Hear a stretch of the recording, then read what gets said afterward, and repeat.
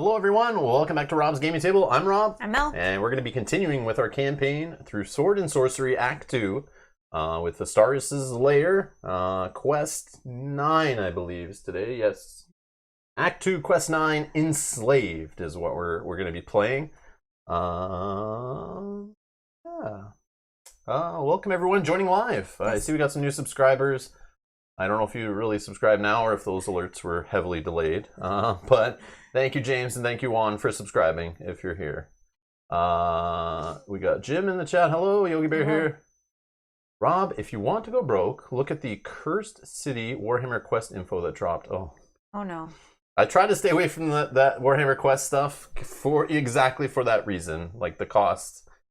But it does look cool. At least the old Warhammer Quest stuff. I don't know, Cursed City. Yeah, I'll look into it. Let me open a tab actually. Just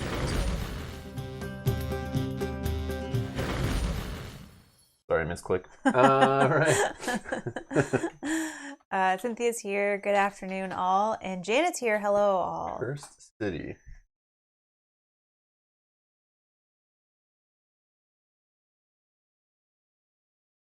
Matt says, hi, all. What's with the early morning streaming? Early morning? Early morning. It's 11 here. Come on. It's 11 a.m. Isn't it 11 a.m. everywhere in the world? No, I'm just kidding. Oh, yeah. It's like 8, right? Where I think Matt is? Yeah, Is it 8 a.m.? Yeah. Oh. Saturday morning with Rob and Mel. Yeah. Get your sugary cereal and your tall glass of orange juice or milk and... pull up on the floor in front of your, floor model TV and have some Saturday morning cartoons. Sit cross-legged. Yeah, sit cross-legged. Maybe on a pillow cushion. The crack of noon. They dropped the models, no pricing or dates. Oh, okay. Oh, okay. Yeah, I see information about it. And I'm assuming in Warhammer Quest stuff, Yogi, you still need to assemble the miniatures. Like I was surprised by when I bought Space Hulk and didn't know that was a thing at all. I had no idea that that's how miniatures could come. So when I bought that board game, I was like, oh, what happened here? Did they forget to assemble them at the factory? That's how I learned about miniature assembly. Brian's Hobby Hangouts here. Good morning. That's Brian Walbridge. Oh, rename the channel, right? Yes. I subscribed. I was your third subscriber, Brian. I watched like 2 seconds of your airbrushing, one of your airbrushing videos, and was like, "Yep, not for me." But I'm still gonna subscribe to show my support. I am gonna watch. I just am so behind. I've only watched the first one, but I will watch all of them. I need you to start publishing like you holding a camera over Cynthia's shoulder while she's playing board games and like commentating in her ear, like to the mic, and like annoying her while you're filming her playing. Those I would watch all day. Just giving her a hard time while she's playing. I don't know if anyone else would find that entertaining, but I think that'd be hilarious. She might not like that, but it would be fun. That's me. No, Brian, you could use whatever. Use your other account. That's fine. We know you now. Then it'll remind me to shout you out when anyone's interested in airbrushing or anything. Oh wait, is it a different channel, or did you didn't change the name? No, he has his personal account and then has his channel, likely. Okay, but does the channel have the airbrushing videos, or was that under your account? Because I don't think I subscribed to the right thing then. Because I clicked a video from Discord, went to the YouTube channel. That is. Please don't give him ideas. Whoops! Did I let it slip, Cynthia? I'm sorry. See, I might have done the same thing because I've subscribed to his Brian Walbridge account. Let's find it. Let's find it. Brian's Hobby Hangout YouTube. Obviously, I won't put it on the screen in case it's not appropriate, family viewing. Oh, that's why I was confused because you were live today and I looked, but on your Brian Walbridge account, you weren't. But it's on this one. I subscribed to the right one. I probably subscribed to the wrong one then. Yeah, okay. That's it. I'm taking back my sub. Okay, we'll fix it. All right, Brian's Hobby Hangout. So yeah, I need to do it. I'm not logged into YouTube on this one, but I can easily cut and paste it to another browser where I am logged in, obviously. Subscribe. Boom. So yeah, so far, I think it's all airbrushing. Oh, you're live right now? How is he live now, but also watching? What is going Inception. on? Am I in the background of his video live? Hopefully he doesn't start laughing in his video. All right, so 10 subs. There you go. So awesome. I'm subscriber number 10. Woo! I will subscribe once this is done. Brian's Hobby Hangout. Okay. Thank you. No. Oh, just finished. Oh, just okay. finished. Okay. Perfect. What, you're saying I was super confused. Yeah, because I thought you were talking. YouTube's lagging and not updating correctly? Well, I've never seen YouTube not work correctly. I don't believe you. YouTube works flawless all the time with no issues whatsoever. Awesome. So if anybody's interested in airbrushing, then you can go to that channel. Cool. Kate, it's 9 a.m. Sleep good. Need coffee. I know. C4 says 8 a.m. Working my second cup of coffee here. Yeah. I just thought, like I said before in past streams, the stats on the channel, like it's been that way since we first ever started the YouTube channel, 2013, 2014, somewhere around there.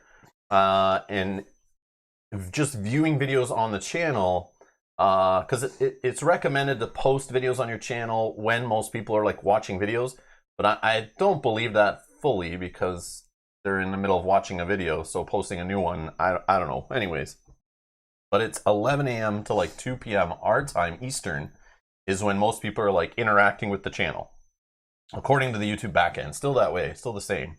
No matter where people are. So that's why I like to go live around that time. In the day, it feels pretty good because then it hits majority of the audience is what I think.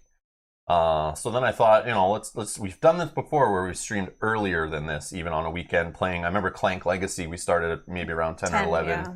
And we played like 2 streams in the same day, trying to play through that one because we were just loving it. We just played so much of it at once. We like binged the crap out of that one. But I figured there was talk the other day about the Sunday streams being a little earlier if they go longer. So we're putting Arkham Horror, the card game, we're going to keep playing that on Sundays going forward. Yeah. And that's it. No weeknights. I think we're going to keep the weeknights away. We're going to keep that game going on just Sundays. I wanted to play faster because I'm excited. I want to see more content. Like I said, I want to catch up to where everyone is. I want to be like, excited for the next couple packs to come out to wrap up the Innsmouth cycle. Innsmouth? Am I saying that right? To wrap up that cycle, so then we can start it shortly after the last pack drops, that kind of thing. But I don't think we'll catch up there anytime soon. So we're just going to enjoy it slow. We're going to play on Sundays. Probably 11 a.m. going forward. We're going to try it out. We're going to see. So today we're streaming at 11 a.m. Eastern. Tomorrow we're streaming at 11 a.m. Eastern. We're going to see how it works. And Sword and Sorcery made sense because we weren't sure if these scenarios are going to be long. The last one wasn't too bad. No, it wasn't too bad. So this one might not be too bad. But we have no idea. Yeah. So we might just get more of our day available after the stream, I guess. I don't know. But we'll find out. And then tomorrow we're going to start at 11 a.m. and take our sweet time playing like we usually do most of the time. But weeknights we're like, Mel's got to work in the morning. So we're like trying to, play a little quicker sometimes and just speed through certain parts depending on how long the stream is going. But this way, starting at 11 a.m. on Saturday and Sunday, it's like we just don't care. So some people will like it. Some people will be like, oh man, come on, you need to start at noon, that's too early. Or, maybe some people further east, it might work better for them. Maybe it doesn't. I don't know. But we're just going to try it and we'll see. I feel like no matter what time we stream, though, there's parts of the world that don't like the time, right? I mean, we can't please everyone, which is unfortunate, but we try. This is true. Cynthia likes this time. Yeah, I figured. Adam says, I appreciate the 11 a.m. time. That's cool. Yeah.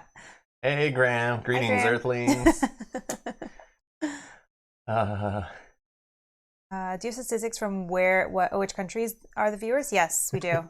We can see that. So back to my idea about Brian over the shoulder of Cynthia while she's playing board games on their table that I'm jealous of.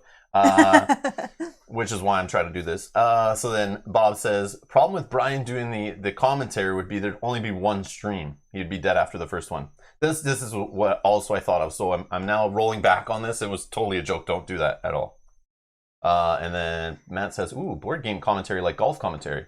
He's choosing a 1 wood for his action. Let's see what he does here. She's picking up 2 blue dice and 2 red dice. She's going to roll them. Crowd goes silent. You got a success! Oh, 2 strikes. Two hits. 2 hits. Is she going to use her reroll ability? Oh my gosh, that would be so funny if you actually talk like that during our game. Yeah. I would have less viewers, I think. People would be falling asleep. Oh, Dragon says the format we need to go back to is just the 24-hour stream. Oh, yeah. Just every day, 24 hours, we'll just always be live? That solves all the time zone issues. Yeah. Except for when people join in late going like, whoa, what time did you start at? What's happening in this game? Did you explain it already? I missed the first 16 hours. What's happening in the middle of the stream? Yeah, we could get through a lot of board gaming if we did 24-hour streams all the time. Brian says, please attend my funeral.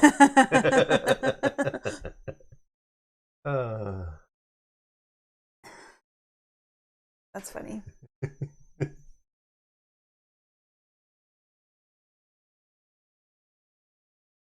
Yeah, Kate's speaking the truth. There's no good time for everyone. Your channel's too global. Yeah, I know. But it's still cool. Like, it's, it's like that's what I stream at different times, right? If I stream at different times and different days, like, hopefully some of them work out for some people. And some can watch them later, I guess. Yeah. No, it's not as cool. All right. Let's get to Quest 9.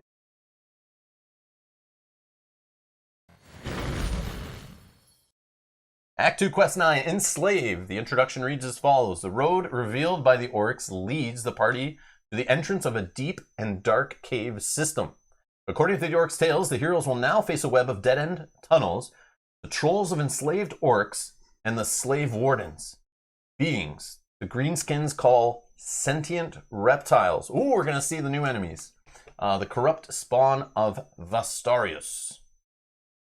The road to the Black Queen's lair is lit by the torches the party brings forth as they venture into the darkness. So those enemies don't start in the enemy deck, which I've set up already. We're going to see the Gremlin packs. We're going to see Orc Warriors and Orc Shamans are in the deck. That's what will be spawning. Okay.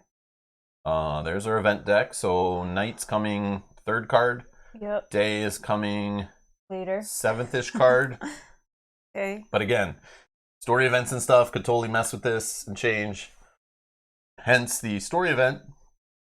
We're going to shuffle story event 1, 2, and 3 and place them on locations D, E, and F, and then shuffle waypoints 2, 4, and X and place them on locations A, B, and C. So there's going to be some random setup in this, so a little variability every time you play, I guess. Night event has an effect. We'll read when it happens, but day has nothing. Okay. So just remind us when night happens, the 3rd event cardish, we need to go to the Book of Secrets. There's a quest shadow. If the quest shadow is revealed, go to 9.16, and quests fail as usual, or majority of time. It fails if the last event card is discarded, or all heroes are ghost souls.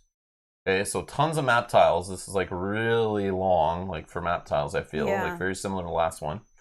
But the cool part is, if you see, the map is actually separated. So it looks like down here in the middle is our starting spot where this... Oh, is it our starting spot? Oh, no, we begin here. Oh, we begin near it. Oh, okay, yeah, sorry. I just moved us. Yeah, I don't know why I thought that. That's but anyways, the shrine is there.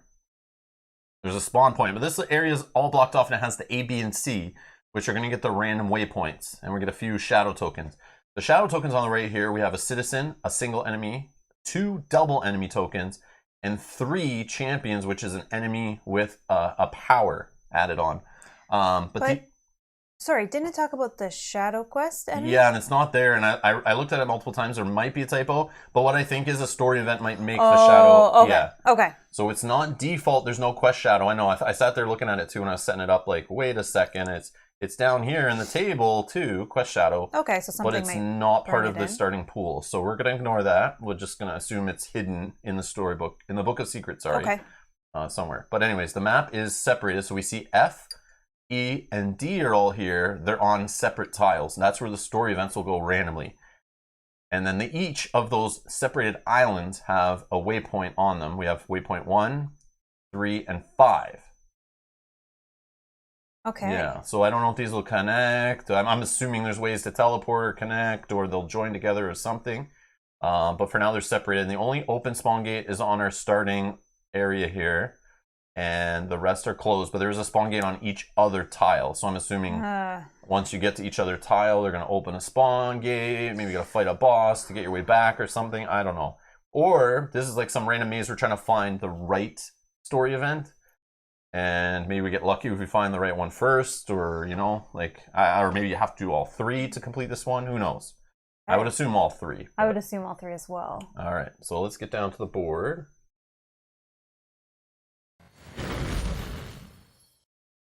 All right, so there's a lot going on here. Yeah. So we've, you know, a tableau building here, but this is the main area, obviously, and then I just put the separated areas around, kind of fitting them on camera, but they're their own little islands. This is like I said, a maze cave system kind of thing. I just don't know if they'll attach, and if they attach, we'll have to like readjust things and zoom out and join things together and rotate the map. I don't know, but we'll see. We will see. So let's do that setup. I have the story events here, and it said those go on D, E, and F, which are all at the end of each one. So one here. I don't know if they're face up or face down. Are you plugged in? Jim's asking, are you max level? Is he too loud or too quiet? Test.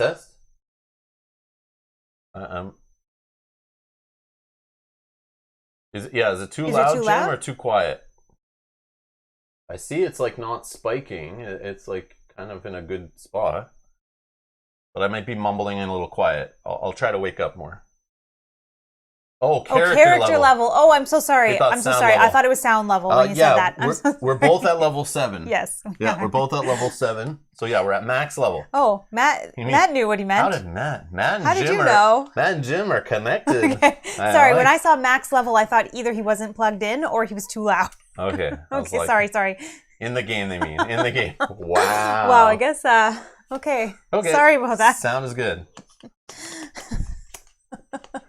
Obviously, this is why Mel's not in charge of the technical stuff of the stream. I'm just joking. Okay, so let's see. God. Face down. Okay, face down. So one goes here, and one goes here. Okay, so at the end, like I'm assuming the end based on a waypoint being here, story events this far. So I'm assuming like you enter at the waypoint or something, or maybe at the gate. Okay, then the waypoints, I have 2, X, and 4. You look away. I'm going to shuffle, and I'll look away. I guess I don't know what they are, but okay, you go ahead, and you put them on A, B, and C. Okay, so random waypoints face down, random story events face down. I like that. Very neat. I love hidden information. Yeah, which could mean this might be a quick scenario, or we might be here for the next 8 hours. We'll see. if we I don't know. Yeah. Unless we have to do them all, then it's just going to be a long one anyway. I think. Okay. Table on the screen here. Yeah, Grim, this is a table hogger for sure. I came down here, Robin set it up, and I was like, whoa. Yeah. This is huge. And I was more zoomed in, but then it's like we put our cards out, and they're so huge, then you have an area for the enemy cards, or their scrolls or whatever. And it's like, man, it's awesome, but it's like, it's annoying for streaming, because like I have to zoom out so far, but you know what? But I love it. I just love big dungeon crawly table hog maps. I think this just looks so cool. I could do without this tableau. I feel like there has to be a better system than this. Maybe like I knock it all the time. I knock this game all the time.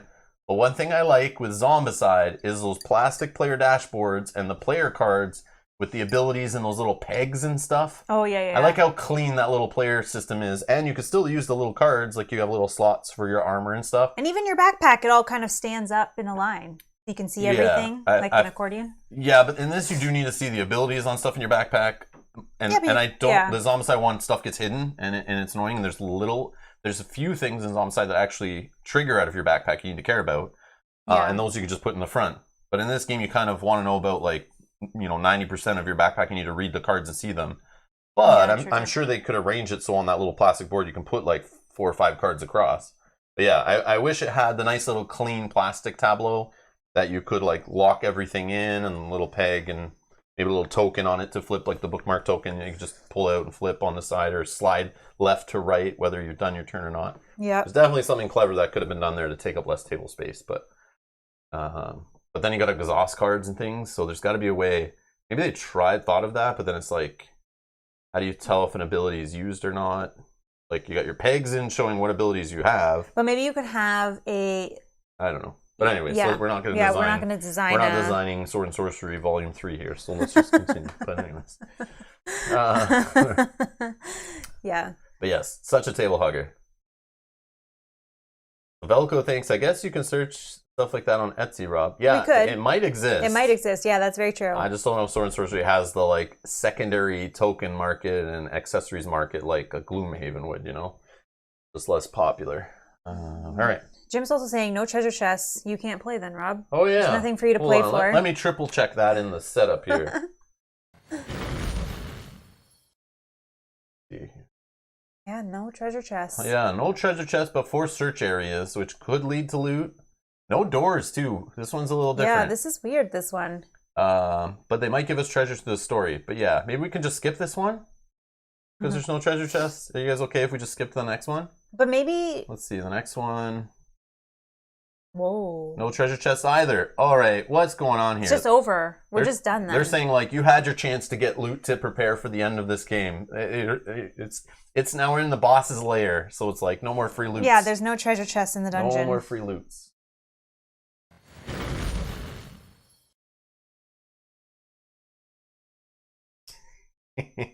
Bob says, lots of lovely gaming bling on Etsy, but I'm not going to spend 100 plus to make my card stand upright. It's true. And then you probably can't even see them on stream if we do that. I like to buy stuff like that at conventions, because you go to the convention, it's like, still maybe it's priced, a little bit more, but they got to pay for the booth, but you can normally get it there cheaper, buy things in bundle and don't have to pay shipping, and it's usually smaller things, right? Yeah. So yeah, that's when I usually like buying bling like that. But yeah, on Etsy, it gets a little pricey. Mm-hmm.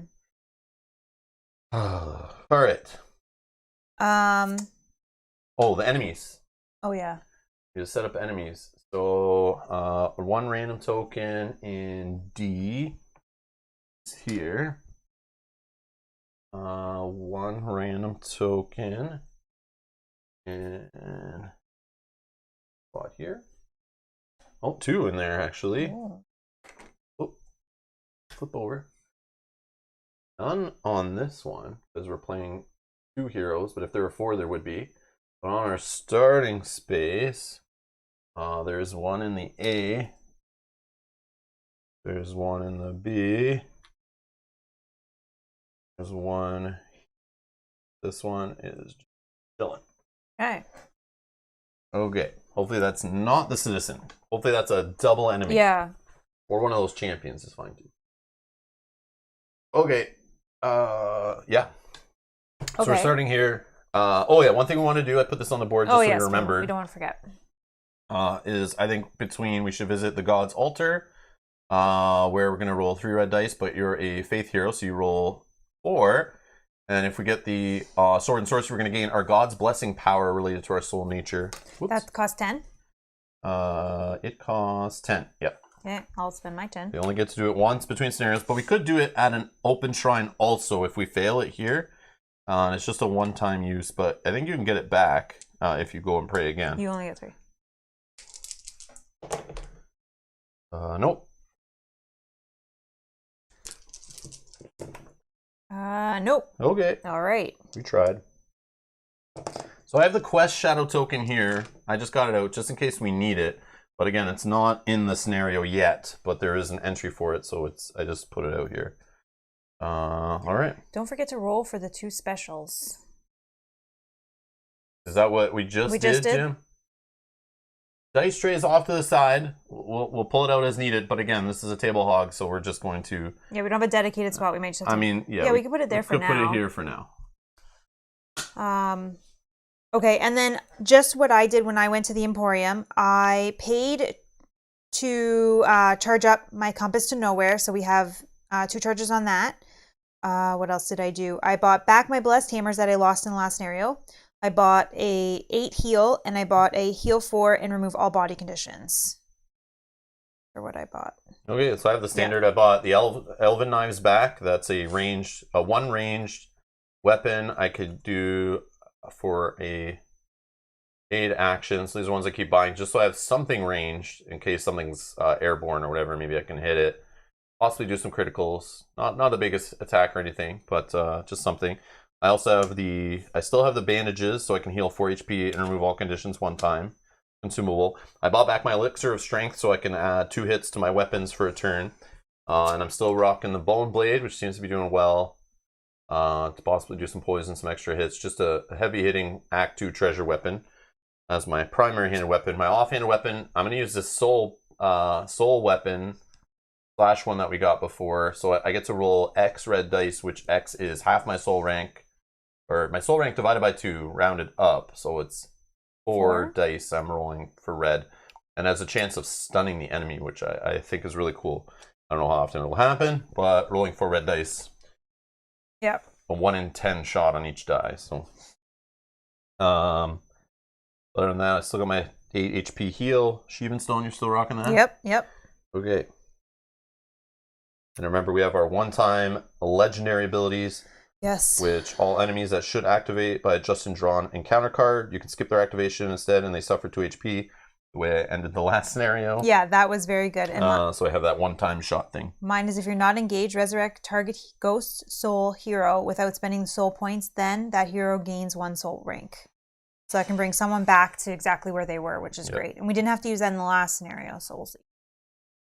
And we do have 10, 20, 30, 4 soul points. So with these soul points, being a soul weapon, which we don't have often or don't do often, it's very expensive and it's hard to do until we're a full level now, so it might make sense.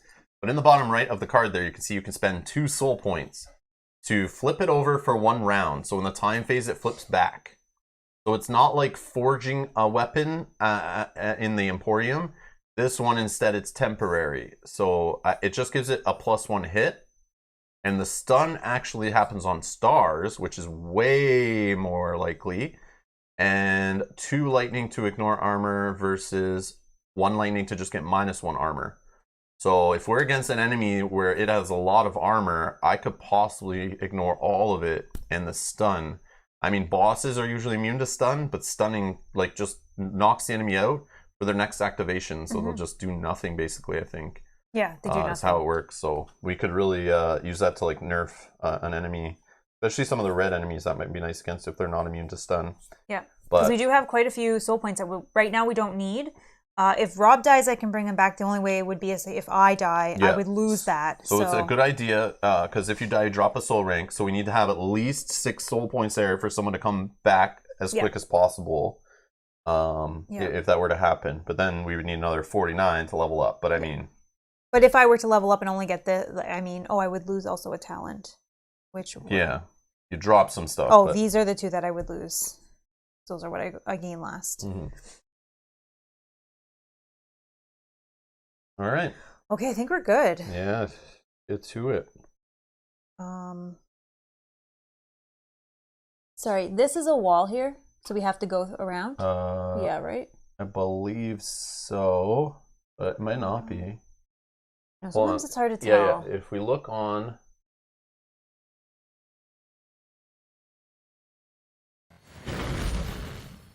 So if we look on the Vastaryous Lair reference sheet, it talks about the tiles, I think. Oh no, it's in the storybook.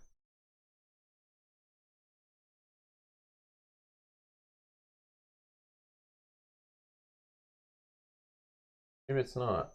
Oh, it's in the basic rules. No, but there's stuff with the new tiles. I saw it shows an example. I don't know that that's a new tile though, because it's number 9. Oh, okay, maybe it's not. Oh, right here. Vastaryous map tiles.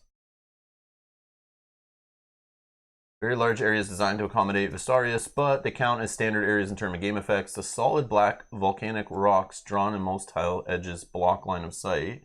The thin volcanic lines help to visually identify each area. It's hard to tell on this one because if you look this line almost looks like this. Okay, so let's go. I want to make sure that we move through the right Not spots. the first time we've been stumbled by this on a tile. I know. And you look on Board Game Geek and you'll find sometimes people asking the question.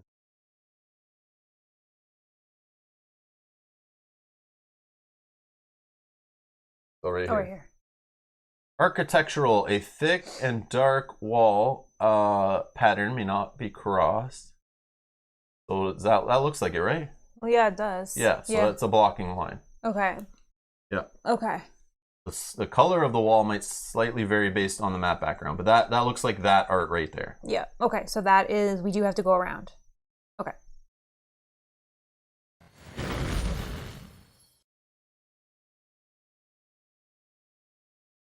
The airborne is a weakness, yes, for you, because you don't have anything. You do have now your hammers as long as you don't lose them. No, my knives. Your knives. I have the hammers, and I have my AoE attack can do at range 3.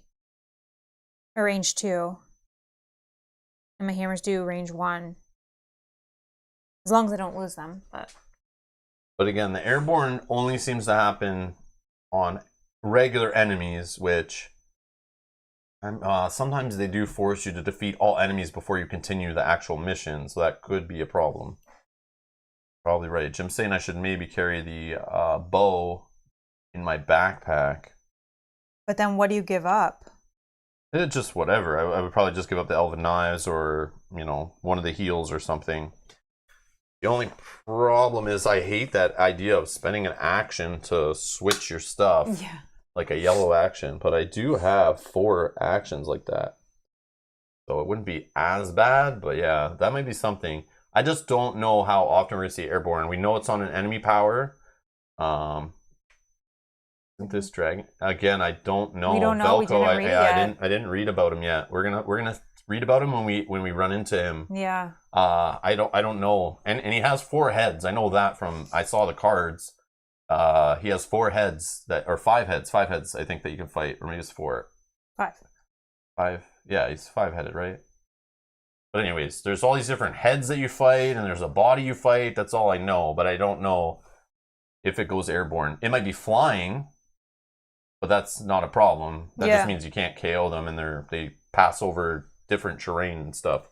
But airborne's the one that's the problem. But usually the airborne goes away on most enemies. After they activate. So there is a chance to get in there and beat them up.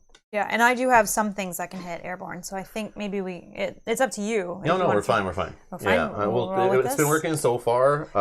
Yeah, there's just things Mel's good at and I'm good at, and we have to cover, so we just have to use those, and each person has to kind of use their strengths. Brian says, coming soon, the captain is dead with over-the-shoulder commentary starring Cynthia. Followed by episode awesome. 2, Brian now alone, reading through divorce papers. Awesome. Kenji's here. Hey, how's it going? How's everyone doing? We're at the start of a Sword Sorcery scenario, so we're good. Great. Yeah, everything's amazing. Good right now. Let's see how it goes. Let's see how it goes. All right. Okay. Who is going first? And do you have an idea? They put an enemy in each one, so no matter which waypoint we're going to, we have to fight an enemy along the way. So the movement points. So we have Deadly Train there to take a wound. But one stepping here, it creates line of sight with this guy. Yeah. So we have one enemy. And this guy. Oh, and this guy. Wow. Okay. Yeah. So I guess. So based on that, 1-2 movement, you could determine what enemy shows up and where you want to move to. Oh, where we want to continue, yeah. Yeah. Or because this one, let's see, 1, 2, 3, 4, 5, 6. 1, 2, 3, 4. 1, 2, 3, 4, 5. So this is the shortest one. Again, we don't know what waypoint's there. Now. So it's random. I don't know if we need to stay together to do these. I think we have to reveal one to find out what the whole objective is. But if you can reveal one that is 5 or 6 movement away, I now have 4 movement. I could potentially reveal the other one if we don't need to stay together, or if it just reveals them and then we can go to them whenever we want. Okay. I say we split up and just try to discover what's there. And maybe we defeat the enemies and clear it out and then go from there. Okay, but you go first, I think. Yeah. I go to the farthest one? One, or 2, 3, 4. no, well, but I that'll think you make go more here. I enemies. think you go here, and then worse, depending on the enemies, you potentially go to this one because you Okay. can get to that one this round. Yeah. So here I suffer a wound because I'm stepping on deadly terrain. 2. I'll reveal some enemies. Let's do this one first. It's just a single enemy. No power, unless Okay. it has a power itself. That's good so far. So let me just shuffle. Yep. Corey's saying, have you ever played Dice Masters? Sorry for the off-topic question. While you're shuffling, Dice Masters? Is that the WizKids dice game? Where it's like a pool building, bag building game. You're like fighting against each other, like Marvel and that kind of stuff. Based on Quarriors. Is that the one based on Quarriors system by Eric Lang? I think. But no. No Dice Masters. Never played it. Just try to stay away from it because of the collectible aspect of it. But yeah. I already had other... I'd rather play card games like that kind of style against each other. I don't really need dice attached to it, but... Oh, no, it's an Orc Shaman, the double blue. Bum, bum, bum. So blue Orc Shaman. He's going to get a power.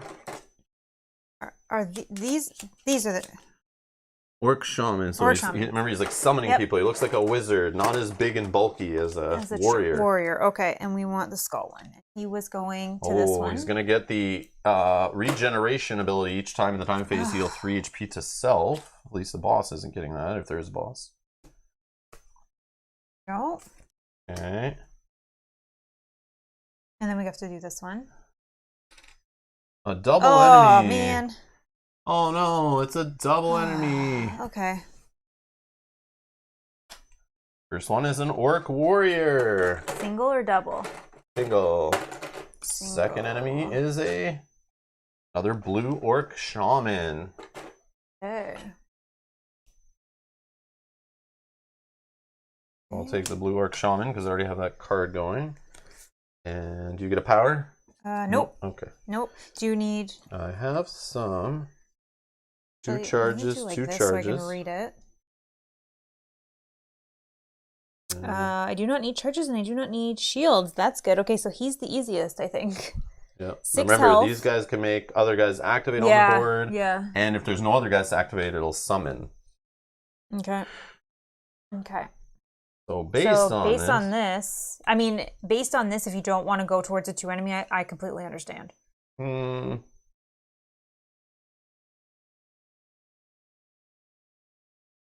6 green shield, 6 damage or health. Green shield, 6 health. These guys have the roll of roll of blue dice. Sorry, if they get a star, they ignore the attack. Oh yeah. And but I do have multiple attacks. This guy is only 6 health, 2 armor, no dice roll, no magical shields, nothing. So I think he's the easiest to get through, especially if you can ignore his armor. And he's +1 to arcane if you have arcane. No. Okay. All right. Yeah, I'm gonna go in. So it was 1, 2, 3, 4. I'm here. And I'm gonna go after 2 armor. So they're both like I need to do 8 hits, kind of. Sorry, this one does have, if this enemy has not moved during this round, he gains +1 defense. So he does have 1 defense because he hasn't moved yet, but that's all so far. I'm still gonna go after the shaman. All right. Try to take him out before he heals. I'll focus all my attacks. Since they got green shields, it makes sense. Yep. So. And those guys are worse, to be honest. So. It's this one. Oh, the healing one's here. This one doesn't have a power. Yeah, he doesn't have a power. All right, whatever. But even so.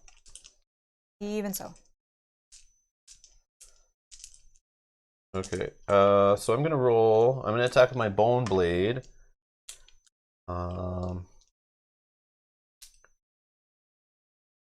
And what do I got? There's 2 automatic hits. Rolling some dice, like 3 more hits. That's 5.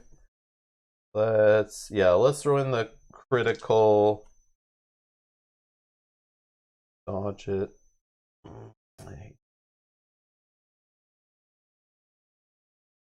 Yeah, let's do the +2 and critical, 3 cooldown. I mean, this could just whiff. That's the only. Let's just see if after I dedicate everything, see if it whiffs. But yeah.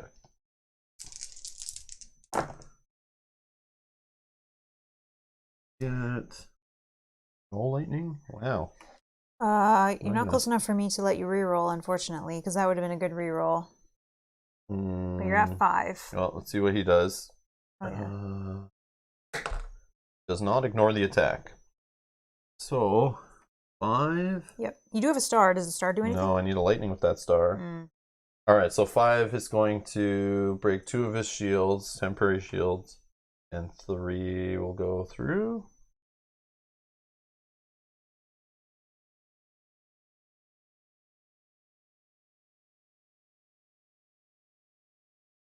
Right.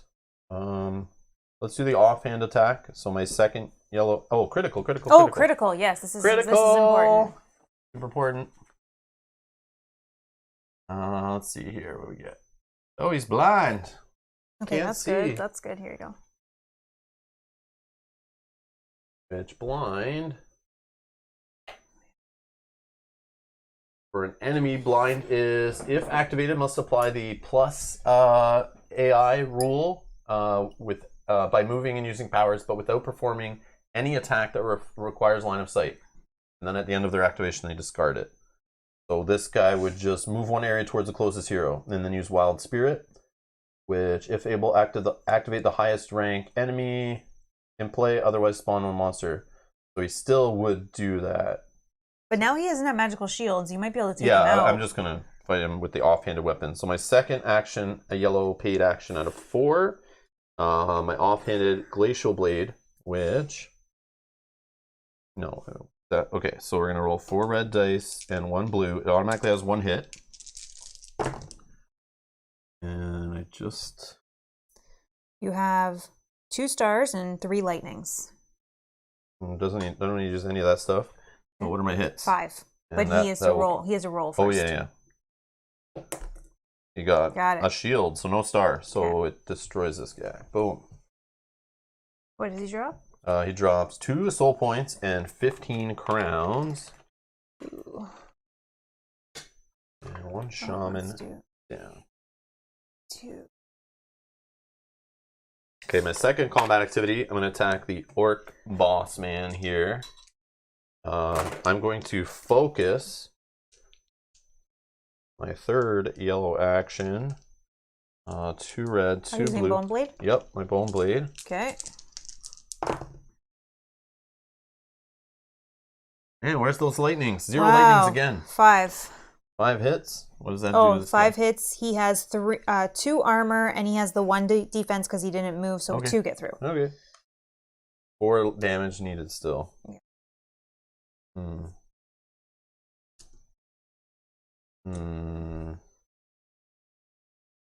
All right. Elven Knives. Oh, hold on. No, we're going to use my backflip. And for 2 cooldown, and we're going to move 1 away without using reactionary attacks. We're going to flip this waypoint. It's 4. And waypoint 4. Waypoint 4 says to go to 9.2 in the Book of Secrets. Oh. 9.2. Countless narrow passages between the rocks create an intricate labyrinth that gives no hints to those trapped inside. Until the end of the quest, heroes and enemies can move through the areas containing waypoints 3 and 4 as though they were adjacent. Okay. But there is no direct line of sight between them. Okay. So we've opened up... So 4 and 3. Okay. So these 2 spaces, this space here and this space here, are connected. Okay, so it's like a tunnel. So we don't need to rearrange the map and connect the tiles, which is great. Yeah. That is great. That is great. Thank you, game designers. 3 and 4. Okay. Okay. Now we know. All right.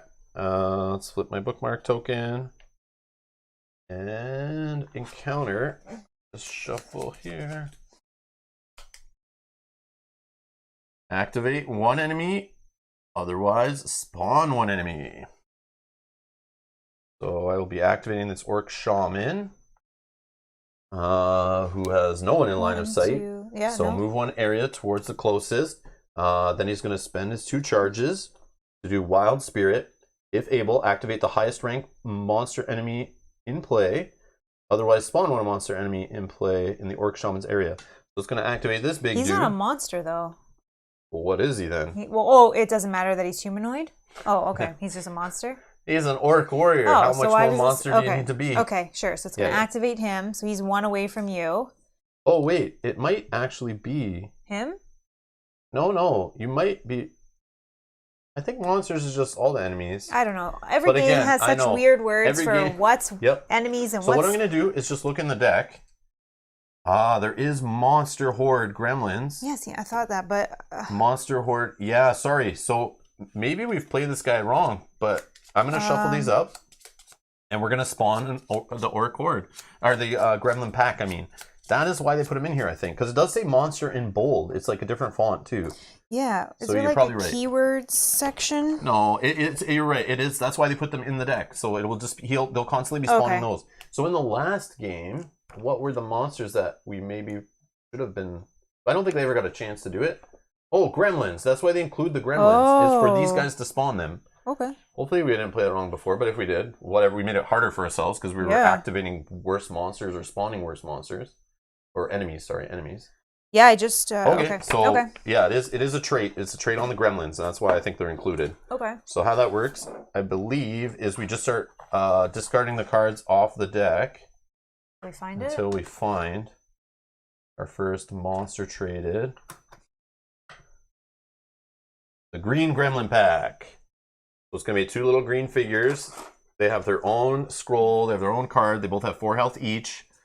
They kind of act together, so when they move, once one gets into a space, the other one will automatically catch up to it, so they're kind of like almost always together. And then they, sorry, did he say where they go, or they just spawn? In the Orc Shaman's area. Okay. He's like making them appear. Okay. And their passive is Horde. They use 2 figures. Okay. But they have a whole bunch of abilities. On defense, they have Cowards. If one figure of the Horde dies, the other figure moves 1 area away. So we're going to remember that. All right. Okay. And they drop 1 soul point. Once both of them are dead, they'll drop 1 soul point only and 10 crowns. And they're reduced damage to slash, which is both my weapons are slash. So they have a resistance of 1. Oh, I'm slash now too. But welcome to the party. I have blunt and arcane on that, and I have... Yeah, that might be a problem. Okay. But we'll see. Okay. That's me. Go ahead. All right. Go in there and smash some skulls. Yep. I could actually do... I could do this. I could do this because this is AoE. Yeah, let's do that. Okay, so 1, I have to take 1 damage for entering deadly terrain. 2, 3. Okay. Wait, what's your ability again? Well, your armor? I'm going to do this right now. So I'm going to spend a yellow action, and once per round, all enemies in your area suffer 1 HP. So none of them have armor, though. You don't... What other... then I'll be dominating. That's right. It's the domination. I was thinking, like, if they don't have armor, what's the deal? They all suffer 1 HP. All right. And are KO'd. The shaman is fine to be KO'd, right? He's... Yeah. Yeah, he's not a big warrior or anything. And then all heroes in your area heal 1 HP. Okay. I completely forgot to use that ability the whole last scenario. And we still rocked it. And I definitely should have, seeing as I have 4 yellow actions. Okay. Now, I think I want to do my Call Lightning ability. So this has AoE and the KO doesn't matter. But I'm going to go for the all-in on it. So for a 4 cooldown, this can let me roll. Actually, I start with 1. I'll spend my second yellow action to focus. I'll roll 3 red and 3 blue die. Yeah. I'm starting at 2. If I roll 1 lightning, it's AoE. They're already KO'd. 2 lightning does 3 lethal. So we definitely want at least 1 lightning so we can hit all of them. Got one lightning. You got one. So I might do some re-rolling here. I'm going to keep that one. That's 1, 3 more. So I'm at 5. I can re-roll 4 die. Re-roll these 3. The shaman is 6, 8 technically. Well, he has 1 damage already. Oh, so okay. So you just need to bust 2 green shields. He's got an arcane resistance of 1, and he's got 5 health left. Oh, this is arcane. So. But remember, in time phase, he'll heal himself 3 HP. Yeah. Okay. All right. Got some more things here. Okay. So 5, 6, 7. Ah, I got 7. 1, 2, 3, 4, 5, 6, 7. Yeah, got 7. I did get 1 lightning, so we are doing a AoE attack. So we're hitting everybody. So, let's do the gremlins first. I hit for 7, so both gremlins are both dead. If we want to do those first. And then they drop what? Sorry? Just 1 soul shard and 10 crowns. Okay. Boom. And then I don't think I kill the other guy. So I hit for... Thank you. Little green guys. Little green guys. Okay, and then this guy. So I hit for 7, but he's going to -1 for arcane. You attack with an arcane weapon? Yeah, so I hit for 7. So 1 for that. 2 green 2 shields green are busted. shields, so 4 are going to get through, but he's going to roll, right? Oh, yeah. So this you might not have lost the green shields. Yeah. Okay, nope, good. It's a shield. You're good. Okay, 4. And then this does a 4 cooldown. So he is 1 damage away from dying, unfortunately.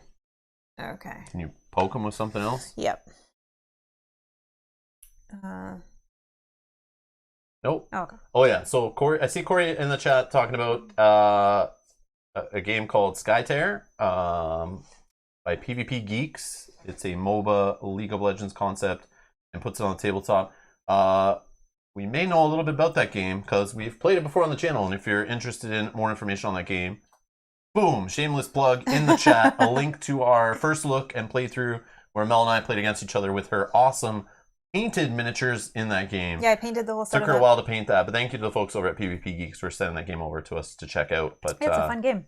If you're interested in a MOBA style game that doesn't take 6 hours to teach someone to play, 1 hour to set up and tear down, and then another like 6 hours to play, like another MOBA game that we love on the channel, that game is a lot quicker and feels more of like a Magic the Gathering kind of 1v1 tabletop-y card game, really, with miniatures on a board. Very, very clever game. I like it a lot. But yeah, you can see that in the link in the description if you want to know more about what Corey's talking about there. Oh, I just realized I had used my +1, which I forgot. That would have killed him, but that's okay. I'm okay with the take back.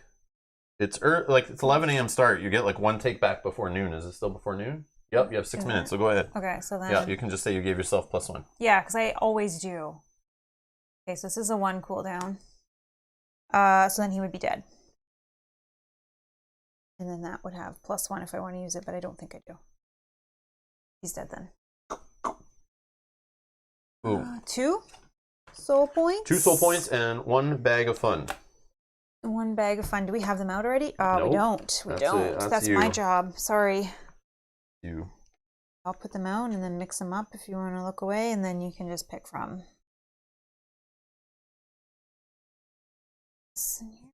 Okay. Here's the skull. Thank you. It's 20 crowns is what you've won today. Okay, so that's going to go on. Oh, I got to shuffle the board. I'll just take the 30 crowns. Okay. I do still have 2 more yellow actions. I guess I could search this. I can't move to get to the... Can't move. Yeah, I guess I'll spend a yellow action to search. I'll do this. So we will roll... A red die. You could either get a trap with the lightning or a bag of fun with the star. Or if you roll neither, you get nothing. I got a star. So yes, pick bag a bag. of fun. Pick a bag. What do you get?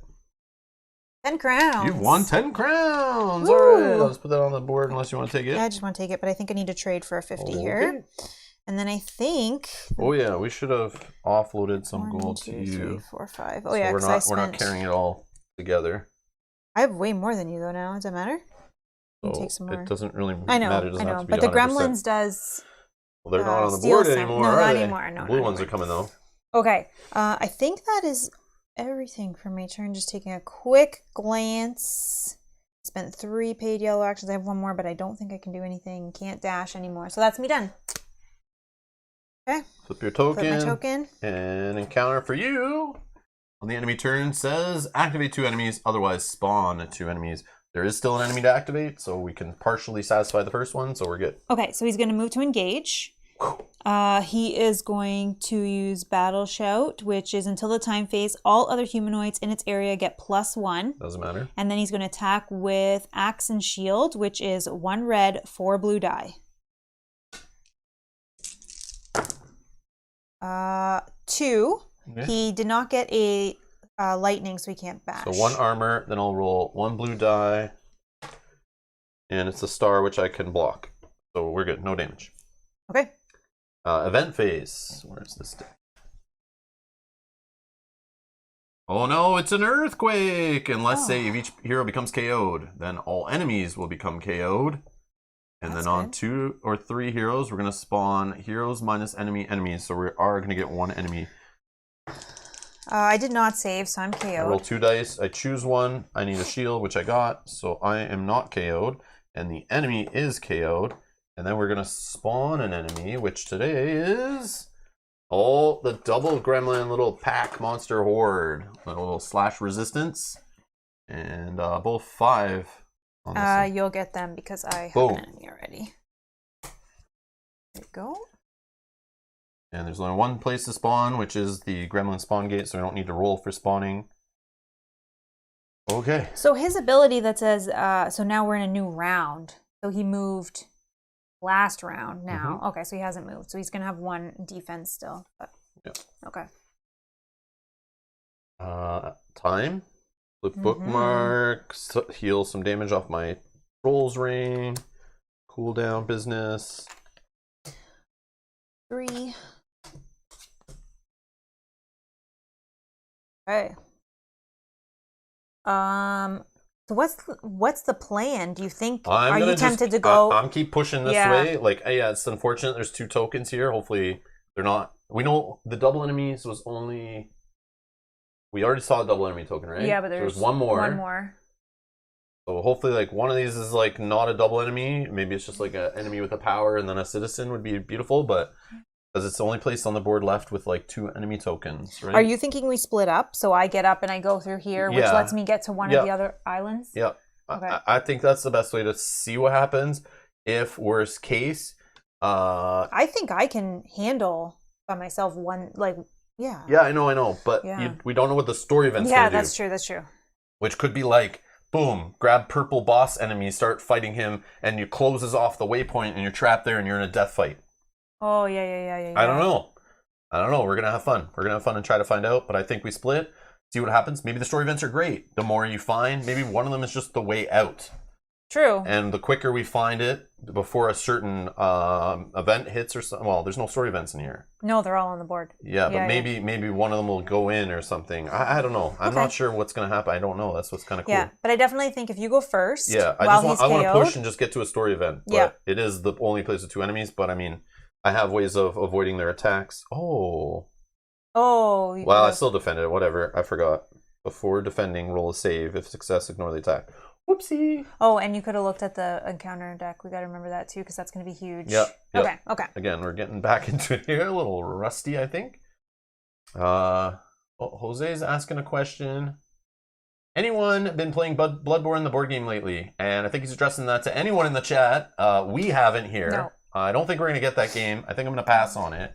As much as I love the Bloodborne IP and the Soulsborne games, I'm not really interested in that game. I mean, maybe I'll get the retail copy at some point and play it, but again, that was a wait and see, because I was just burnt out on Come On Kickstarters at the time it came out, that not even an IP could get the money to jump out of my wallet. I just overloaded on big box miniature games from that company, no matter who they're designed by, or whose designer name is on the box, not necessarily the person who actually worked on the game. I find Come On kind of does that, where like a designer will kind of start an idea there. They just like hire Eric Lang to put his name on a bunch of boxes, but you can tell the people who develop the game aren't necessarily Eric Lang, so it's like, I don't know. Anyways, that's a side story for another day. But Bloodborne, the board game, it looked kind of interesting, but again, I wanted to play wait and see, and based on some reviews and what actual game, how it works, it doesn't seem too exciting to me, to be honest. But again, I have to play it before I make my own opinion on it, but that's just it. The hype level's not there for me at all. Yeah, so, but I might grab the retail just to try it, but again, other games I have coming that I'd rather play, like Oathsworn, Frosthaven, that kind of stuff. Descent, Legends of the Dark, I'm more excited for than that game. But if anyone else has played it, Jose is talking about it in the chat, so feel free to discuss Bloodborne, the board game, in the chat if you're playing it, or your thoughts on it, or anything like that. He wants an expansion with more tiles. They didn't give enough tiles, I guess. Or it's using the Didn't same they ones. have like a ton of expansions? I see everybody posting their pictures that are like gigantic. Yeah, the posts on social media, everyone went like all in on that game. It was like tons of boxes. 400 boxes, but I'm assuming it's just like a lot of miniatures. But I guess, a lot of plastic, probably. That's true. And cards, I guess. Matt also says the Gremlin pack, worst Costco product ever. That's funny. And Scott's just dropping in for a minute to wish us best of luck on the campaign. Can't wait to see it tomorrow. Awesome, Thanks, Scott. Thank you so No much. problem. Enjoy your weekend. Missed a rule. Start over. No, we didn't miss a rule. No. We just missed an ability that is optional anyways. I don't know if it's optional. Yeah, you don't have to do It's them. passive. Oh, that's passive. Yeah. But it's fine. The outcome, either save and it didn't happen, or it succeeded and I got attacked, which we saw the result of that. Either way, I come up with no damage, so we're good.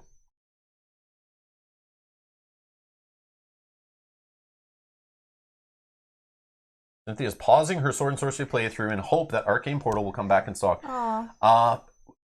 I remember waiting for, I think it was Sword and Sorcery, the base game, when I was trying to find that back in stock. But Ares Games, they post, I think they have like a blog or something. I remember finding where they were posting what was getting reprinted and a month when the ships were arriving, kind of thing. So they even like let the community usually know when retail stuff is being reprinted and when it's coming in stock. I don't remember where I saw it, or maybe it was for a War of the Ring expansion or something. But I remember something being out of stock with Ares Games. And then I looked it up. It might have been Vastaryous Lair, actually, last holiday season. Not this one that just passed, the one before. I couldn't find it anywhere. And I remember looking up, seeing if they're still going to reprint it because they had a new Sword and Sorcery coming. And I remember reading, like, yes. And they had a whole list of a bunch of products that they had reprinting that were coming at certain times in the year. But yeah, they do communicate that. I'm pretty sure it's on their website. Just like dig around on Ares Games website, and you should find a blog post saying like what's coming and what's being reprinted. Hopefully they still do that. That was like about a year ago when I last saw that. But I don't think it was on their social media. It might have been on their Facebook page or something. But I do 100% in my mind, I made a note to remember that company does that. Because I was trying to track down either a War Ring expansion or expansion for this. And then I was like, oh good, they are reprinting it. Okay, just keep an eye out at your shops. But yeah. All right. Anne is off to a couples retreat in Naples. What? Enjoy. Be safe with COVID.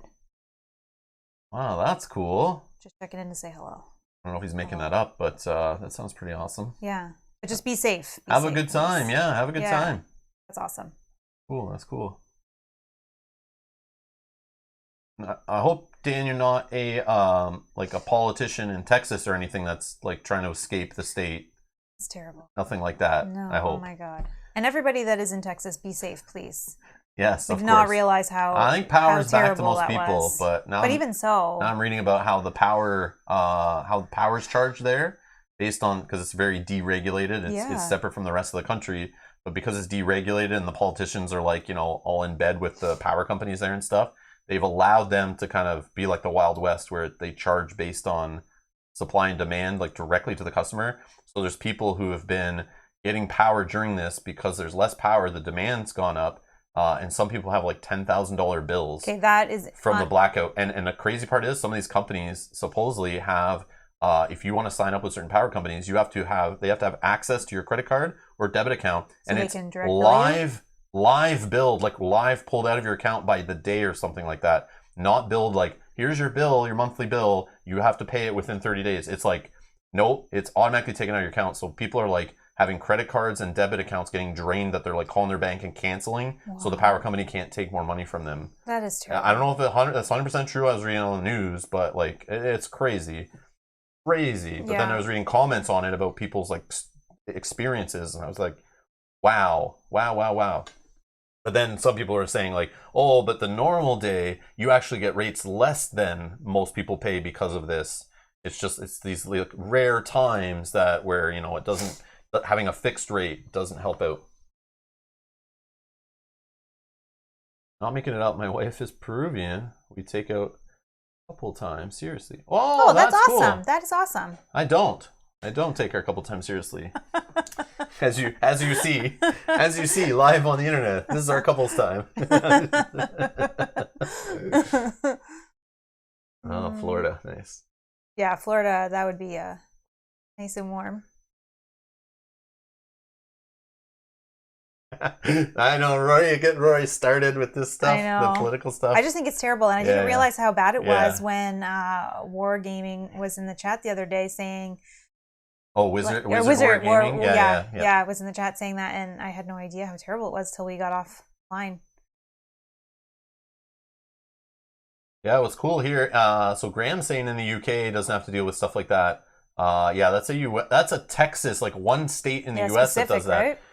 But here in Ontario, at least, in Canada, during the pandemic, the government stepped in and made utility companies charge like the off-peak rates. So they have like peak rates. So in the day, electricity here costs a little more than it does like in the evening or on a weekend or a holiday. Yeah, they have like peak, mid, and then low. Yeah, so you're kind of recommended to like use your big appliances when businesses aren't running, draining the energy. Use it in the evening or on weekends. But when the pandemic started, because everyone had to stay home and was using electricity during the day to work from home and all that stuff, the government actually stepped in and said, no, power companies, you have to charge the low rates all the time. So they like forced them to reduce everyone's power costs, which are cool. Yeah. I think that's neat. Yeah. I'm sure in the end, like a couple of years from now, the power companies will jack up the prices to try to make back the money they didn't make, or something sketchy will happen from this, I'm sure. As you know, or it'll just slowly increase, but that's fine. It'll slowly increase. We'll see. Yeah. But I know, back to our regular schedule programming. All right. Okay. I don't know where we were. We just starting of a turn. Yeah. Round 2. Round 3? Round 2. Yeah, you were saying for one-time phase. Yep, no, we have. You were saying that you might I can go first and just rip through here, or if you want to be up before they go. It doesn't matter. Because they would still dominate you. You just would have no armor, so you would lose your 3 armor. Would be ignored if they're attacking you while you're on. I don't think they hit very hard though. Still, I think you should go.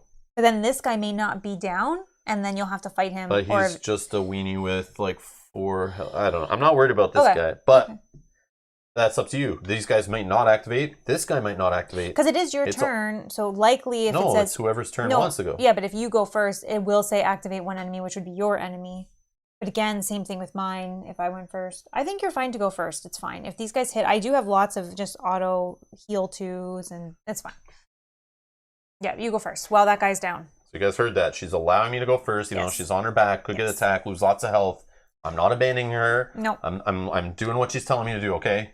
Yeah, I think it's fine. Note it. All right. They roll 2 red die. It's fine. Or they just auto hit for 2. Yeah, they are pretty lower level monsters. And it's only 1, right? Not 2 hits? Like they only roll at 1 time? But they each attack. Okay, yeah. That's separate guys. Yeah. So that's fine. It's fine. They just have like separate health values and stuff. All right. So I'll go. I'll attack this guy. Or I just leave this. No, because then he'll follow me in there. I have more enemies to deal with. Okay, so 1 combat activity on this guy. He has 2 armor and 4 health left. And he has not moved this round, so he'll get 1. Yeah, so he has 3 armor. So I will focus on him and use the bone blade. There's the lightning I'm looking for. Yep, 3 hits, 3 lightnings. Okay. So what are we at here? Sorry? 2 plus a focus, so 3. 2 lightning gives me 3 more, we're at 6. And on the dice, I get 3 more, so we're at 9. He He blocks has 2 armor, 3. and the rest destroy his so face. he is dead. So he's Get going to outta drop here. 10 crowns and 1 soul point. I'll convert that if I need to in 1 sec. 10 crowns for if you want to pick them up as well. Oh yeah, these I left, but that's fine. That's fine. Yeah. Where's this guy? I'll leave money on the floor. Maybe it'll distract the enemies. Here. Oh, that's going You're not abandoning here. There's no chest. Exactly. It's fine. Also, sometimes there's interesting in some of the scenarios, as you know, Cynthia, or anyone who's watched, that when they have like we're in a village or a town or whatever, and then there's the little buildings you can go to visit people and story elements and stuff. Yeah, that kind of thing distracts me too. I like going and exploring those things and talking to the people and seeing things.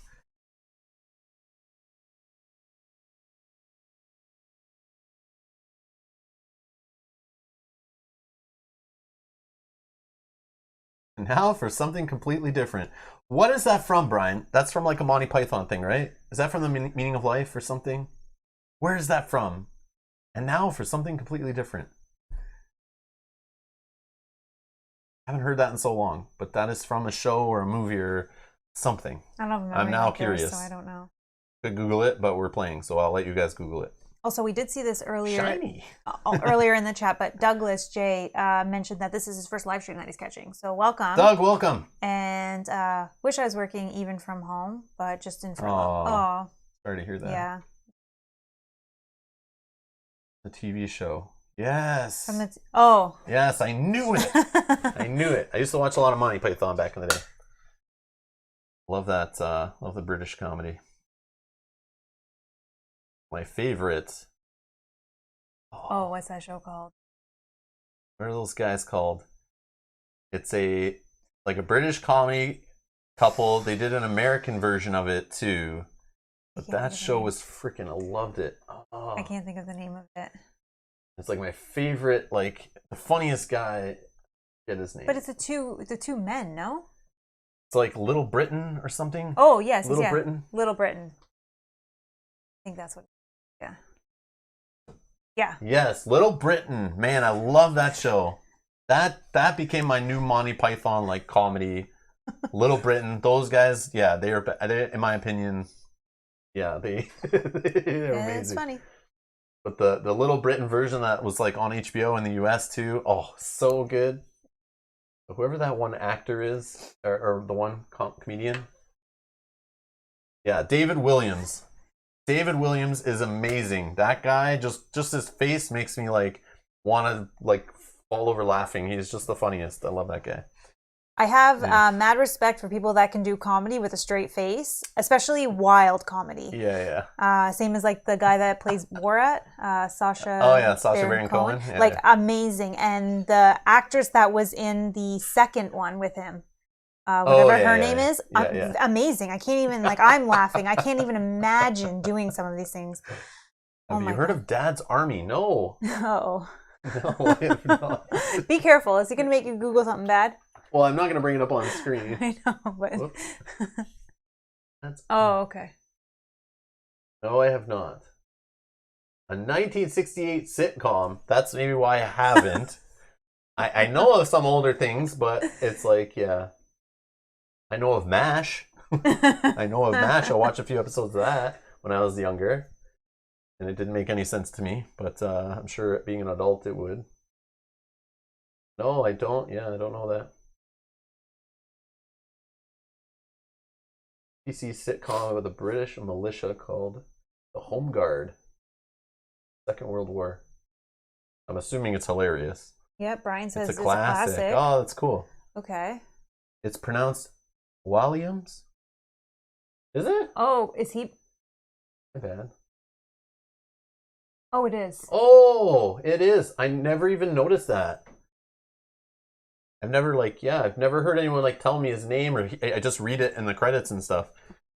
But for some reason I didn't see the A there. Williams.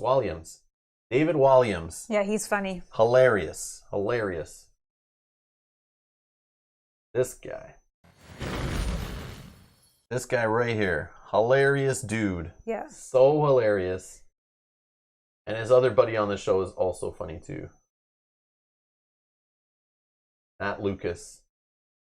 He is hilarious too. But he laughs more during it, I think. Like, yeah. But they're both awesome. But the other guy can do it more straight face, which is hilarious. It's not for everybody, but Little Britain. Look up some stuff on YouTube. There's probably some sketches from it.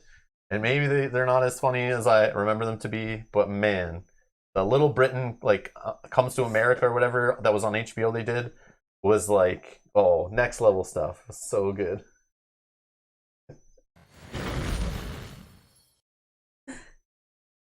Oh, man. That's awesome.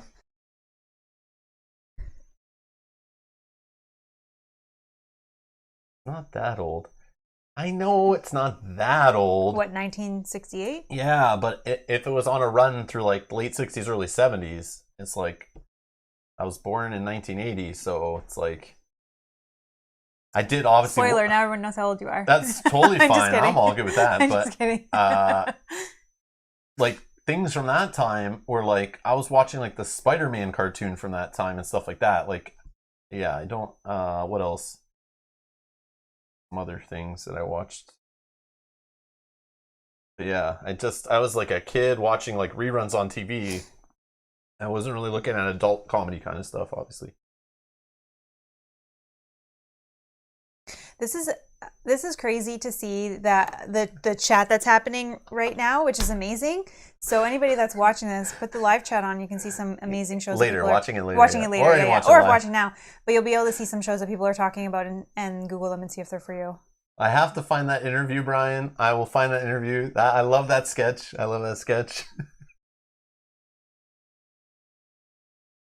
Oh man. Gosh. Okay. All right. Back. Okay. That's awesome. So what you're saying is we need to have a chat once in a while where we just talk about TV shows and movies. But this is the kind of thing we try to do in our Q&A. Bring this kind of conversation there. I know, we can talk but everyone about just asks about games. What's your favorite, like, this comedy show or whatever movie? Yeah, like we can just talk about random stuff on those for sure. Or in the Discord, for the producer Discord, obviously. Yeah. I just never. There is a movies, but we should call it like TV and movies or something. Is it just called movies? Yeah. I think it's just general, like, I think the description I put on it is, like, generally talk about any kind of movies, TV, documentaries, that kind of stuff, whatever. Yeah, so maybe, if you can drop some of these names in there, we'll Google them later. Okay, so I killed that guy. Yep. I'm going to do some movement now. I'm going to connect over to here. We're going to reveal some enemies. Oh, double enemy and an enemy with a power. That is the worst case scenario. Yeah, this is bad. I'm going to run away. No, we'll see. Yeah, you can run back. So, another orc warrior with a power. Orc warrior. And that orc warrior is going to get, he's getting 2 extra armor. So he's 4 armored. So you need to knock him on his butt to, or I need to, or something. I don't know. And then a blue orc warrior with no power. So I need the blue orc warrior. With no power? And he gets 1 charge. That's for the doubles, right? Whatever. Oh, it doesn't matter, I guess. Okay, so that's that. And then 1 more. Yeah, so I'm going to shuffle these ones. And this one gets a power. Movies and such. Oh, it's movies and such. Okay. Yeah, I can only put so much title in or else it goes too long, and then there's a description field that I put in. It should show it at the top, like, when you're in it, but, like, I don't think a lot of people see what it is. Because I remember I did in the Discord, I did, like, I want to have a place for people to promote and talk about their own YouTube channels, different YouTube channels, or media in general about board games. So basically, yeah, other Twitch streams, YouTube streams, whatever. So I just put like other tabletop media. But I think I even named it something else before that. But then everyone went in there and started just talking about other board games we were even playing on the channel. Oh, yeah. So it's like, no. Like the main feed is to talk about anything related to the channel. Games we've been talking about, games coming up, games we played, videos, whatever. Just general direct to Mel and I kind of talk related to the channel to keep it on topic. But then the other tabletop media was a place for like Anjay and Locator could go in there and be like, hear this video. And then, Bob could go in there and be like, check out Hit Points Gaming. They just did this. You guys should really watch this. You might like this because Rob is doing this. I wanted a way for people to promote other YouTube content and it just doesn't get lost in the main feed. So I also got to post Brian's video in that other one too. Yeah. But yeah. But that was the intention. But I understand a lot of people don't see there's a description field saying, like, this is what you talk about in this group. But, like, again, I don't care that much. Talk about whatever, wherever. Who cares? But it was other people's recommendation to make the structure. I just was like, I don't know, do whatever. But there's far too much silliness in this chat. Matt, get him in line. Matt's super serious all the time. No jokes.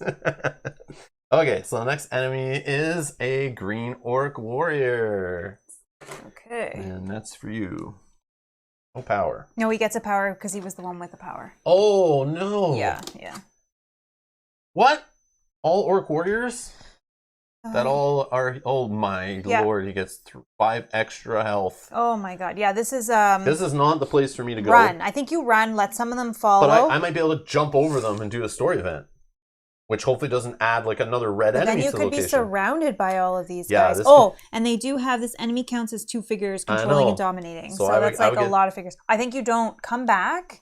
They'll follow. Yeah, that's fine.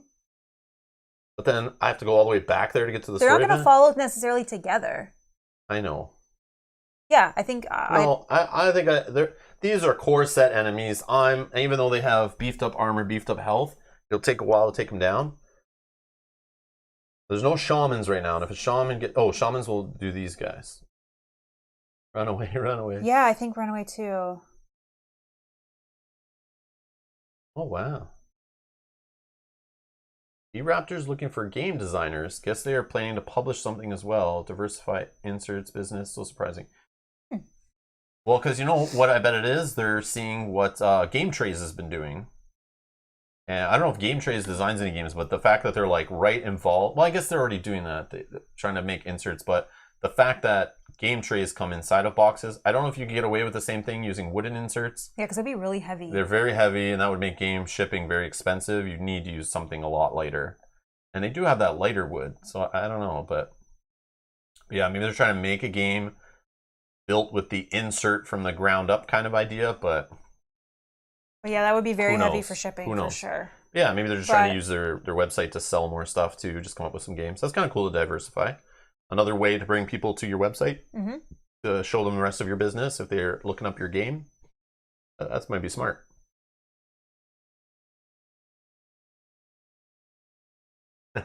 Bob says, it's our Discord, Rob. We will discuss what we want and when and where we want. Yeah, go ahead. Yeah, you do whatever you want. I know you're kind of joking, but yeah, no, I'm okay with that. Right from the beginning, Bob, I put it just one stream, and I was like, just talk about whatever. This is just a place so we can chat about the channel and directly contact us kind of thing.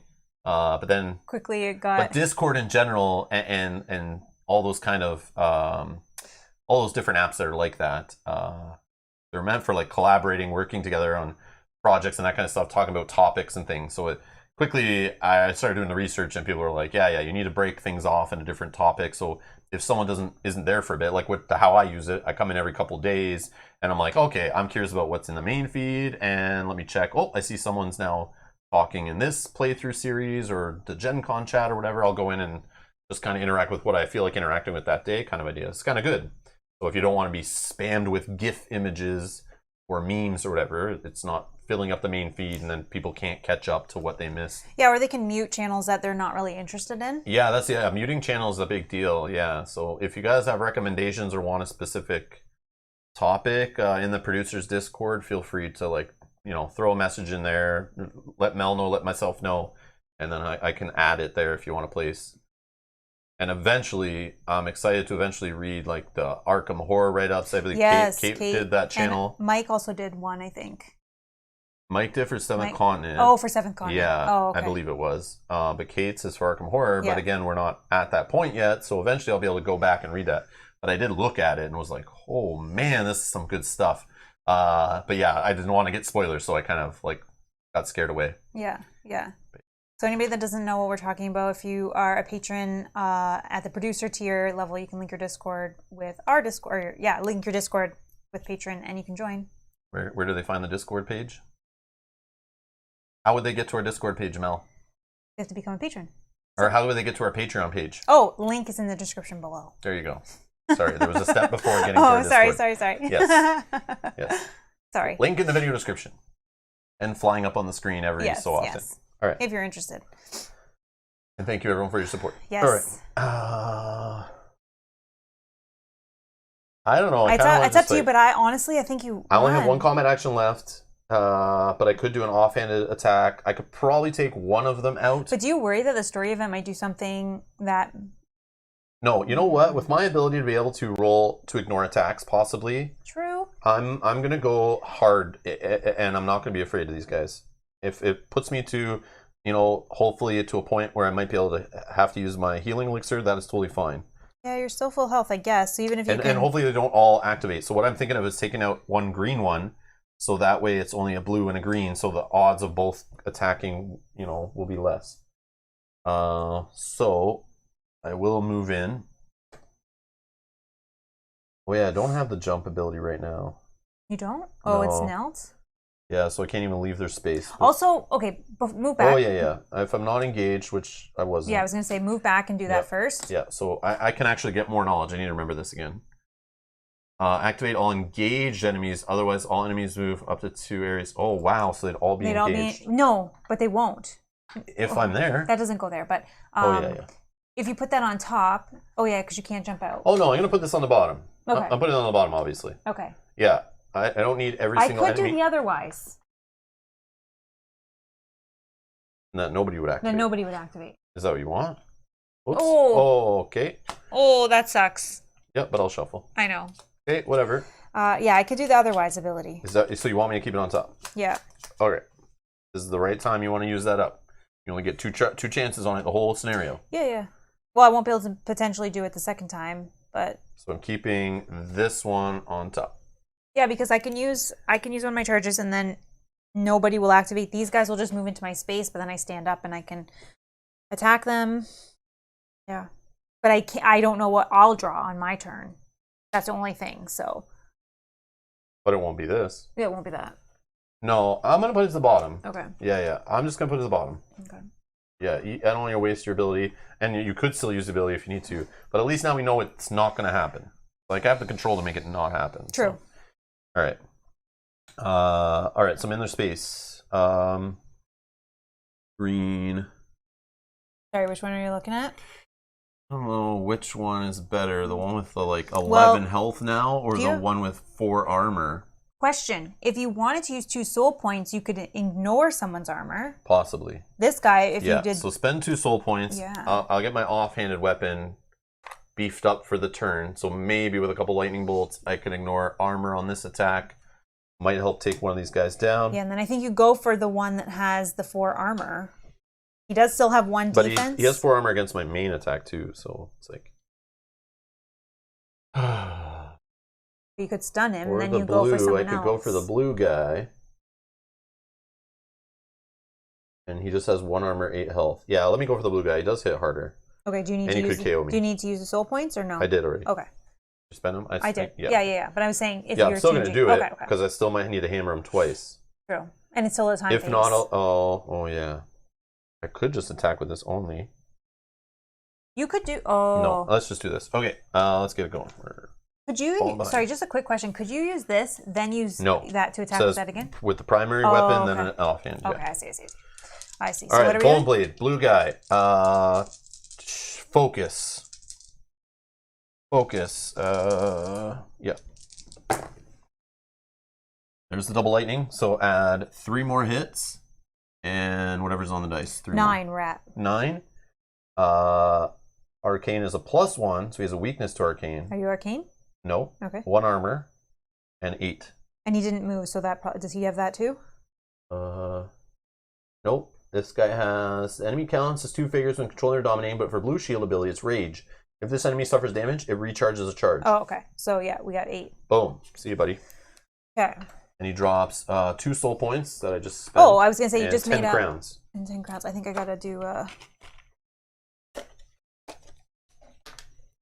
gotta just do a quick change here. That unfortunately makes it so I can't use dual wield because the same enemy is gone. I've already used my other combat activity on the previous green orc that I killed and now has come back. And elven knives. You used 1 focus. Do you have? Yeah, I wish I could use this. I just wasted the soul points in beefing this up. but it's whatever. Yeah, because I can't even attack with it now because the guy lived or died. I mean, but that's fine. Okay. Fine. Yeah, I guess I should have waited and done that after before I realized. I want to risk the Elven Knives being lost. I mean, there might be a activate only full health enemies or damaged enemies, so let's try to do that. I think you go for this guy. Yeah. The non. He has a power, but the non-power. Okay. For so I'm gonna use an action to Elven Knives. 2 red dice, 1 hit. A lightning will ignore 2 armor. I got 1. Yep. So. Okay, so he has 2 armor, which you're ignoring. Ignoring 2. Yep. Okay, +1 for arcane. Is this arcane? No. Okay. Pierce. And then if this enemy has not moved this round, he gains 1 defense, so he's gonna take 3. Oh. He's half dead.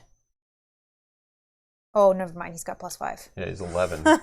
Never. I'm just trying to do it so one is full health, one's not full health. So if we draw the card that's like activate all full health enemies versus activate all damaged enemies or whatever, they won't both go. That makes sense for sure. Oh, we were supposed to probably read something when you landed on 3. You were correct. Shoot, sorry. 9.6. Sorry. Yeah. To me, I was just thinking it's a bridge. Yeah. I mean, 9.6. It probably just opens this. That's my guess. Yeah, you're probably right. So remember that we did have another enemy there. If it's like enemy minus plus this. Okay. The passage opens into a huge, high vaulted cave paved with lava stone. The ground is covered in lava pools and cracks that violently spew hot, sulfurous vapors. Each time a hero moves over this waypoint, for each of the 3 areas in the 33B map tile, roll a red die. If a lightning result is rolled, place a fire token in that area.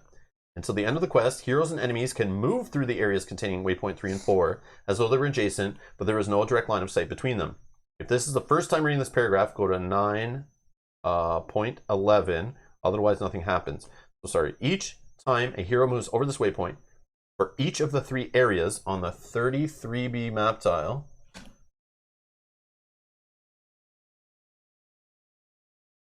$35B. Oh, 33B? Maybe a typo? I don't know. 33B even in the scenario? It is not in the scenario, so it's a typo. Okay. It's a typo. Okay. Yep. Roll a red die. Okay, so first area, red die. No lightning, gremlin face. This area. No lightning. This area. Got a lightning. So there's fire, so I would have a fire on me for stepping in there.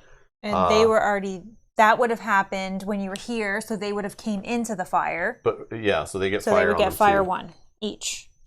Yeah. Okay. Because when they spawn into fire, I think, right? Yeah. All right. Now I go to 9.11.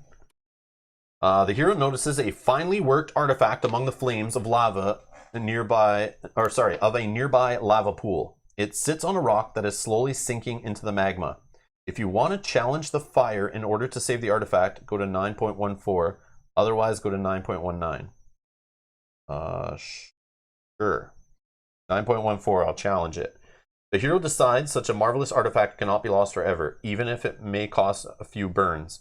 Unless saved, the active hero suffers fire 2. I roll 2 dice. Choose 1. I'll choose the shield. Save. Okay. Search the treasure deck until you find an artifact and place it in the waypoint 3 area. Shuffle the treasure deck after the item is found.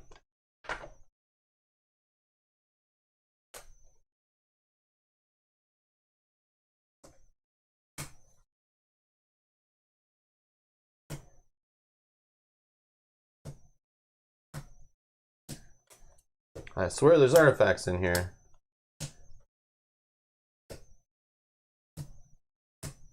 Wow. Oh, here's one. So we found the Amulet of the Gods, which is an Act 2 treasure. It's passive, gets 1 charge, and for a charge, set up to 3 of your hit or defense dice to any face. Ooh. But it's only 1 time per scenario? So? Just I mean, imagine. yeah, it's good for a boss fight. Yeah, you're on that. Yeah, you're on that boss fight, and you're just want to put it all double hits on red dice. Like, wow. Yeah. Or you need 2 lightning to do some crazy effect, and you're just like, yep. Or you need the sword and sorcery symbol to do a stun or something. It makes sense. Yeah, okay. that's true. So that is in the waypoint 3 area, which I. Did you have space? You probably have to come back this way, so I mean, you can grab it on your way back. Yeah, I'll leave it there for now, but so we'll just shuffle these in.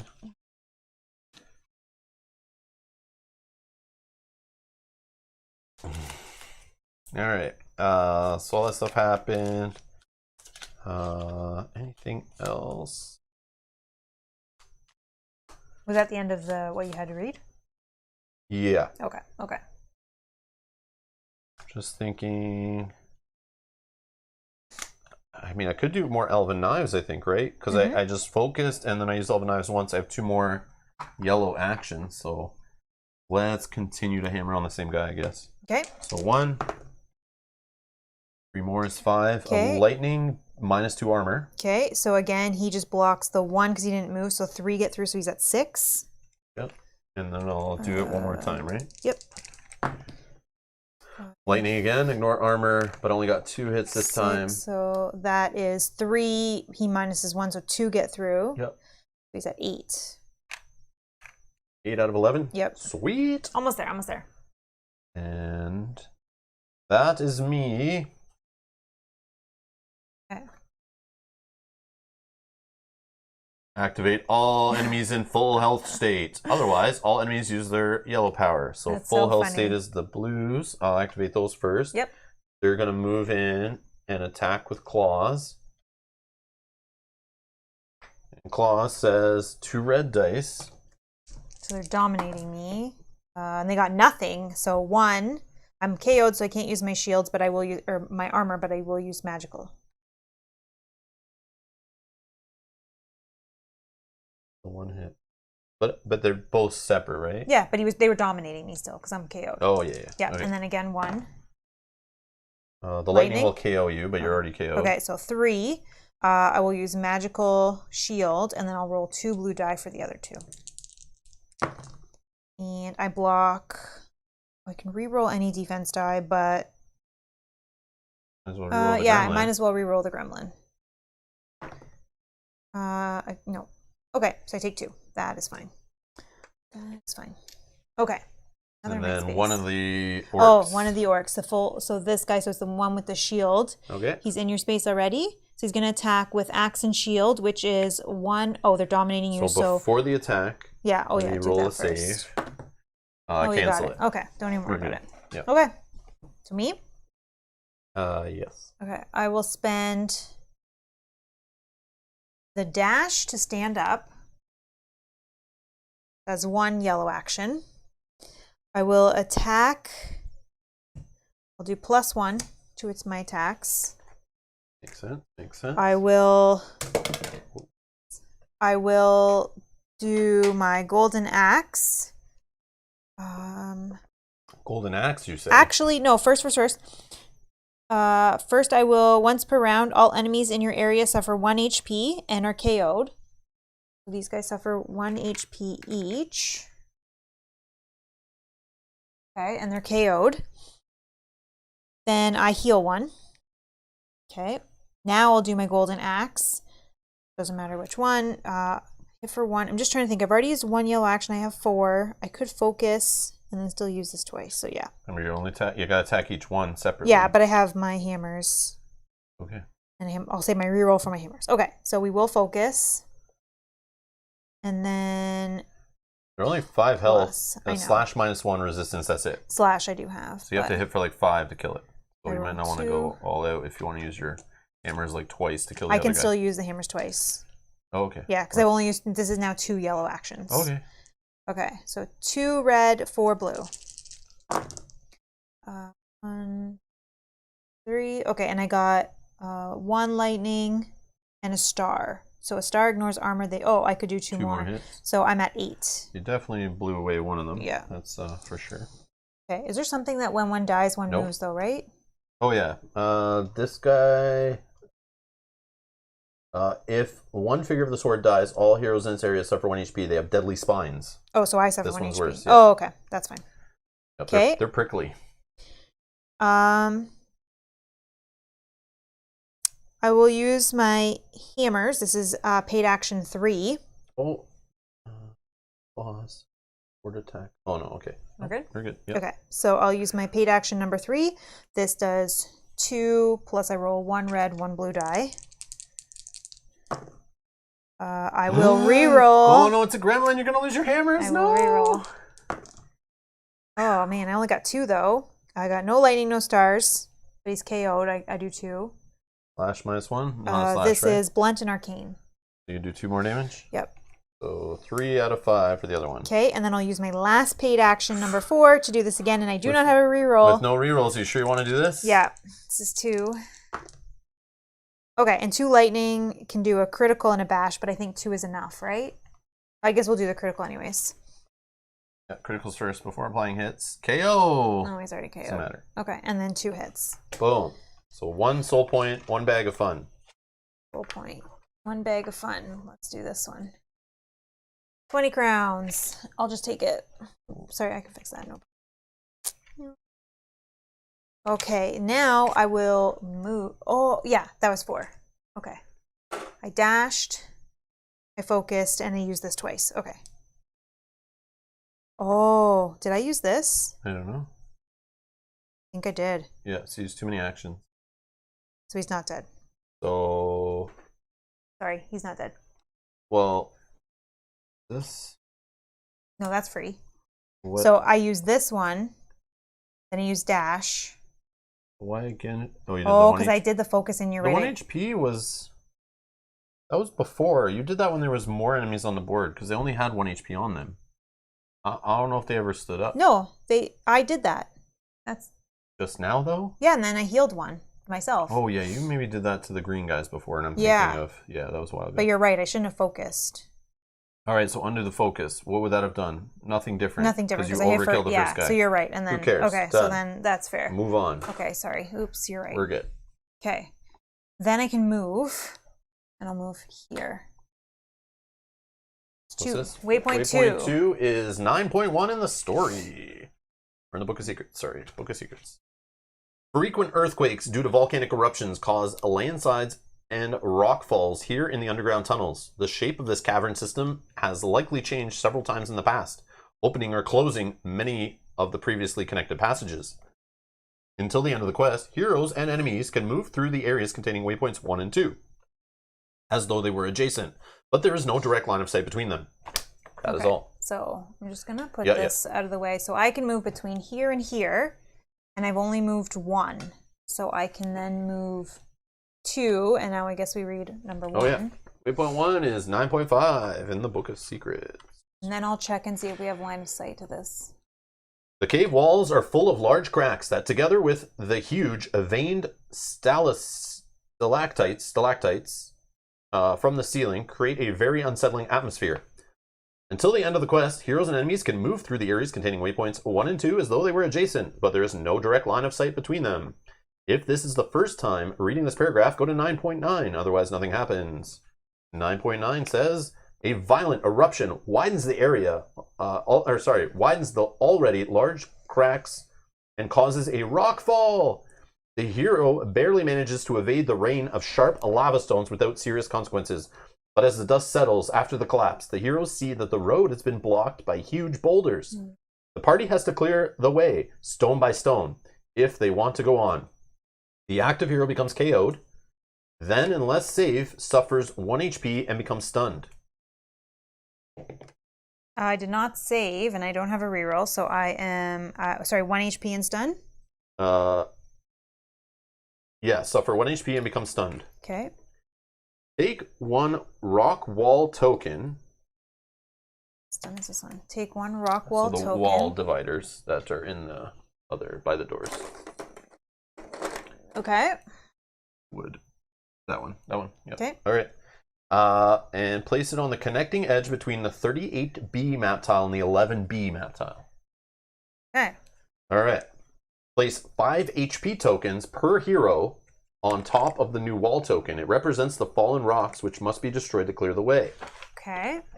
The rock wall token can be targeted, attacked, and wounded like a standard enemy. It has no defense. Remove the wall token once it reaches 0 HP. The active hero now must roll 3 red dice. Thorgar, Skeld, or any dexterity hero may reroll this attempt once. That's me. If a sword sorcery is rolled, go to 9.13. Otherwise, nothing happens. No, but I can reroll once. Nope.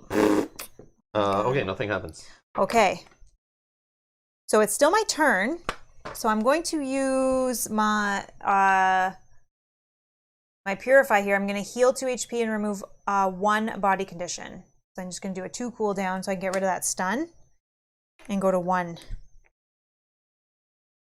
And Daniel Gauthier is here. Hello. Saying hello, Melon husband. Hello. Whoa. So when I'm KO'd, I can use a movement point though to get up, right? So I've only used, I was 1, yeah, you just 2, use 1 point of your move as long 3, as you still are, yeah, you're in the middle of a move 4. action, it's fine. Yeah. And then that's the end of my turn. Okay. Flip your thing and we'll draw an encounter card. Yep. Alright, we got a Veteran Assault. Activate all blue enemies. Otherwise, all engaged enemies perform an attack with their primary weapon. So these guys are both going to attack you. Attack me. Okay. So for the first one. Yep, so they're dominating. And one, oh yeah. Oh, you block. Avoid. Second one. No, Oh, not you have to avoid. take it. Okay, so they're dominating you. They're going to roll 1 red and 4 blue. If they get a lightning, you're going to get bashed. I'm going this one now because now we're not really there anymore. Okay, so 3 hits, but you did get a lightning, so you can you're bashed. Can you bash into the story event? I don't think so. bash has to put you back where you kind of came from. Okay. Unless there is no other way, then you decide. 1, 2, and then remember. 3. Yep, 3 hits. 3 hits? Yep. I have 1 armor, and then I'll roll 2 blue dice. And I'll block and block. Nice. That's awesome. Okay. That's that. Event. So this just gets discarded. Time phase. Fire will damage me, but then I'll heal 1. This fire goes away, right? Because of the time phase. And cool it down.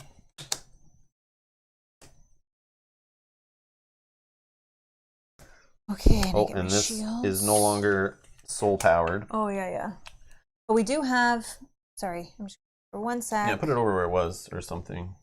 Kind of. I'll fix it 1 sec. That's another 10. I just want to see what we got. 41. Okay.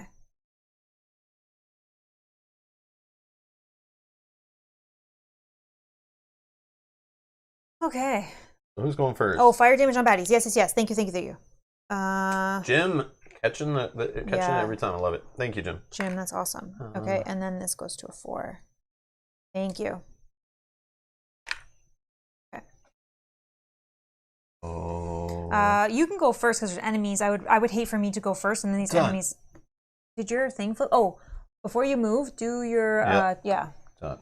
Thank you for the reminder. No problem. So I'm looking at the top card of the encounter deck, Dark Ritual. Activate all mage enemies. Otherwise, each enemy recharge 1 and heal 2 per act. That's perfect because they are not mage enemies and they don't even have any. Yeah, but they'll heal. They'll heal 4 HP each. Oh, then that's bad. I'm putting that on the bottom. Okay, that's bad. Yeah. Done. Assuming they're still alive. They might not be alive, then I don't care. Are you gonna attack them? If you're gonna attack them, then I would maybe. No, I'm gonna leave it. Okay. I'm gonna keep going. All right. Because I might be able to hit this turn, and it might spawn a bunch of enemies, and then that fires off. And that's true. I mean, actually, that might be really good. But can I defeat these guys? Probably not. One of them probably. Maybe. One of them probably. You know what? Let's do that. Let's keep that on top. And I'll try, hopefully especially if you can, yeah. Yeah, okay. So then I'm going to move in and... Yep. Move in. Bone Blade. Let's attack. They both haven't moved, so they both again have +1, Yep. get an extra defense, but I'm gonna attack the guy with the most damage with he's at 9. he's at 9 out Just of needs 11. 2 more. Yeah. Yeah. Maybe you do the other guy first? No. Okay. Still do it this way. Okay. Okay. Oh yeah, no, I will attack the other guy first. Yeah, because then potentially still alive to do Okay, let's do Bone Blade. I'll focus it. So it's 3 hits so far. Oh, did I roll any gremlins? Because I'm supposed to be suffering poison. Okay. I don't know if I did, but only 1 lightning. 1 lightning, 2 stars. So poison 2 on this guy. Okay. So the hits. Okay, so arcane? No? Nope. Okay, so he's gonna -2 for armor, 4 for armor. 4 for armor, and then one's gonna get through.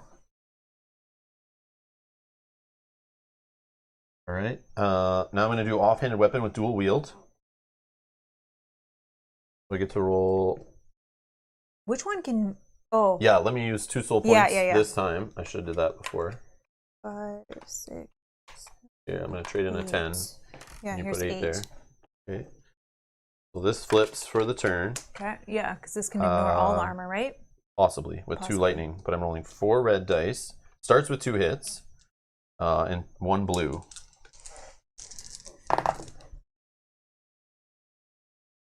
Two lightning. You got 2 lightning. Yep. So we'll ignore all 4 of that juicy armor. Okay, so only the 1 defense. So 5 get through. 5, 6, 7. He's dead. Okay. Okay, so 1 Which bag. guy was that? That was the power one with the shield. Okay, you get those. So 2 soul points. So that's again And the 1 2 bag. soul points the that bag we is used. 50 crowns. It's gonna go on the board. The 2 soul points that you use, you just get back. I Which know, is now awesome. they're at full level, I feel like spending them, like, not every time, but it just seems to work. Yeah. Okay, so that's the first one. So I've used 2 yellow actions. 1 to focus, 1 to dual wield. The other guy I'm going to attack with Bone Blade with my second combat activity. Sorry. Cleaning that up so it's easier. Go. So starting with 2? Yep. Whoa, and you got And I got another 2 3. 2 lightning and a star. 2 lightning is 3 more. 9. Oh. So he minuses 2 and 1. Yeah, he's See dead. you, buddy. Dead. And, Get 10 crowns and 1 soul point. okay. So I don't know if you want to pick all Yeah, that up. I'll just pick it all up. 1 soul point.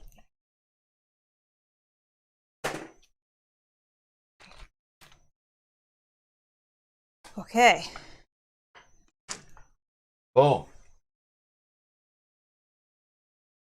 All right. Now I will do a yellow action to jump.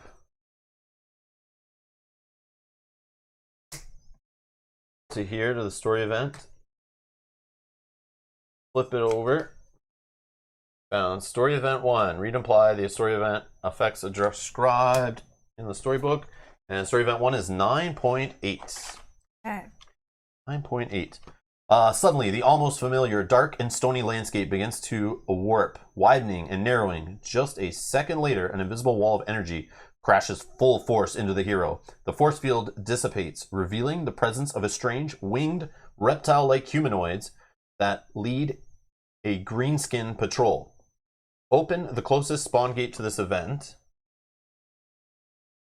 Lightning event, or spawn gate's open.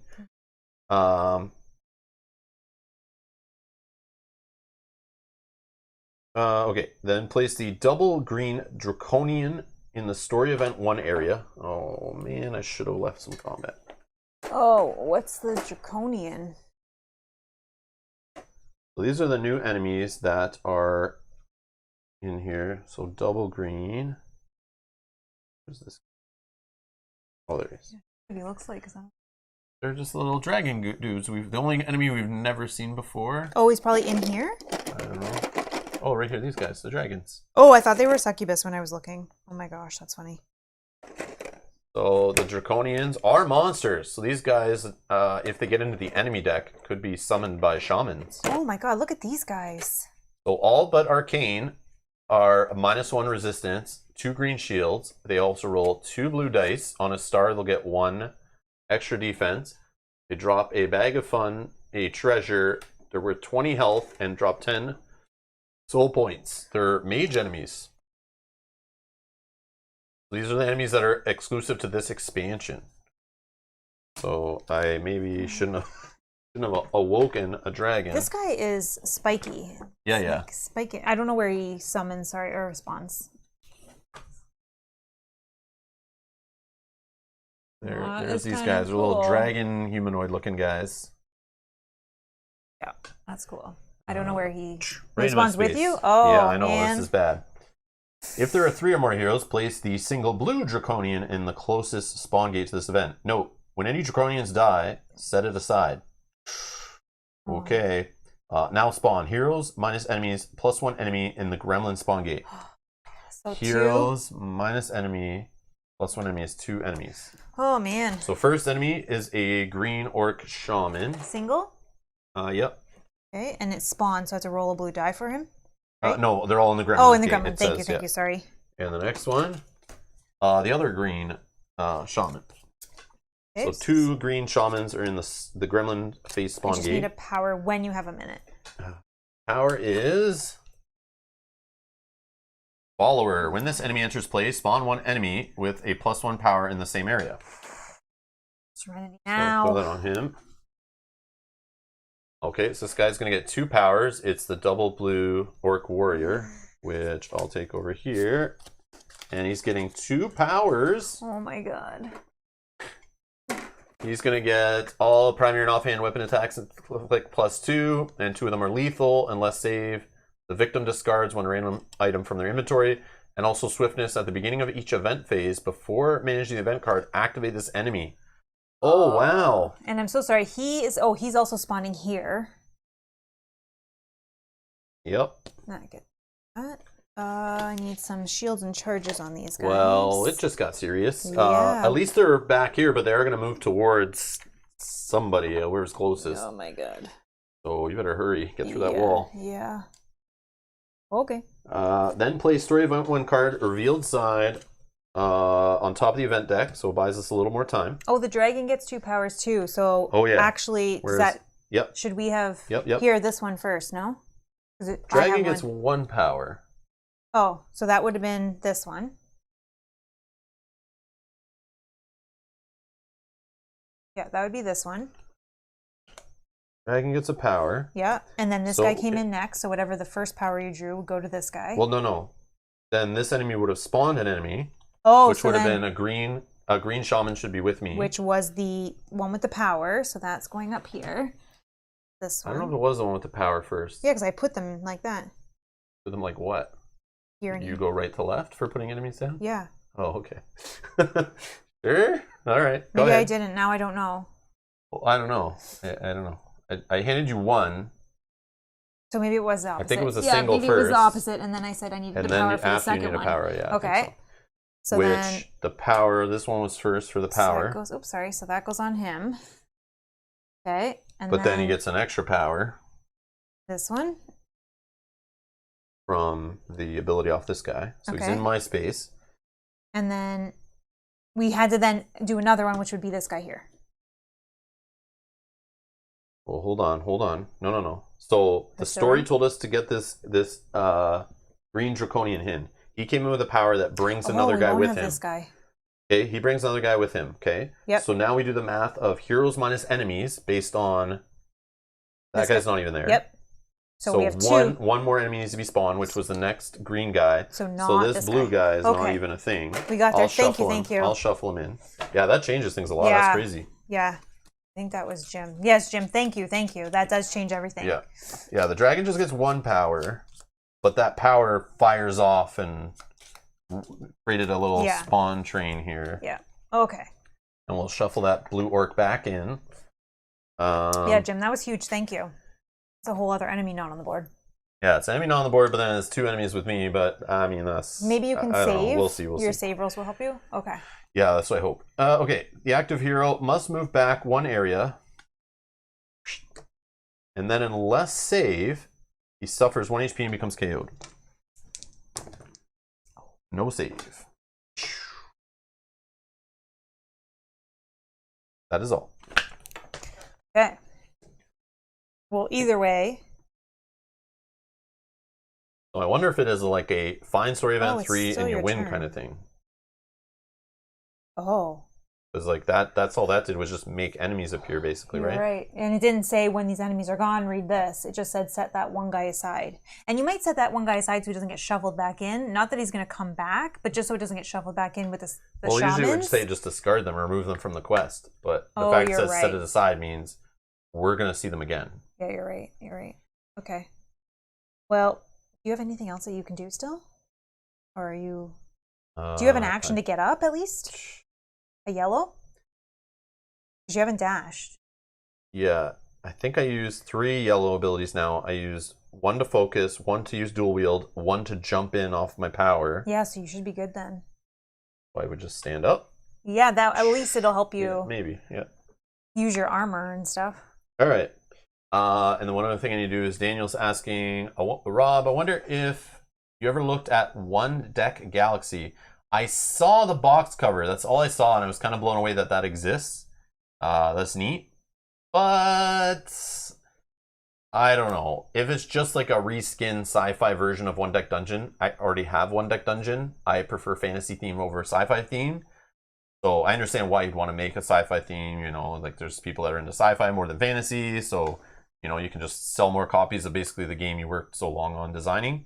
There might be some twist to it, but I don't think enough twist to like a little game like that would generate enough desire in me to go after that game. So a small box game like that, I already have One Deck Dungeon. I feel I don't play enough, and so I already have that in my collection. I don't feel like I would want another one, so I don't think I would try to track that down. But again, I didn't know any more about it other than I saw the box cover. And when usually board game companies or publishers, do that, they just slap on a different theme, change up a couple mechanics, but it's like basically the same game. And I don't need another game like that.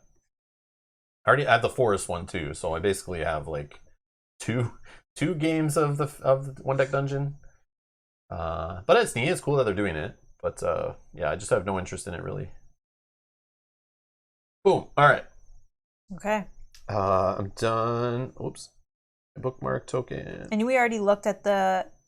I can't now. Yeah, no, we already did, I think. Yeah. Here we go. Okay. Oh, we did put it on the top. Activate all mage enemies, which there are now some. Oh. Ugh.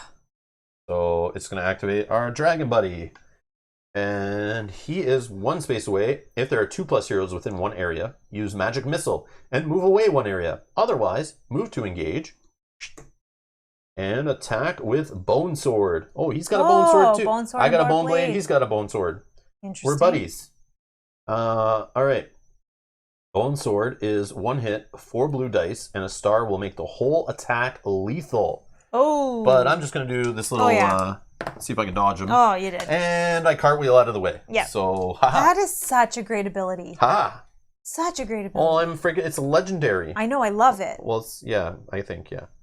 Like, I'm at level 7, so, like, let's get her done. Like, it's now time. This is what I like. It's a talent that's letting you do that, right?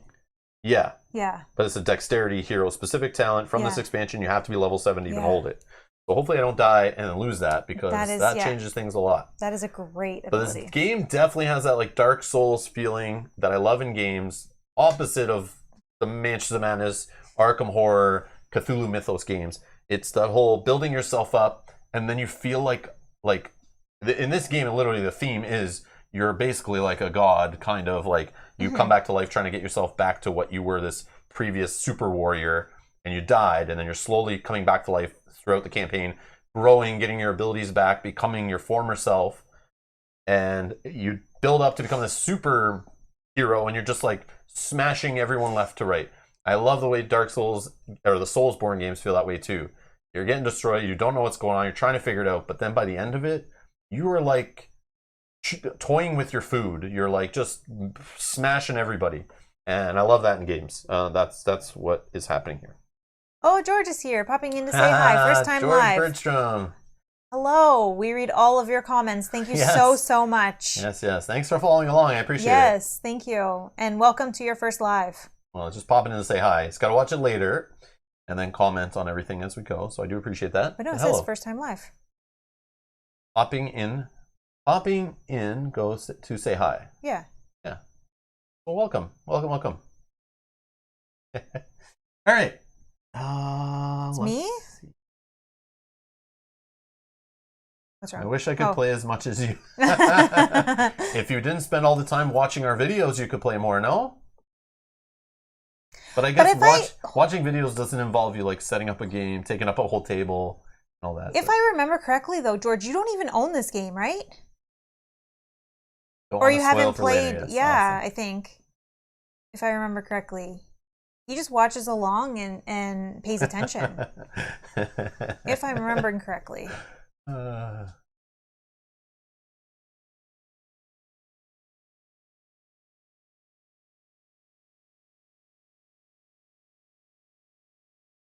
Yeah.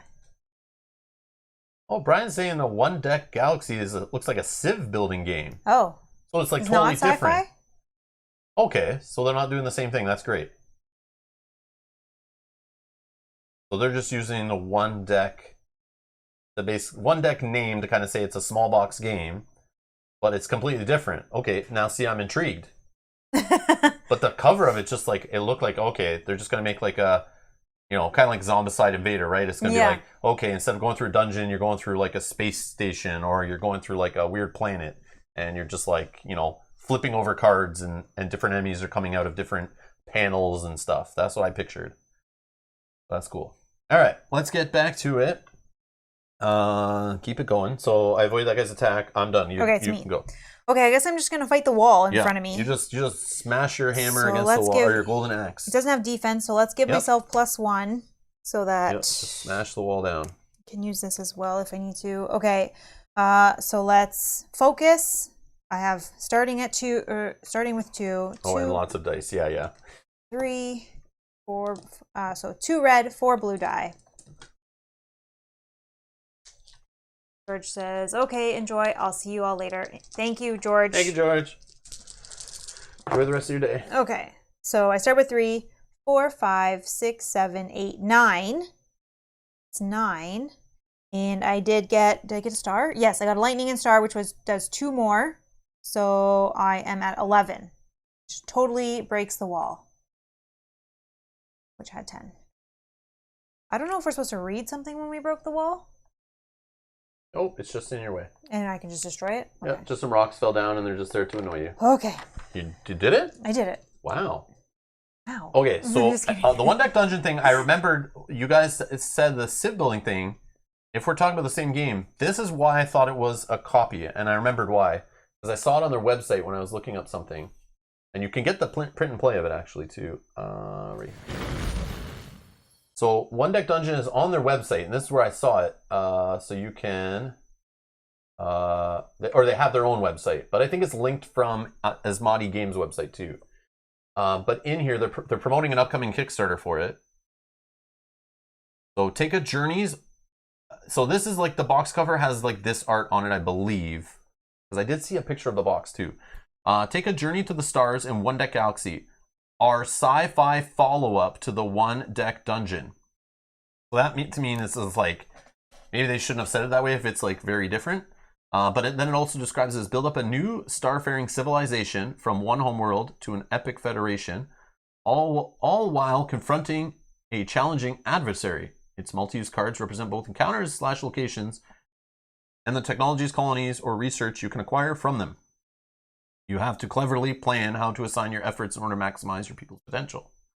So yeah, it looks like it's different, but like, man, I wish they didn't kind of say their sci-fi follow-up to One Deck Dungeon.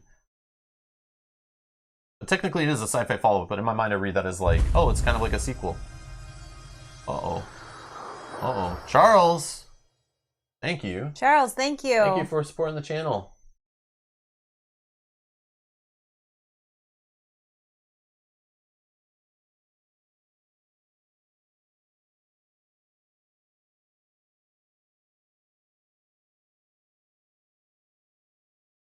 Awesome. Charles, thank you for becoming a producer. Thank you. Welcome. Of Raw's Gaming Table. Thank you so much. And don't forget to link your Discord to the Patreon. Yes. If you want to join us in the producer only private Discord chat. Thank you. We appreciate that. Thank you so much.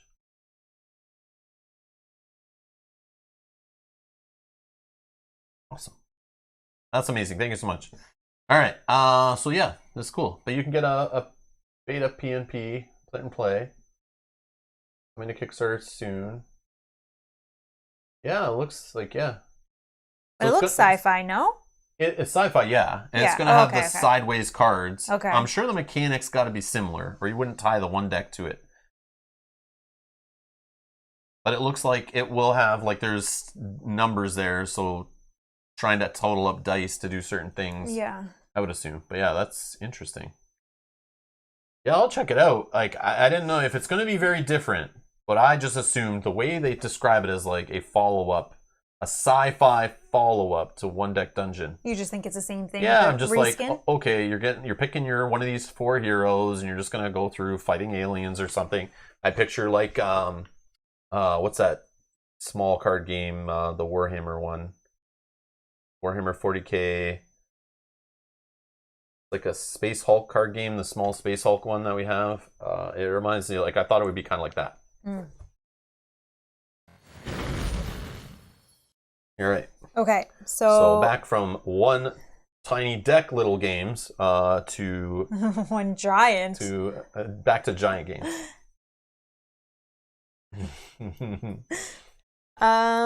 Okay, so I guess I'm just gonna move this for 1 sec so we can take a look at my movement, and when we'll reveal this guy.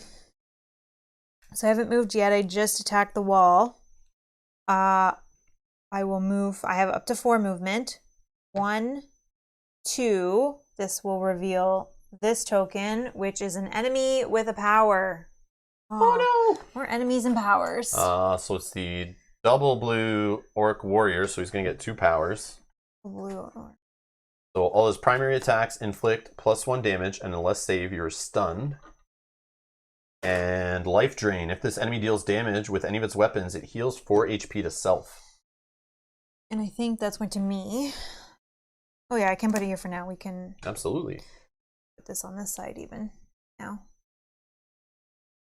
Okay, and we need a 1 charge. All right, it's here. 1, 2, 3. I could go in there, which will trigger the story event. If it does the whole You're gonna get a dragon buddy. You'll get a dragon buddy with an orc. Think? Yeah. I think we're gonna. You're maybe not. Maybe you don't find dragons at every end. But I found story event 1. I got a low level green. So maybe story event 2 is get more... finding the blue, and story event 3 is finding a red version. Who knows? I'm just assuming based on what I know. Okay, so then I'll wait a turn. I'll move. And I know nothing. I'll move 1 more. He'll move to engage. Okay, that's fine. Death Angel. That's what it's called. Thank you, Bob. Oh yes. Yeah, Space Hulk the card game, Death Angel. Yeah. I like that game. Did you know, or did you Google that? That's good.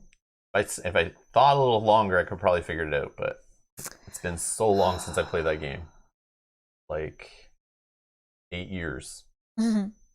Yeah, because we played that in the beginning. Yeah, like when we first got into the hobby, that was one of the first like small box games we ever grabbed. I got that when I was traveling for work. I was in Calgary and was looking for a solo game at the local mall, found a board game store, and that game looked cool, had the FFG logo on it, so I was already interested. And I grabbed that, took it back to the hotel room, learned how to play it. That was actually my first Rahdo video I ever watched, was trying to learn how to play that game. That's when I found his channel. It was back then.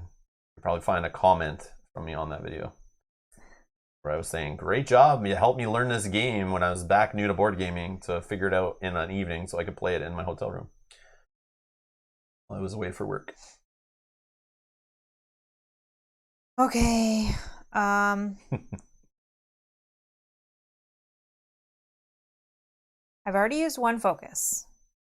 I have 3 more paid actions. I don't want to go in, but I could use my... my thing bumped me back out of the space too, so you might get knocked back, and still spawn an enemy, maybe they don't activate. Also. But if you have combat actions to use, I would still go in and I don't have combat actions. I do have yellow actions, but if more spawn, I could hit them all for 1, heal myself for 1, like using my... like knock them out too, right? Yeah, and KO them. if more enemies do spawn. But then Your choice.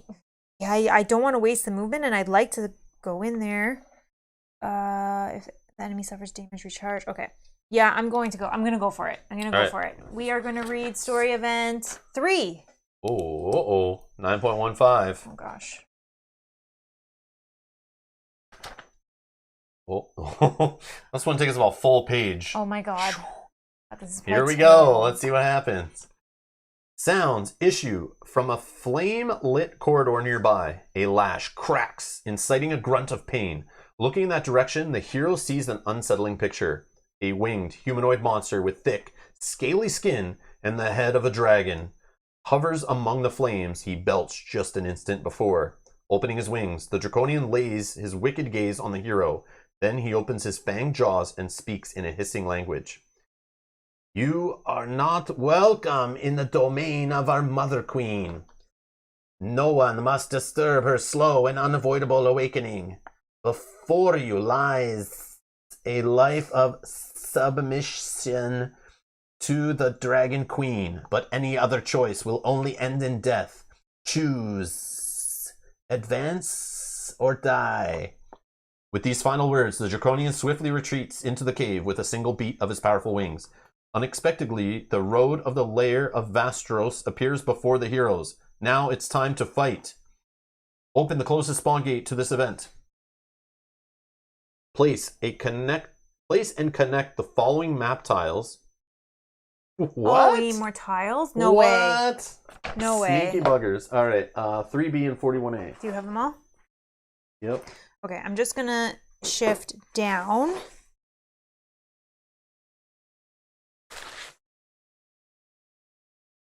We'll see what they look like and how big they are, and we'll just... Are they big ones? I don't know.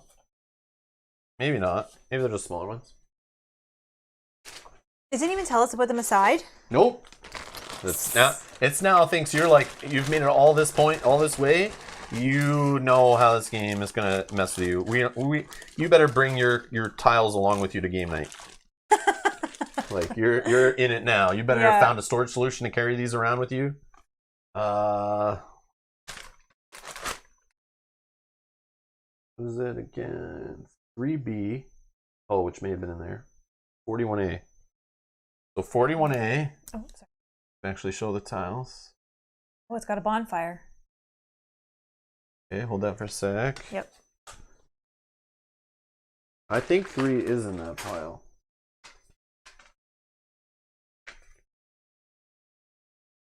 I think all the low numbers. Yeah, the low numbers. Oh, last one. Oh. Well, that's one we haven't seen in a while. On the opposite side of this this room, we've seen in a lot of scenarios. Ooh, oh, look at this. That. There's like chains and collars here with like a bowl, so and like a cell. There's like bars there, so it's like something was chained up in here. There's like some kind of webbing area. Like I love the art on these tiles. We never get to show them up close because the damn game takes up too much space, but I definitely love the tiles in this game. They're very, very cool. There's like, look at all the weapons back here, some chests like in the art, some shields. Those are the shields of orcs. So this might be the orc. You know what? I bet this is a tile you fight that purple orc king on that we never saw because we didn't go that story path. But this looks like his skull. This is probably his throne. His lair. And this is like a lot of the orc weapons. But again, we're using the same tile. That's fine. All right. So these are going to attach. And it's going to connect up, to the map tile containing story event 3 as shown. Okay. I think it connects to the top, so let's do like this. It can still go down. You can put those farther. underneath too. Slide them down. Yeah, that's fine. Who cares? Well, let me put this on top. I'm just gonna put. Yeah, I'm gonna put under. These are my bags that let me hold everything, and my Sheevan stone.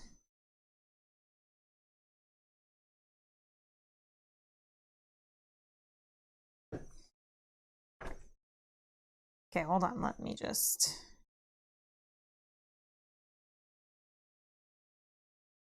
These are my most important, so let's put that up there. Oh yeah, and I can put more on that side. Okay. Holy, if anyone tuned in now, they'd be like, what? Look at this. My gosh. Okay. Kate loves the voices. A treasure chest is all good. It's just a treasure chest in the art. We'll see if it adds one though. Oh, it will add treasure chests. Yeah, they're physically there. Great. Oh. So pick 2 random chests, shuffle them up. Whatever you gotta do. There's 3. Where are they? Right here. Yeah, I would just take 3 of them, randomize them, and then just put 2 on the board. All right. Place the following objects as shown. So we need a locked door. That's going to go where the bars were for that cell. Oh, that's where the quest token goes. Quest enemy token. So who knows what is locked away in that cell? Oh my gosh! Man. Come and help me, please. So and 2 treasure chests. Quest shadow locked door. Okay. A hero not engaged in combat, moving into the same area, can reveal the quest shadow as a free action. Okay. Now place the red draconian as shown. I knew it. Story event 3 is the red draconian. Oh my god! And story event 2 will be a blue one, I bet. I think he's gonna go to you anyways. So this is like the highest level of these guys. Look at this guy. 35 health for us. 15 points. All but slash -1. So we actually have good weapons against this guy. Yep. 2 armor, 4 blue dice. 1 lightning can be used to create a shield to block. Drops 2 treasures. Yeah. Oh, that's me. I got to get you a card. Yep. And he gets an ability. And his enemy power will be negative aura. All heroes performing attacks in this enemy's area cannot use lightning or star results. Wow. Wow. So we have to do range. No. Because it says in this enemy's area. Yeah, but that just means you can't use your bleeding, ignore armor, extra hits off your items. Yeah, but that's all huge. But if I use ranged attacks on him, then I can. Oh, yeah, true. If you have a better range weapon, that makes sense. Okay. Wow. That's terrible. Yeah, this is our boss guy right here. 35 health. Wow. We got to double team this guy. Yeah. Like, I need to get out of here. Go back over there. Yeah. All right.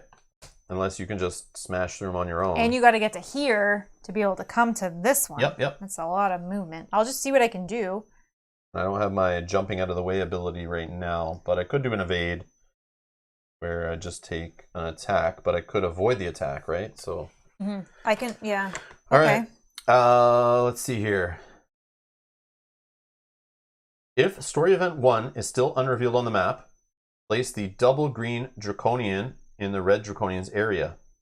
If story event 2 is still unrevealed on the map, place the double blue draconian in the closest spawn gate. Oh my god. So it's just luck of the draw whether you find one before the other. Because what I think is we could have rushed this one if we got lucky and found 3. But what they're saying is like, oh, now you can avoid 2 and 1 probably and still end the scenario, which we'll probably find out in a sec. So what it's doing is you still have to fight these draconians whether you found them in their other spots or not. But it's actually easier to fight them in their spots. Yeah. Double blue draconian. Double blue. So he's got an all but blunt resistance. 2 armor, 3 blue dice, 22 health. Oh my god. These guys are like little mini bosses here. And the power he gets, he gains flying. Which, do they already have? They already have flying. Oh, okay. So it doesn't matter. But each time phase, it goes airborne until its next activation, which we know can only be hit by range attacks while it's airborne.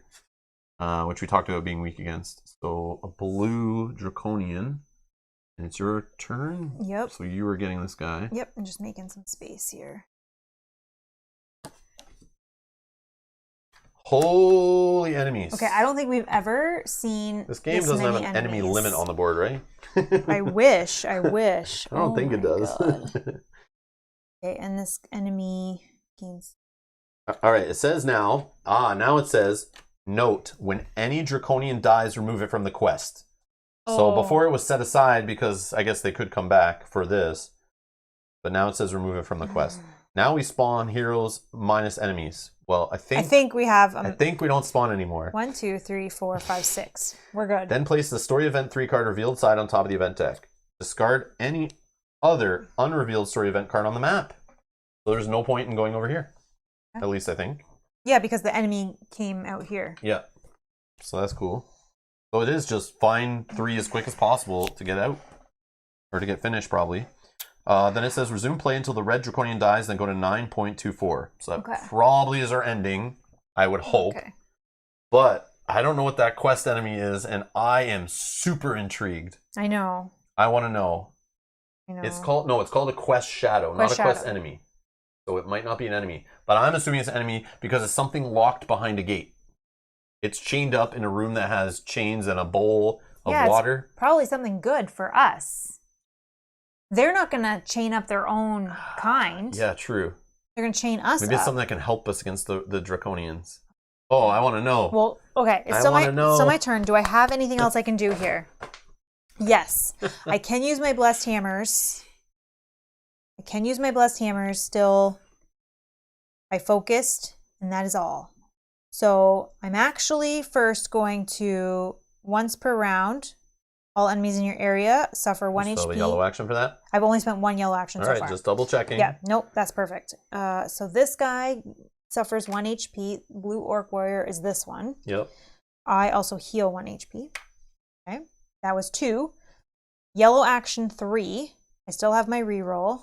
So, all right, let's use my Blessed Hammers on this guy. Now he still counts as 1 figure when he's KO'd, so I'm not dominating, but I have 1 hit to start. I roll 1 red, 1 blue. Let's just see if we can get some criticals maybe. Oh my gosh, I got 1 hit. Edgar thinks it's a purple one. It'll be purple one. They rebelled against him, and now red is boss. Oh no! Imagine that. No, you know what it is? If it is an enemy, it's probably orc, right? Oh, it could be orc, because the orcs, aren't the orcs based on the story like they're on the edge of the volcano and we're trying to help them out by getting rid of the dragon that's being awoken? Yeah. So they probably it's probably some kind of orc. It might be the red orc that maybe you can control and he helps you. Like you free him. Like maybe these guys kidnapped an orc. Maybe. Or maybe we have to fight him also. Oh my god. Imagine that. I don't know if we're ready for this, but we'll see. So I'm doing 2 piddly damage. Man. But this is arcane, so it's +1. But then he has 1 armor, so that's gone away. And then if this enemy suffers damage, recharge 1. He's already full, so he's going to take 2. It's Bilbo Baggins. Okay, so he's at 3. I'll do that one more time. Hit for 1. I got a gremlin, so we are re-rolling. Still got a gremlin. I got a gremlin. Finished. This one cocked. You can re-roll this one, but this is a gremlin. Oh. Okay, so I hit for 1, but this is arcane, so 2. He blocks 1 with the armor, so he goes to 4. He has no armor, he's on his back. So then he has 2 more, so he goes to 4, 5. Sorry, because I counted his armor in the last one. Thank you. And none of his powers do anything, only when he's offensively attacking. If this enemy deals right? damage, yeah. And then so you lose okay, so I lose my hammers. You lost the hammers. Rolled a gremlin. Oh, I wasn't even counting the plus. All right, just sorry. fix it. So he has 2 more. 5, 6, 7. Oh, he's 1 away. You're fine. Just fix 1 away. So your hammers are back at the Emporium to rebuy later. Okay, so let's put that. So now you have room to pick up some goodies. Yep. Okay, and free actions. I don't need to heal. Done. I'm done. All right. Oh my god. Activate all green enemies. Otherwise, all enemies attack their closest hero in line of sight with their offhanded weapon. All enemies attack their closest. So sorry. I'm just thinking all enemies attack. Oh man. No, green. All green. Okay, yeah, right? Sorry. Yep. So first is my green draconian. Yep. Or no, this is you. Oh, this is me. So you start with your greens. Okay, so your choice, whichever one you want to activate first. Let's do this guy first. This is the shaman with the power. He has no line of sight to anyone. So he's going to move up to 2 areas towards the closest hero. Where am I connected? I'm connected through 4, right? Yeah, and I'm connected. 1, 2, 3, 4, 5. 1, 2, 3, 4, 5, 6. So it's you. So he's going to move 2 towards you. And then use healing. Healing is heal 2 HP to all humanoids within 1 area. That's no one. And then use resurrection. Spawn the top enemy from the enemy discard pile in the orc shaman's area. It going to uses up his spend charge to 1 do that. power. Wow. We can't fit any more enemies. And it's a blue orc shaman. Oh my no god, this power. is going to you. Blue orc shaman, no power is this one, and it's gonna spawn here. Okay. Then the shaman right here is 1 away from you. So if wounded, he is not. Use healing. Otherwise, use resurrection. So he's going to do the same thing where he spends 1, spawn the top enemy from the enemy discard pile in the orc shaman's area. No, it's in the discard pile. Top enemy from the discard so the first pile. one was discard pile too? Yeah. Are you sure? Yeah, enemy from the enemy discard pile. Whoopsie. Okay, so shuffle it's not this guy? That. Yep, nope. I missed you saying discard pile. Sorry, yeah, that's different. Top enemy from the enemy discard pile. Yep, in the orc shaman's area. The first one's a green orc warrior and another green orc warrior. Okay, so you take both of them. But which one was first? Power single. or no power? Okay, single, no power. Single, no power goes here. And the one with the power has all primary attacks inflict fire 2, +1 damage, and if they roll a gremlin, AoE 0 in the space. Flaming weapon. It's a flaming weapon. Okay, so either use resurrection, which he did, and then attack with venom rod, which venom rod is 1 hit, 1 auto hit, 1 red, 3 blue die. On you. 1 red, 3 blue? Yep.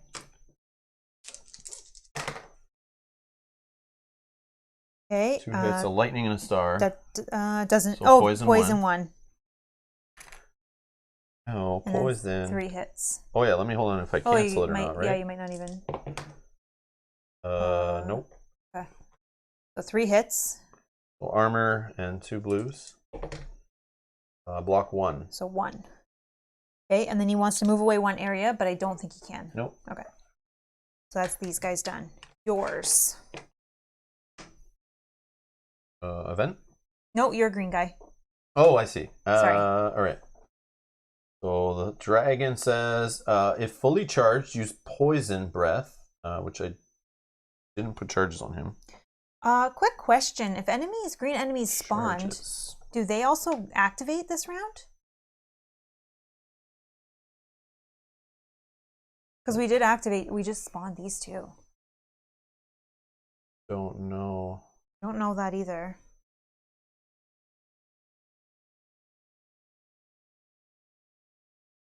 I want to say no, but I don't actually remember.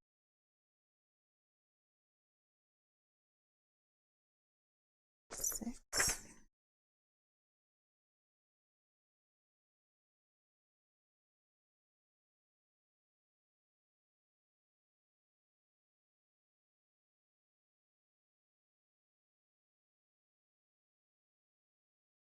This is I don't think so, but yeah, I can't remember.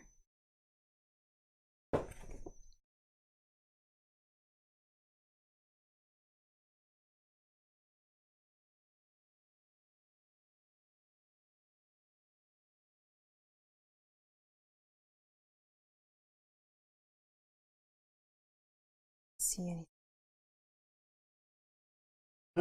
Sword Sorcery spawned. I feel like no, if they weren't there at the beginning of activation. Where was that?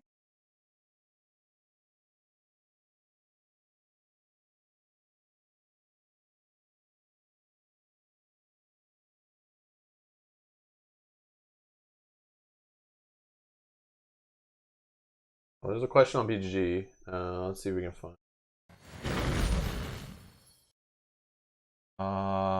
Hi all. The encounter card says all enemies attack. Da da da da. Number 1. Monsters in play. Does activation prevent it from activating words because the all enemies attack instruction? 2. If a monster is spawned, must it be activated because of the all enemies attack instruction? Spawning a monster. Can find somebody's answer who I recognize a name. Don't. But let's see what people are answering. Because it may even say like a page.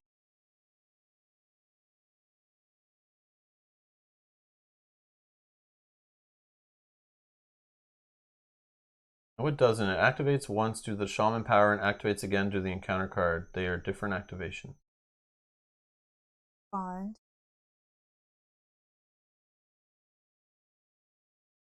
Yeah, I don't see it written clearly in the rules either.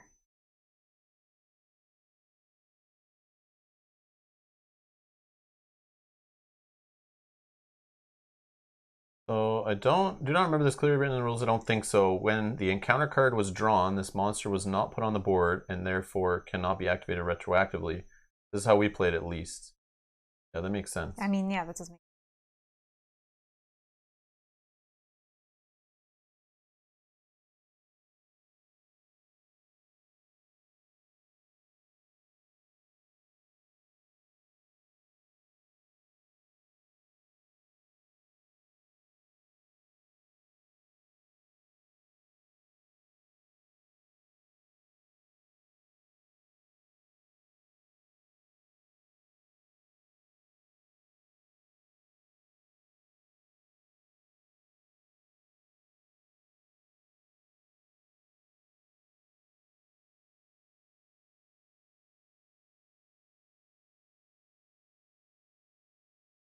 Yeah, we'll just have them. They weren't there when the instructions happened. Mm-hmm. Yeah, so let's just leave it. Yeah, because it's not at all clear. It's not listed in the... Yeah, I would just say no. Some games it does. Some what's Gloomhaven do? Gloomhaven is they don't activate, right, when they spawn? Yeah. But summoning and spawning in Gloomhaven are different. So this is like a summoning, not a spawning. Yeah, So I think they don't. We'll say they don't. But again, if anyone knows the answer in the future, even you're watching this, feel free to drop a link in the comments below to help answer this question. Because I'm sure it will help others who are also playing the game and are curious. But I'm sure this would have come up in the core set even a lot. I'm sure there's other people who've asked this question. I bet we can find tons in here. Because this Orc Shaman's from the core set. So like everyone who's played Sword and Sorcery right from the start has probably had this situation come up. But I feel like we've never had this come up before. Just in our luck. That's just about spawning.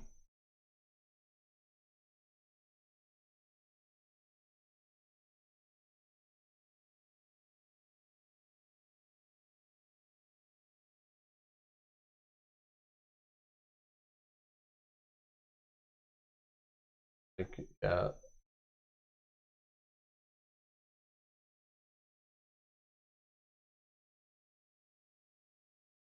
There's a lot of FAQ stuff too.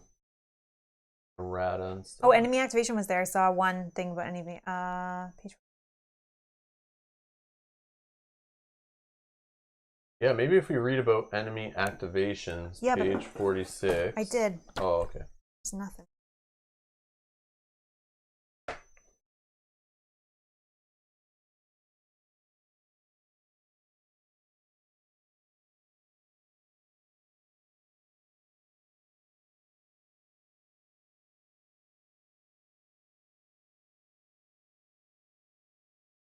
Oh, maybe it actually does. Look at the note. Because you do it one by one, right? Yeah, there is a note on this page right there. All matching enemies on the map must be activated sequentially, one by one, starting with the ones controlled by the active player and following in clockwise order. So technically, when it gets to Rob's turn, he has more green enemies. I think they do go. I think if we follow it as it's written here, they would activate. But maybe it says... I couldn't find anything else about when it's triggered, like only the enemies on the map or anything, just that little note there. Again, because it says one by one, I feel like... Yep, I think it would matter. All right, we'll do it the harder way. That's fine. Oh my god. Let's do it the harder way. Okay. I mean, we still have lots of health. We Yeah, still both I have don't heals. care. I think we'll be okay. I don't care what's happening. We're just going to do it that way. Yeah. Okay. So I guess you go with one in your space first. Well, or no, you I choose. You choose. I totally choose. If you want, we can put the dice tray on this space now. Sure, whatever. Because I think we're not really going that way. Okay. Now. So yeah, let's just do the draconian, whatever. Or unless these guys have a possibility bash. Yes, they do.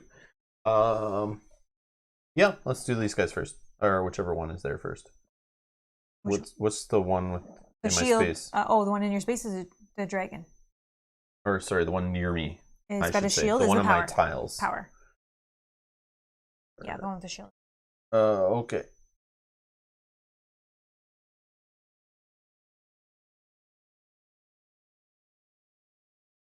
All right. So he's going to move and engage, and then he's going to use Battle Shout, attack with axe and shield. 1 red, 4 blue. Oh yeah, let me just roll and see if it happens. Oh yeah. No. Nope. It's you. All right. So I don't get bashed at all. Shout. Battle Shout would have been until the time phase. All other which this would happen. All other humanoids in the area gain +1 armor, which is no other humanoids. Okay. Perfect. Now the dragon. Or actually, let's activate this guy. He has nobody in sight, so he's going to move up to 2 areas towards the closest hero. Then attack the closest hero in line of sight within 2 areas with hand axe, which 2 areas, whichever way you want to go. I think that's 1 area, right? Isn't that all one big space he's in? Oh yeah, sorry. Yep. Yeah, it doesn't matter. Correct. All right. 2 hits and -2 armor. So I roll 2 blue dice. Or actually, let me see if it happens. Yes, it does. So I'll roll 2 blue dice. Block. Perfect. Great. Now we'll activate the dragon. Which, yes, I know it would have probably been better to activate the guy in my space because then less chance of dominating and all this kind of stuff, but we'll see. Let's see what this dragon does. So he wants to, if fully charged, poison breath. See if it happens, then we'll read what it does. So it will happen. Poison breath, otherwise attack with force field. So he is fully charged. Poison breath, discard all charges, and attack with 1 hit, 2 red, 4 blue. Plus or dominating, so we'll just add that in Plus right now. dominating, yep. Whoa, shield on this one. Yep. Okay. And then lightning is AoE, but I'm by myself, so that doesn't matter really. And then poison 2 off of a star. Yep. Yep. Poison 2. You got. Oh. So this. Oh yeah, I could just flip the token. So this becomes poison 2. You don't take a damage because you didn't until have I take poison another 2. one. Yeah. Okay. And that's 6 hits. 6 hits. So armor of 1. Is it lethal or no? Not this one. No, it doesn't say so. Okay, good. Armor of 1, and I block 2 more. So 3 damage.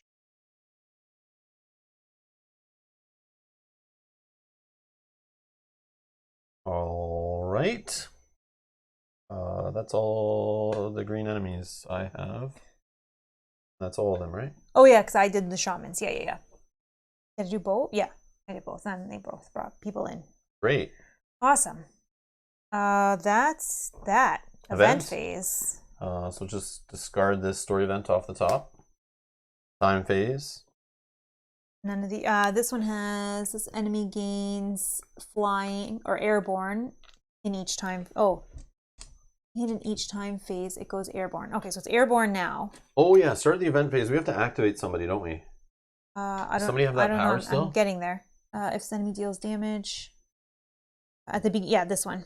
So the shaman with the power is at the beginning of each event phase before managing the event card. Activate this enemy.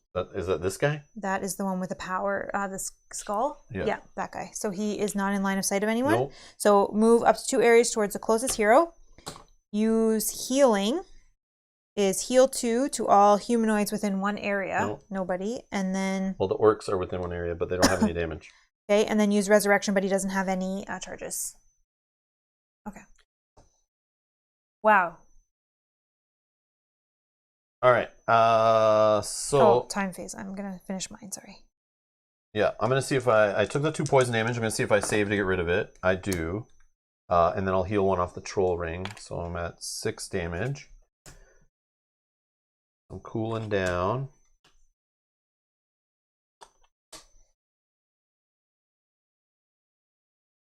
All right.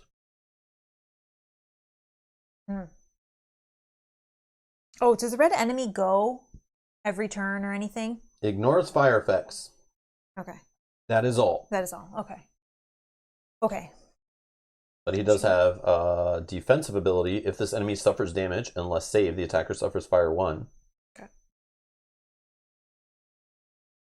He has a dirty fire breath attack with his charges 3 hits, 3 red, 3 blue, an AoE 1, and a star will fire 2. Then place a fire 2 token in the area and in all adjacent areas. This guy's nuts. Awesome, but nuts. Wow. Okay. I don't know who goes first. You, maybe? I mean, you have more potential of getting hit by things. True. Yeah, you can go first. I need to get the heck out of there. Yeah.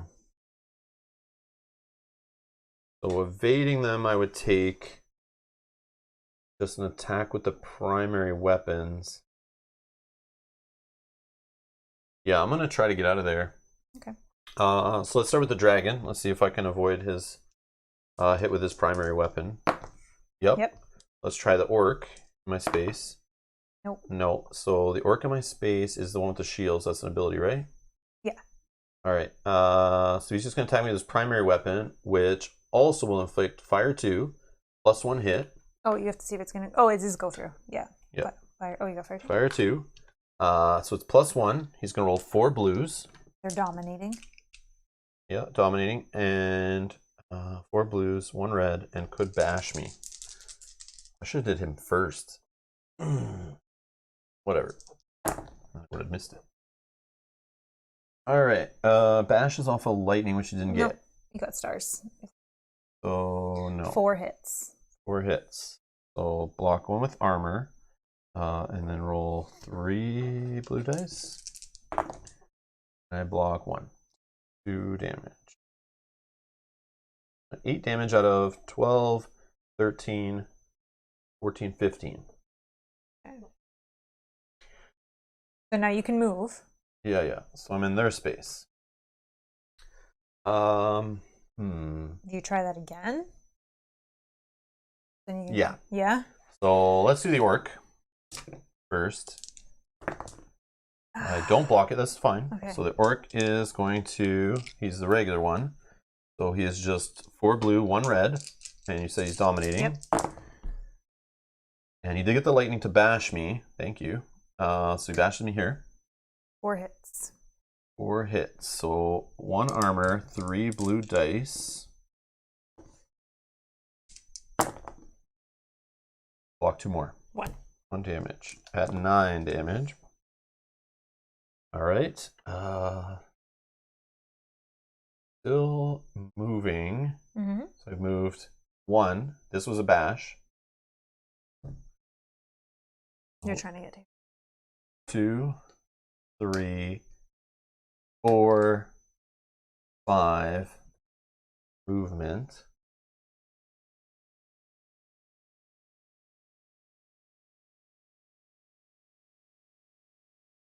3, 4, 5, 6, 7, 8, 9, 10, 11. 11 to even get up to where he is. Wow. That's a long corridor. Yeah. So yeah, I'll just dash. And I'm definitely going to heal 1 per soul rank. So I can use a second yellow action to heal 7. Cooldown of 3.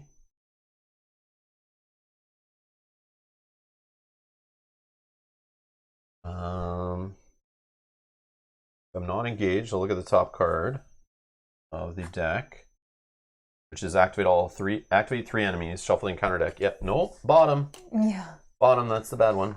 Bottom it goes. Okay. I think that is all I am going to do. Done. Flip. Activate all strength enemies. I guess. Oh, that's the. So it's Orc Warriors. Yeah. And one of the red Draconian actually. Okay. Wow. What's the otherwise? Otherwise, activate 2 enemies. I could do that because then it's only your enemies, not. Yeah, true. Yeah, I'll spend 1. We'll and do I the can just otherwise. activate like the Orc Warriors. Just move 2 areas. Yeah. All right. Otherwise, it is. Yep. All So right. I spent 1. So they just move 2 areas towards the closest hero and then try to attack with War Axe in line of sight. But there is nobody in line of sight. Yep. Perfect. Oh, no, wait, but it's highest rank. Highest rank, actually. So you might want to change that, actually. Oh. I don't know if I just accident. So it's actually, sorry, I would have to activate the red and one of the greens. What would the red do? Yeah, let's find out. He's not in line of sight of me because of this. Yeah. What would he do there? Move up to 2 areas towards the closest hero. If engaged, attack with Bone Sword. Otherwise, use Draconian Lure. Draconian Lure is his yellow ability. All other enemies in line of sight use their yellow ability. Then this enemy goes airborne until the beginning of its next activation. Okay, maybe we do that because he would move here. No one's in line of sight because of this wall. Yep. And yeah. Okay, perfect. Yeah, so let's this guy, do that. and then I'll activate this one. 1, 2. And does he have to spend a charge or something to do that? Oh no, he spends a yellow action. No. Yep. And he's already airborne anyways. So, oh, but he would lose it. He would lose it, but then he would get it back because of that. It says, until his next activation. So he would lose it on his activation, but until the beginning of his next activation. Yeah. Okay. So then he just has it again, which is totally fine. Whatever. Okay. So me. So here's the thing I can do. I could fight the guy in my space. I don't have my AoE until 1 more round. So I'm thinking of just getting rid of this guy in my space. He's one away. Let's just remove a guy that's going to be following us. Okay. Because I lost my hammers and I can't fire on this guy anyways, I think I just kind of... What is the worst case if I'm in his space? Sorry. 0 to 1, he will move to engage. If fully charged, he'll use that fire breath, which I described before. Yeah. Otherwise, he'll attack with bite, which is just his offhanded one, but it's still 3 auto attack, 3 blue dice. And if he gets a star, he'll recharge 1 charge. And then it says, if engaged with 2+ heroes, use Draconian Lure and move away 2 areas, which we just talked about. So I'm thinking that I might move in there. Okay, so let's first attack this guy here. So let's... Yeah, like if you eliminate enemies, like that's the thing I was debating. I was sitting there and fighting. But if we at least eliminate the enemies that are within a distance of this little boss fight, we're not going to spawn any enemies out of here. No. Because there's so many. So like the ones we take out actually get them out of our hair. Yeah. All right, so I'm using +1. Actually, maybe I do +1 and defense if I'm going in there. But I would like the +1 when I do this. So no, I'll just do... I don't have any damage yet, so... Just the +1. I will... +1 attack. +1 attack. So that is 1 on the weapon, +1 for that. And I'll focus. I'm using my first paid action. I will roll 2 and 2 red, 4 blue. And I start with 3 hits. 2 lightning, 1 star. So actually, you could do 2 hits and bleeding. Yeah, which is enough anyways. This will give me 6. Yeah, he only needs 1. He blocks 1. Yeah, that's enough. He only needs 1, and I can hit for 5. So he is dead. If this damage deals, he didn't deal any damage. Okay. So he's dead. So he's going to drop 2 soul points in a treasure bag. 2 soul points. Your treasure bag is 1 treasure. Okay. And you can look at it right now if you want. Oh, I can't hold it. Oh, it's a faith one. When visiting the Emporium, you can discard any Emporium item card to gain its gold cost. Fool's gold! Well, I will hold it because I have a space because I lost my hammers. Yep. Sure. For now. Okay. I'm just quickly looking if there's anything I want to do before I move. No.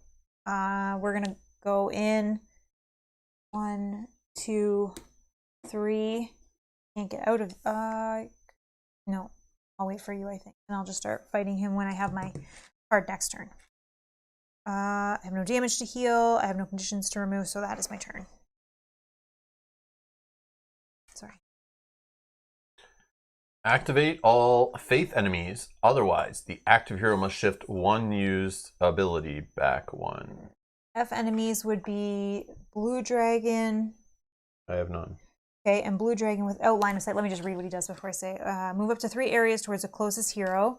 1, 2, 3. Oh, 1, 2, 3. Okay, so then if engage, attack with bite, otherwise mass healing. Mass healing. All enemies within 1 area heal 2 HP. No, we're doing that. Okay. Okay, so he's gonna move 1, 2, 3. Mass healing. All enemies within 1 area heal 2 would HP you not and remove. do that? Well, because you could. I could do that otherwise. Oh, I see. But I don't want to shift my power back Yeah, if I that's don't whatever. need to. So he's just right there. Okay. Event. We need to So activate sorry, this the guy orc, is yeah. going to go. This is orc with a power, which is This guy. Okay. No. Oh, shaman with power. I'm sorry. Shaman. Yeah. So orc not in line shamans. of sight. Move up to 2 areas towards the closest hero. Use healing. Heal 2 HP to all humanoids within 1 area. That's this guy, but he's full health. Okay, and use resurrection. He doesn't have any charges. Okay. Perfect. Okay, now event. All right. Just discarding story event 1. Yeah. Beautiful. Now time phase. It up. Fire is 1, but I'll heal it and cancel it out. With my troll ring, flipping some cards. Okay. All right. Who is going first? I don't know. I'm tempted, because you're kind of safe there, I'm tempted to say me. Because maybe I can get some damage on this dragon. Yep. Or Ignore stun. Or does he? He just has if. Yeah. That's a. Oh, that's this dragon. That's no, this the red. is. Oh. So the red. Move to engage if fully charged, which he is. Fire breath. Otherwise, attack bite. If engaged with 2+ heroes, he won't use the 2+ heroes thing. Yeah, I'm not worried about him attacking me once or even twice, because I can heal. But Okay. how far can you get on your turn? If you moved. 1, 2, 3, 4, 5. I do have my flip. Then it would get you to here. Or I dash and then flip. But it doesn't get me into fighting the red dragon. But or he moves away. Okay. Maybe that's this one. Oh no, that was the shaman's move away one. Okay, never mind. This guy had a. What is his defense though? Sorry, if someone suffers damage, unless save, all attackers suffer fire 1. Okay, that's fine. Yeah, I think maybe I go first. And and don't forget negative aura. He has all heroes performing attacks in this enemy's area cannot use lightning and stars. Oh, why did I move in? That was dumb. Dumb. I knew I had range too. Talk about that. Ooh. Just say you didn't, but then he didn't go. Yeah, so whatever. We could just say I stopped here on my turn. He still would do the same thing even if you were there or not. Yeah, because I knew that, which is why I wanted to use this on him. Yeah, okay. All right. I can go first then. Is that okay? Go ahead. Yeah. All right, so we're going to do +1 to the attacks, but I'm going to use this one. I can get into your space, but that doesn't change anything you're doing, right? Well, the only thing that would change is I would maybe give you the +1 if you're doing multiple attacks, but you can't. But I can't get in to fight him. He also is airborne, so I don't know if any of your attacks. Yeah, so just go. Okay. Maybe he'll activate, and then he'll come to you, and then I can get to him. Okay, that's true. So +1. I'll flip this once we're done the whole combat. So it starts with 1 hit. I'm adding the +1. I'm going to focus this. I'm going to focus this. 3 red, 3 blue. Oh, absolutely, Mel. You cannot remember it all. Yeah, this game is like... Yeah, you guys can see. There's a lot going on in this game. Yeah. And we're okay if we miss things and we roll it back as best we can. But that's part of Sword and Sorcery, is you can't remember it all. You'll miss things. There's like tutorial videos on YouTube of people teaching this game full of mistakes, full of things forgotten, trying to teach players. Like, it's that hard. Like, there's, So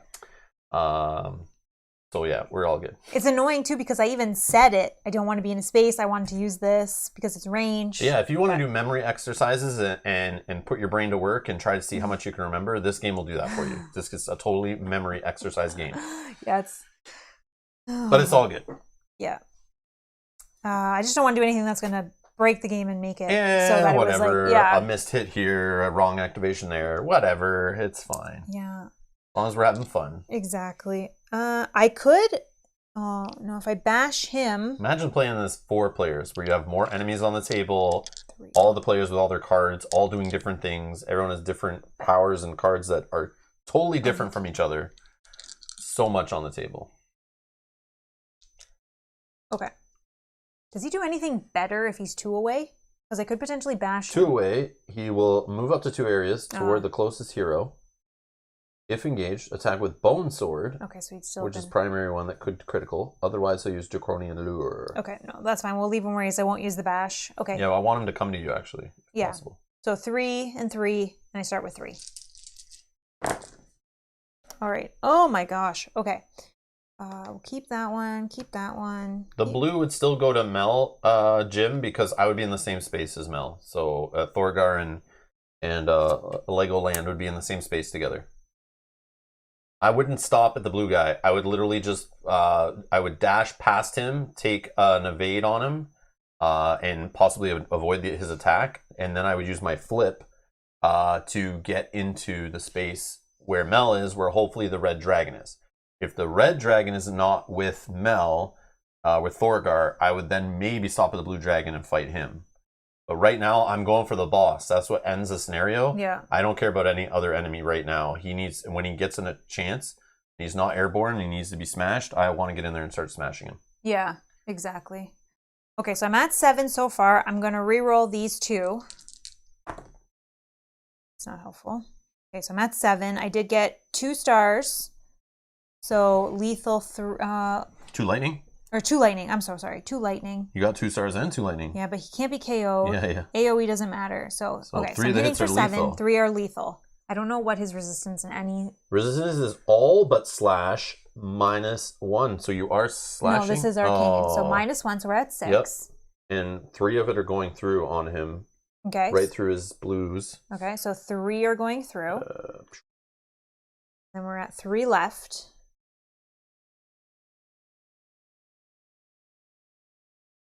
Do you have any armor?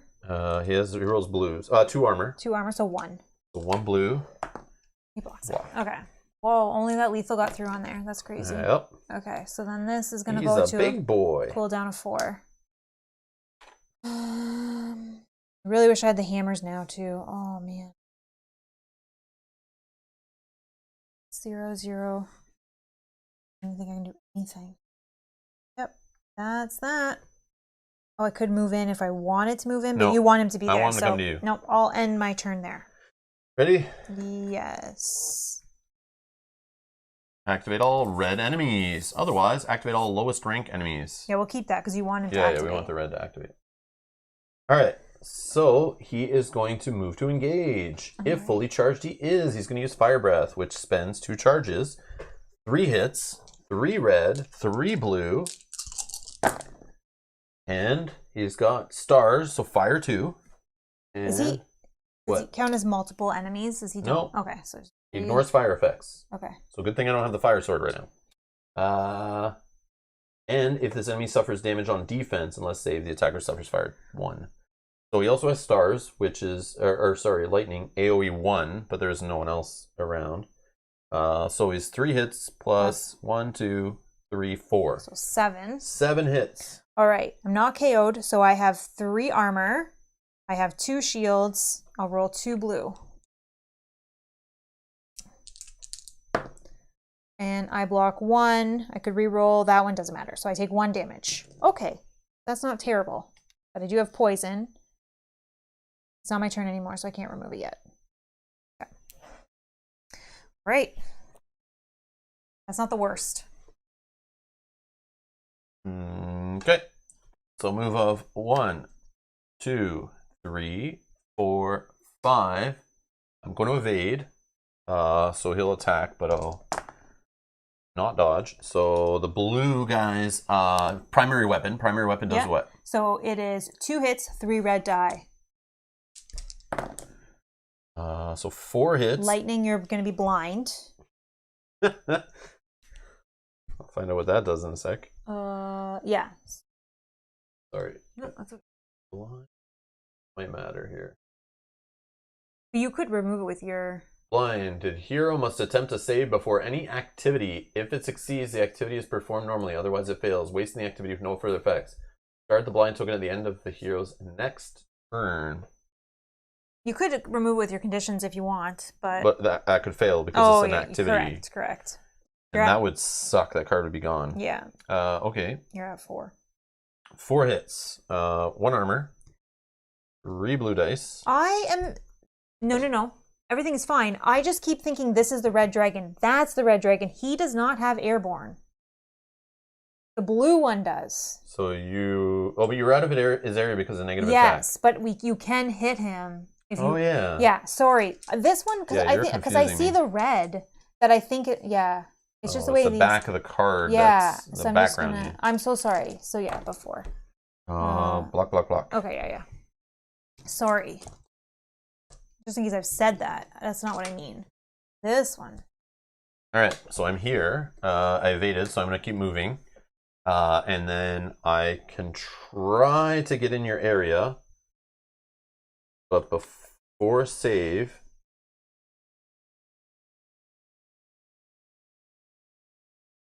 Otherwise it fails, wasting the activity with no further effects. Then you wouldn't flip it. You don't do it. It doesn't waste the activity? It wastes the activity, but doesn't suffer with no effect.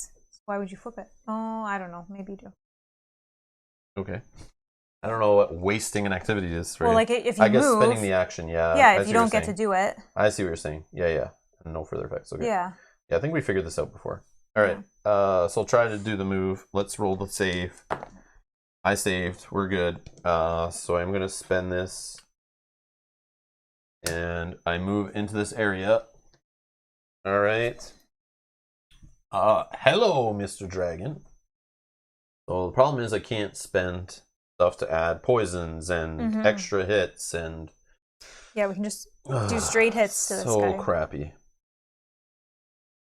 All right, I might as well drink my potion of strength. So I get +2 on all the things. That's good. Oh, here, let me give you +2 so we just don't forget. I'm going to spend... Well, okay, let me think about it. I'll do it when I need to do it. Yeah. But I'm sure I will attack him. Oh, it is already still charged. I forgot to flip it back, I think. Oh, okay.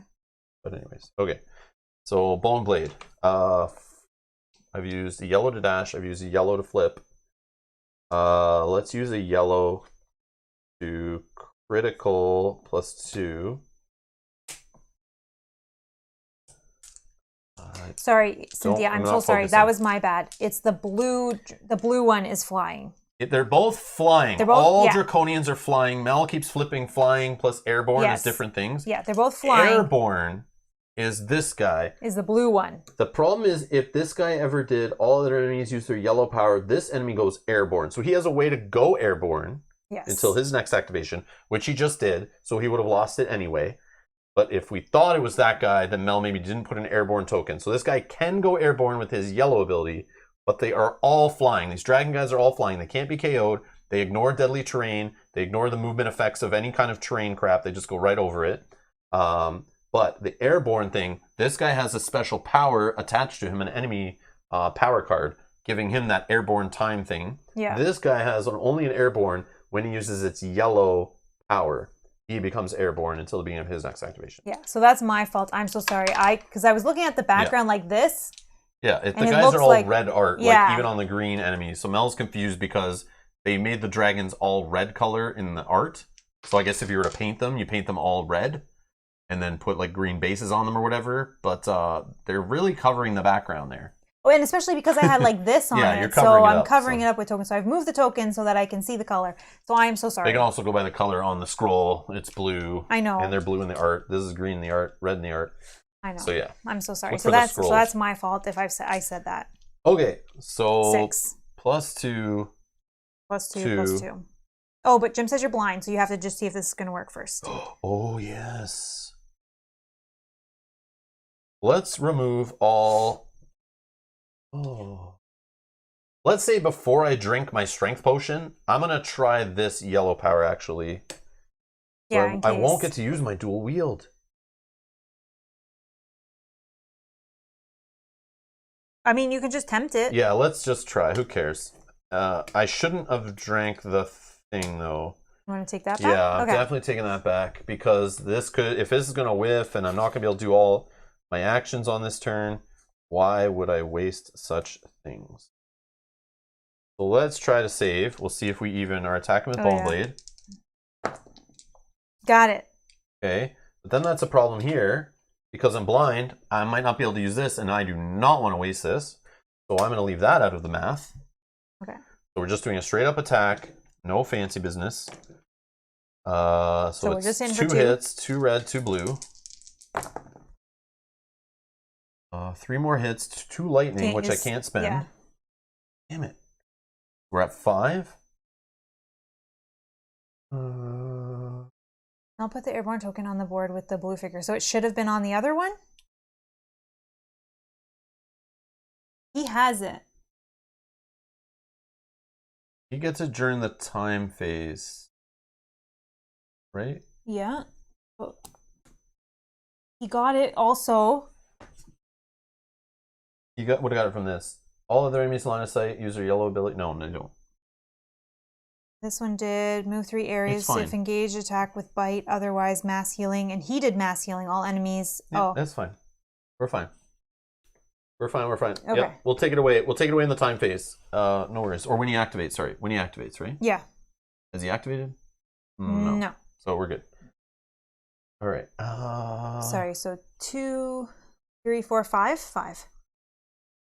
I did forget to use this. We'll say I use this. I forgot. That's a free action. While I was engaged, when I was in this space, activate all dexterity enemies. Otherwise, activate 1 enemy. I don't have any. That would be me activating the red guy. No dexterity in play. No. What's the other way? Sorry. Activate this guy. So he's gonna activate either way, unless you put it on the bottom. Bottom it is. Yeah, because maybe we'll just find that X. Yeah. All right. So, anyways, that's used up. Okay. So I'm at 5. Yeah. That's it. So he does. It's slash, so there's no resistance. 2 armor. And then 4 blue dice he's going to roll against. Or 3 blue dice. 3 blue dice. He gets 1 block. 2? 2 damage. Wow. Does he have something when we hit him, he recharges or something? If this enemy would suffer damage unless save, the attacker suffers fire 1. Oh, but we're in the same space, so I would not get fire effects. Right. Did I do that when I hit him? I hit him with lethal. Yeah, I didn't do that. Yep. But you weren't there at the time, but I do save, so it doesn't matter. Okay. Perfect. Right. And so he's got 30 health left.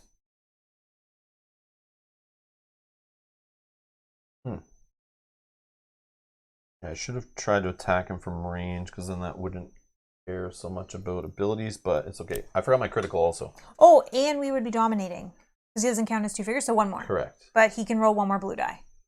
Yeah. Was he? Nope. That's good? Yep. Okay. Because he can only use that ability once anyway. Okay, critical is... KO is immune to. Bomp bomp. Alright. So I'll try another combat activity. Blind. Got it. I save. Should have done the offhanded weapon. Okay. So let's do the bone blade again. Oh, whoa. 2 sword sorceries, 2 shields, doing nothing. I already rerolled, so I can't even And do 2 that. armor would block it. It's useless. Okay, that sucks. So I'm going to try my dual... do I have it?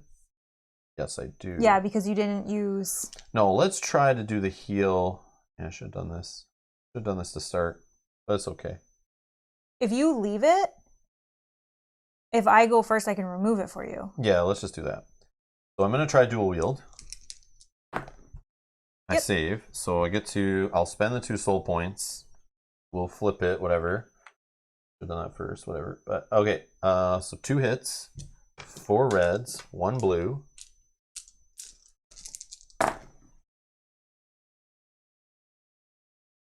Can't spend any other things, so it's just straight up hits. 6. 6. So this is slash, so no resistance. 2 armor.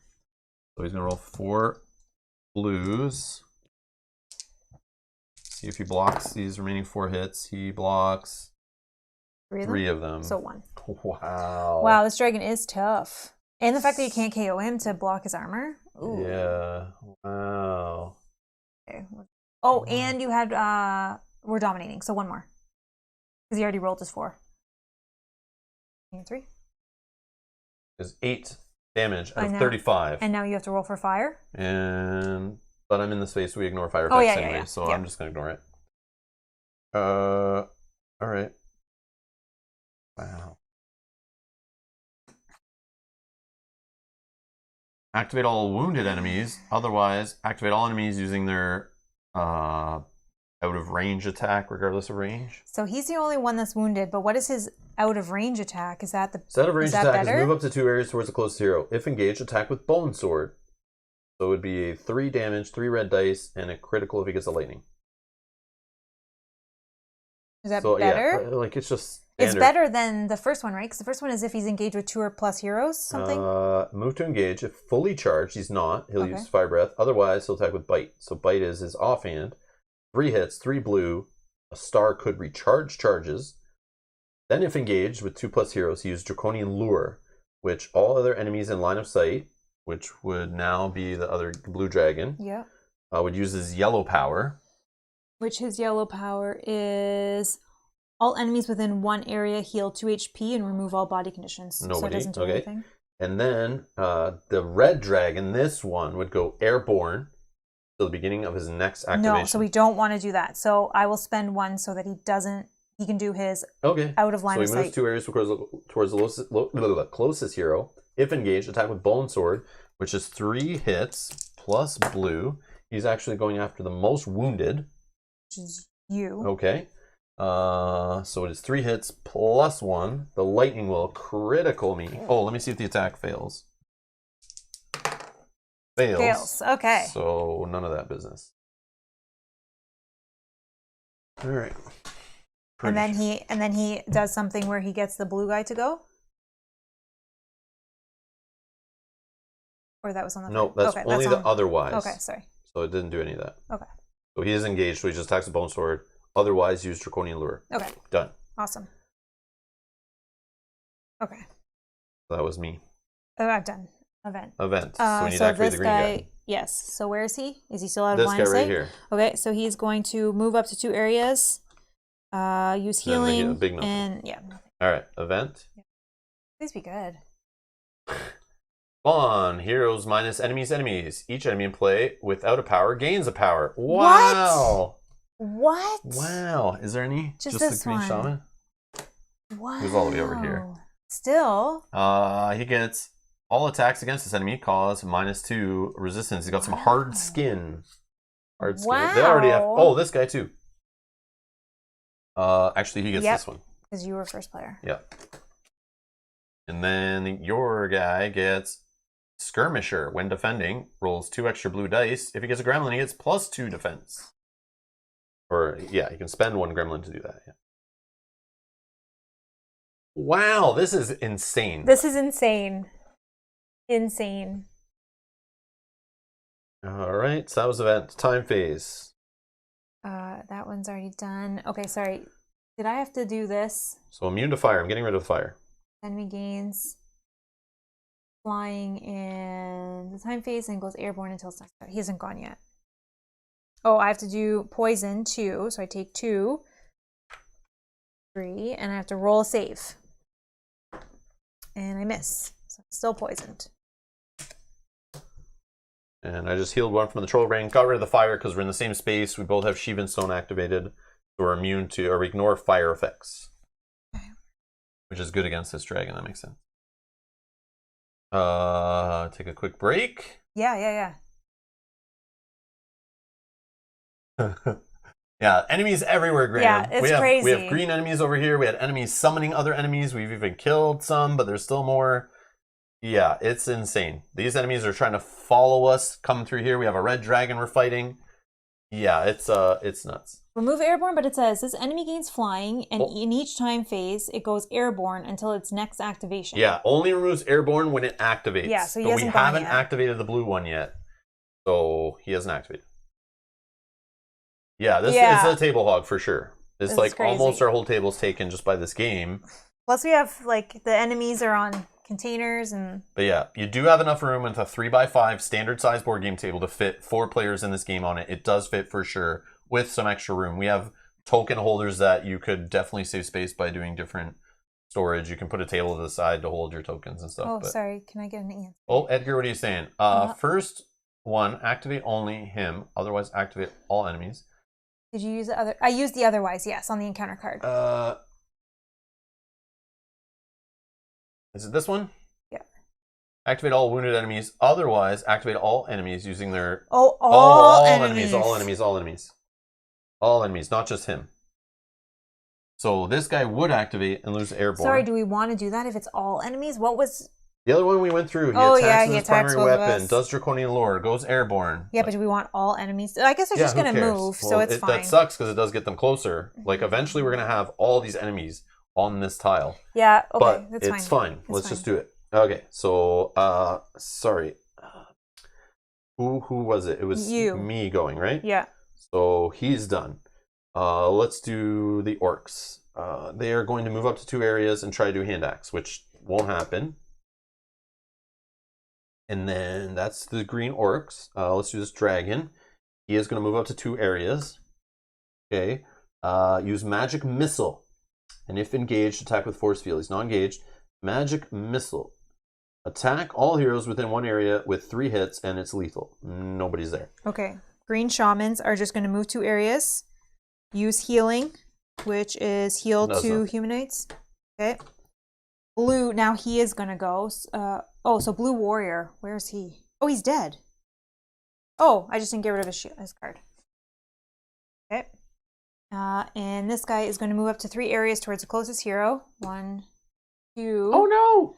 And then, if engaged, attack with bite. Otherwise, use mass healing. So bite is 2 hits for blue die. He is looking for a... He loses airborne when he activates. Yeah, he's looking for... he's looking for me. So 2 hits for blue. So 5 hits. Star. Blind. Nope. Nope. Okay, he doesn't have any damage anyway. So 5 hits to me. I have 3 armor, so I roll 2 blue die. And I block 1. Let's go to 4. He loses airborne as part of his activation, right? Okay. There we go. Thanks, Edgar. Thank you, Sorry. Edgar. We got it.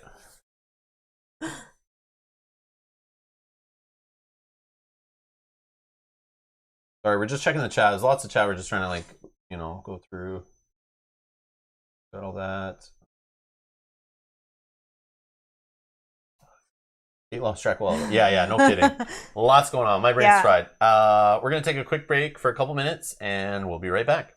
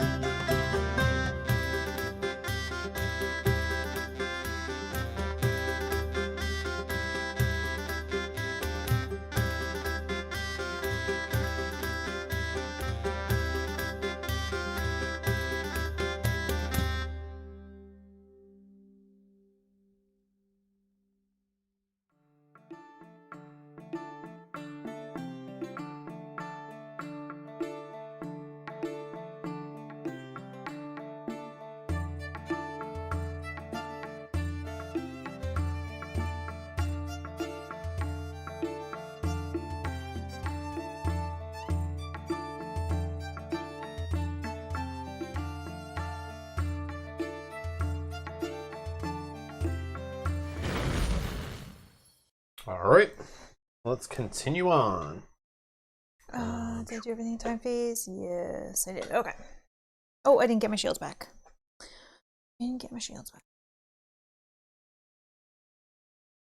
Oof. All right. Who's going first? He still needs quite a bit of damage, eh? Oh. Debating going for this locked door to see what that quest item is. Yeah, go for it. If it's something that's going to help us take this dragon down, I want to do it. Yeah, I agree. It could be just something kind of fun and silly and adds to something in future scenario. Maybe it's something that helps us fighting Vastaryous later. Yeah. You go first. I don't know. Do you have to jump out of there? No, Ooh. so I could wait around to do that, ignoring the attacks. But I do have my ability to roll dice to maybe ignore the attacks anyway. Huh. Yeah. Or if you want to attack first and go first, but that's all I'm debating. And if it is something to help us, how many spaces is it to get around there? One, two, three, and then deal with the door. That's an action. Oh, I'm blind though. Yeah, I have to go first. I have to go first then. Yeah, you remove the blind. Yeah. Okay. Wesley, no, I don't happen to know when Ancient Chronicles will be available. I had no idea. I'm assuming soon. They've been saying soon forever. I don't know. Like, it was supposed to be last year, but then COVID, right? Yeah. But yeah, I don't know. I don't know. If anyone in the chat knows, that'd be awesome. I'm sure it's been asked many times in the Board Game Geek forums. Maybe there's an answer in there. Maybe. Maybe. But probably not. Oh, you know where to look? Check the, Wesley, check the Kickstarter updates. Go to the Kickstarter and jump in the comments or read the Kickstarter updates. Maybe there's a Kickstarter update recently that that will update, because that's where I usually found out about when it was coming to retail and stuff. Oh, Ares Games website says April 2021. Oh, okay. Thanks, Cynthia. So what is it today? It's like almost... It's mid-February. Mid-February? Okay. So, yeah. Yeah, a couple months at least. Okay. Okay, so I'm going to go first. First thing I'm going to do is, for free action, I'm going to heal 2 and remove all body conditions. Or 1 body condition, because I don't want to use... This is a 2 cooldown. Sure. I don't want to use it. So I'm healing and removing a body condition? Healing 2, yeah. Boom. Okay, so you're good. There's other things I was thinking of doing. Now... Okay, I'm going to attack. So... No, we're just going to give the +1 attack. So did that guy gain airborne again? The blue dragon? This enemy gains flying, and in each time phase he goes airborne. Yep. Yeah, so he gets airborne back. And then he loses... Yeah, so once he loses it in his activation, you have to try to hit him. But I don't even think we worry about him. He's 22 health. I know. Plus... He's worth like 10 soul points, though. But I don't think we need... We're good right now. Now, here's a thing I could try. I could put a bash in. Oh, I can't use stars. Never mind. I was going to say I could put a bash in, but I can't use the stars because I'm in space. Never mind. Okay. Hitting for 2. I'll spend a focus. We're doing 2 red, 4 blue die. Starting with 3 hits. And I spent 1 action. Paid action. This is a combat. 1, 2, 3, 4, 5. 5. Alright, I can't spend stars or lightning, so we're just doing a straight 8. If you can tell me what. This is a slash. So just 2 armor. 2 armor. Okay, and then he's going to roll 4 blue dice against. Okay. And he blocks 3. So 3. 3. We're not dominating or anything. Nope. So that will take us up to 11. Okay, out of... What does he have? What does he have? Yeah, how much damage does he have? Sorry, I can't see that. 35 health. He's got 11 damage. Okay, now I hit him, so I have to suffer fire too unless I save. No, we're in the same space. Immune to fire effects. Let's fire. just ignore that for now until I leave. Okay. If I leave, I'm leaving. I'm just trying to think if there's anything else I can do. I could do this. They don't get KO'd, but I could once per round, all enemies in your area suffer 1 HP and KO. They would still suffer the 1 HP. Yep, absolutely. Okay, so let's do that. 1 HP on this one and 1 HP on that guy. And then KO, but they are immune to KO. Yep, and then flying. All heroes in our area heal 1. So I'll heal 1 to 3, and you're already good. That was paid action 2. I could remove the body condition and heal straight up. That might not be a bad idea. Yeah, let's do that. So third paid action, I'll heal 4 and remove 1 body condition, removing this poison. I don't want to keep taking poison too. I think I have anything else with actions on it. Heal 2, don't need to. Nope, that's that. Okay, I'm done. All right, let's pull. All right, I'm going to attack. No, we need a counter. Yep. Sorry. Activate all purple enemies. Otherwise, activate all highest rank enemies. So the red guy gets to go. And he is going to move to engage. If fully charged, he's not. He'll use fire breath. Otherwise, he attacks with bite. Bite is 3 hits. Who's he going for? 3 blue. Most damaged. Neither of us, but you have less health. I think. I have 14, 15, 16, 17, yep. 18, so 20. Boom. So 3 more hits. And he recharges 1 charge. You got 1 lightning, 2 stars. Does that do anything? I already did that. Okay. And how many hits? 6. 6. So I have 1 armor, rolling 3 blues. And I block 1. 4. 4 damage. Boom. But then does he have wait. Oh, yeah. Save. Oh, you don't even do that. But he would still recharge, right? Or no? I think he does all that, and it's before I defend. Okay. I think. We'll just do that. And then he's engaged with 2 or more heroes. So is there something else attached to that? Yes. If engaged 2 or more heroes, use Draconian Lure. All other enemies in line of sight use their yellow power. So that's this guy. He is going to... All enemies with 1 heal 1... All enemies within 1 area heal 2 HP and remove all body conditions. So yeah, this guy, we need it. The blue guy is going to keep the red guy alive for a long time if we don't kill the blue guy first. Yeah. But yeah. Anyways, okay. Then this enemy goes airborne until the beginning of its next activation. Where did it? Oh, right.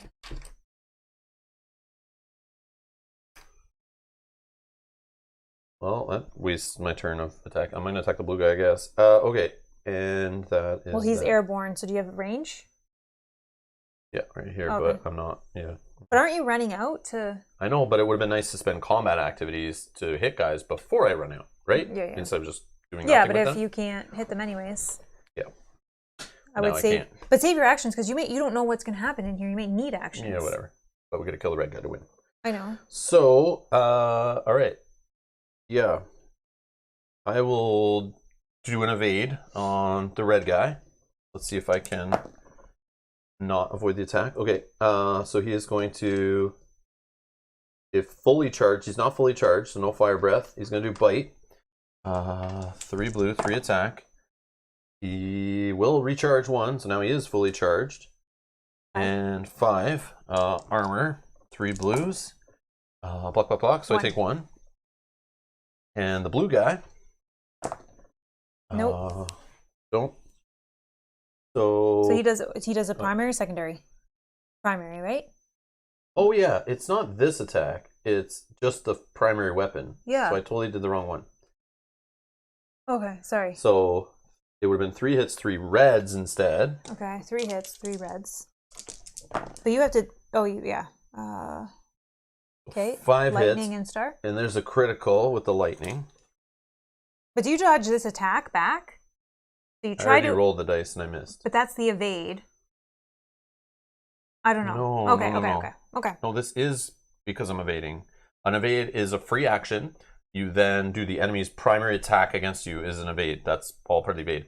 So the attack coming at me, I try to dodge, I missed. So we have to do the red. Okay. And then we're going to do the same with the other guy. This sucks, but I have -1 hit going forward for the rest of the scenario. Awesome. 5. But I could remove that. So 5. 1 armor, 3 red, 3 blue, and a block 2. 2 damage. Okay. The blue dragon, I'm going to try to evade him, and I don't worry about his attack. No, sorry, I thought you already missed, and that's why we were doing it anyways. Well, we were redoing this guy's primary weapon. Okay, yeah. So I rolled back to the 1 save I did. It's fine. Okay. Whatever. Okay. 1, 2, 3. Okay. I'm going to use the yellow action on the locked door. Locked door is open. Trap time. Ding, ding, ding, ding. Draw and resolve 1 additional encounter card during the next enemy turn. I'll put that on top of the encounter deck just for reminding us. Okay. And I haven't interrupted with combat, so I can continue moving. Quest time. And let's see what this is going to do. Quest Shadow is 9.16.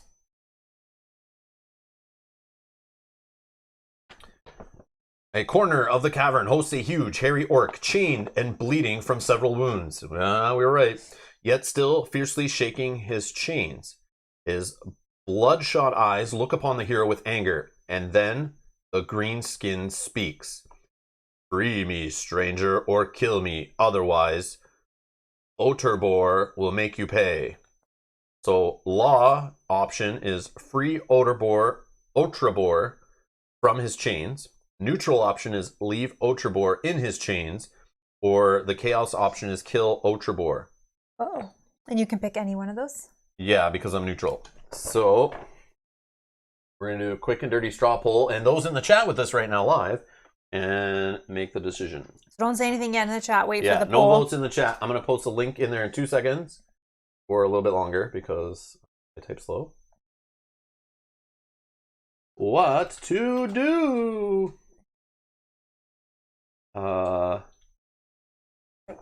Free him, leave him, or kill him. Free Otrabor. Leave Otrabor. Kill Otrabor.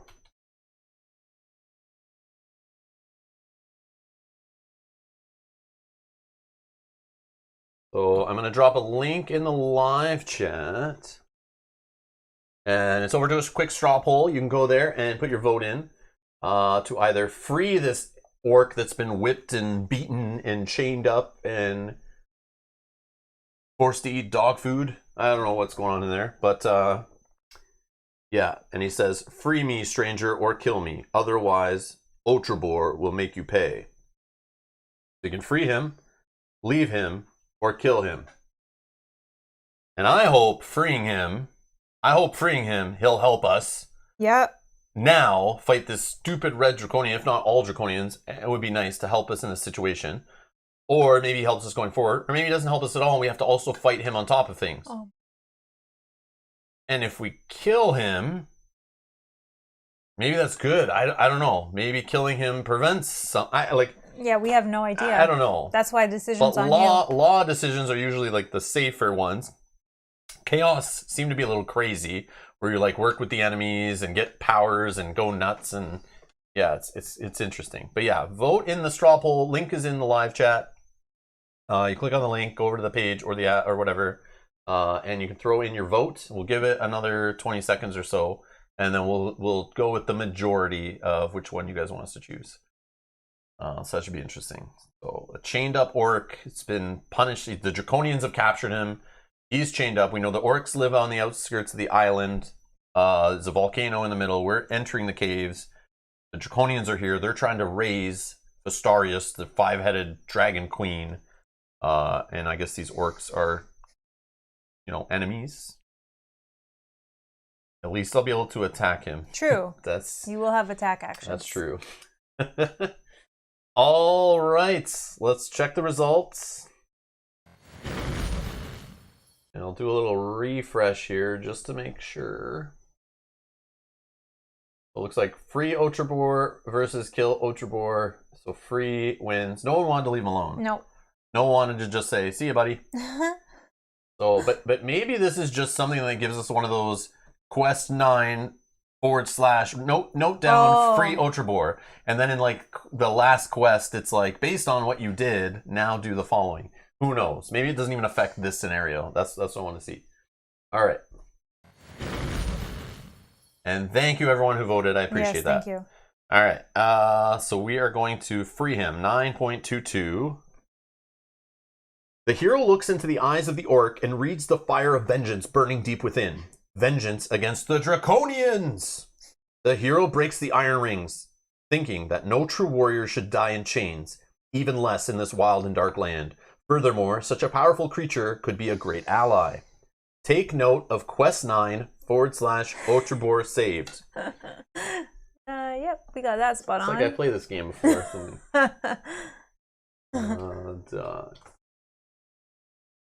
Find this note.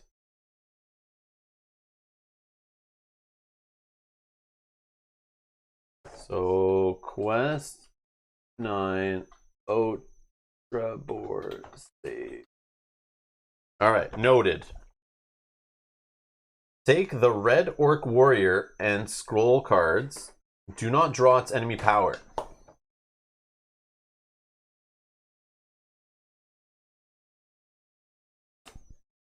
So the red orc warrior. Okay. Do not give him a power. And assign them to the party. Place its figure in the Quest Shadows area of the 3B map tile. From now on, the red orc warrior is considered a companion, and it follows these rules. The red orc warrior can be activated once per round by any hero at the beginning or end of the hero's turn as a free action by applying one of these two choices. Choice 1. Move up to 3 areas decided by the hero, ignoring hindrances. Or choice 2. Apply the related enemy scroll behavior with the following exception. Play it against enemies instead of heroes. This means apply the behavior rules based on the distance to the closest enemy and targeting / fighting them, and its primary and offhand weapons are slash attacks. Okay. Because it normally doesn't have a type. Yep. All enemies consider the red orc warrior as a standard dexterity companion. The red orc warrior enters play with half of its HP rounded down, and he cannot be healed by heroes except for body conditions, i.e. its wounds are permanent until death. If the red orc warrior dies, go to 9.23. Remove the quest shadow token from the quest. The red orc warrior can be activated once per round by any hero at the beginning or end of the active hero's turn as a free action. And you can either move him 3 spaces or use him to fight. Okay. And he comes in with half health, so he's at 15, so 16 would be 8, rounded down would be 7. Or I guess it would be 7.5. So we're going to put 7 health already on him.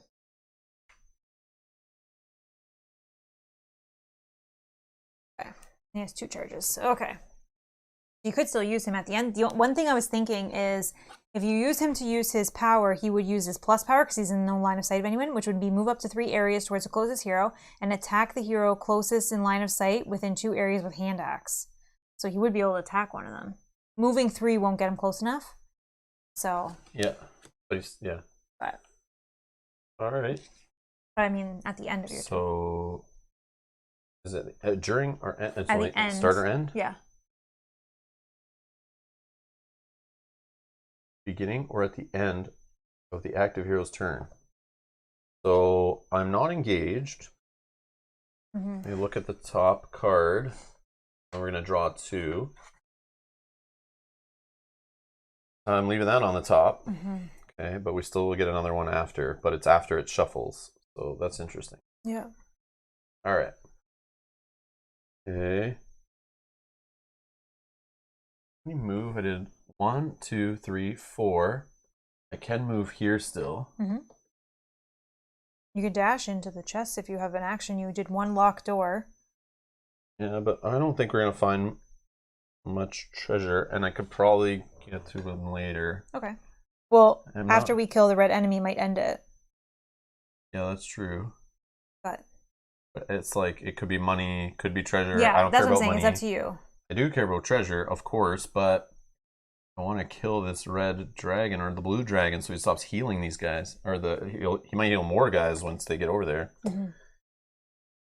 Because seeing all these enemies here is like a timer to me that like once those get over there, we're in real trouble. For sure. So I feel like we need to hurry up and kill the red dragon. But then where I'm having trouble is the blue dragon could keep healing. So it's like, do we kill the blue dragon first? But that's 22 health. This is going to take forever. But then not killing him might make it endless. He only heals 2 to the red dragon every time he's gone. But still, I only do like 2 damage each attack, if maybe more. But you know. Well, I think on your next one when you're not blind, if you use the potion and your criticals and everything. If we kill the blue, we could dominate, which equals extra hits. And I have 1 less hit right now. So. I could try to. Oh no, I can't use the stars.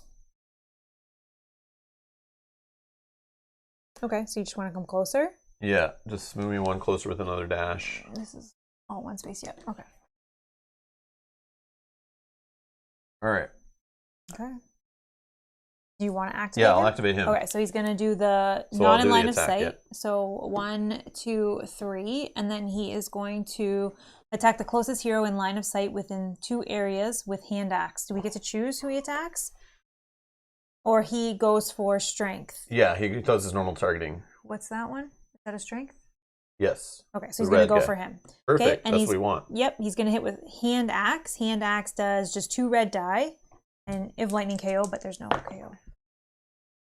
2 hits, but he probably just blocks it. Actually, right? His armor. Yeah. Okay, well, we had to get him into closer, anyways. But what if he's never going to even hit the guy? Oh, but he'll do his different attacks. Yeah, on his next one, he will do, if he's 1 away, he's going to move to engage and attack with Magma Axe and use Berserker 2. So Magma Axe is 2 hits, 2 blue die, fire. But he's immune to fire. And then Berserker, if attack with Magma Axe, his attack inflicts +2 and critical. Oh, criticals. Nice. Yeah, so okay. I mean, he can eventually do better, but not yet. All right, done my turn. They are airborne, yes, but I think that doesn't matter for this, right? Because this is, I don't know, I thought he's of that. hitting from range. He's not hitting from in the space. Yeah, we would say hand axe is a range attack, so that's why I didn't say anything. But I thought about that too. Yeah, because I would just figured he's not in the space to. But again, this guy doesn't really have, like, enemies don't have a range to them, so it's like... it's kind of like a broken thing, I don't know. Yeah, I would just say they can attack. Maybe we just say his offhand weapon is range. I don't know. Yeah, because it doesn't say that. It doesn't say in the book. And they don't have any... Well, I think anything not 0, right? This technically is 0 or 1 space away, so technically that's range. I don't know. No, that is range, because look. Like that's, I know. Yeah, I so... understand. Yeah, true. Yeah, so so we'll just go by that. He technically can, because he can do 0 or 1, he's range. But that's not the weapon that's range. It's like his AI is just checking distance. Yeah. So it's not really range, kind of. But anyways. Yeah. We're actually checking weapons. Their weapons don't have a range. I know, but that's why they use that to determine. But that's his activation. So it's just a distance between... So it's actually between the guy and the thing, not the actual weapon. But it's okay. All right. We will continue on with the game. I just don't know what was happening. I'm done my turn. I draw a card. Mm-hmm. Alarm bells. So we get they don't do jack.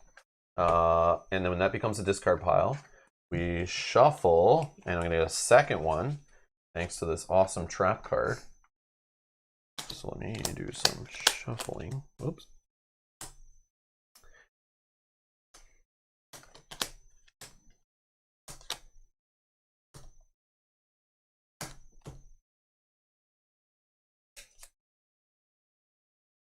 Activate 1 enemy or otherwise spawn 1 enemy. All right, so the red guy's going to go and he will lose airborne. It started his activation unless I forgot to do that before. All right, move to engage. So he's going after the most wounded. Just me. Okay. I'm the only one in the space. Oh, yes. So fully charged, he's not. So he'll attack with bite. 3 blue, 3 hits. He did get a star, so he'll recharge 1. So however many hits there is what you got to deal with. Okay, so 5, so 3 armor and 2 magical shields. I take none. Okay, so then he's not engaged with 2 or plus heroes, so he won't to Dragon Lure. Yeah, he does have a move away 2 areas. Oh. Yeah. If he does the Draconian Lure with 2+ heroes, he would have moved away 2 areas. Well, we'll just keep going. If we miss that, I don't care. We're just going to keep going. All right. So, done my turn. If you have a turn, no? No, we're doing encounters. Oh, yeah. That was the second encounter. Yeah. So, we're done my turn, no? We're on. Yeah. So, event phase. Okay. So, green guy? This one right here? Yep. So, he's going to. 1, 2, no heal. No heal. All right. Event, discard, time phase, flip token, heal, cooldowns. Boom.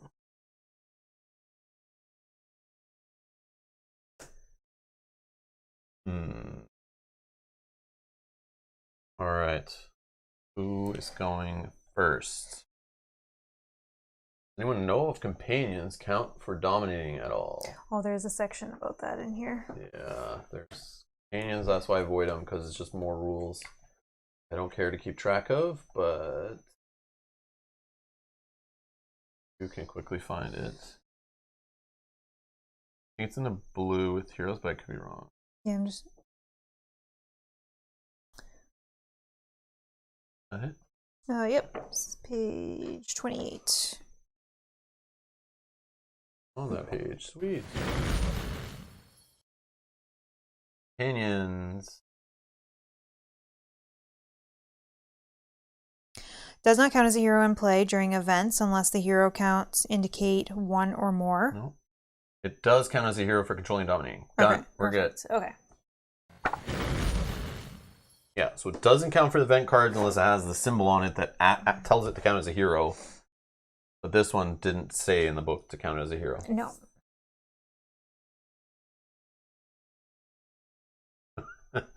Stallheart says, just tuned in. My God, I thought Gloomhaven was a chore to set up. These games should come with a free voucher for a huge IKEA table.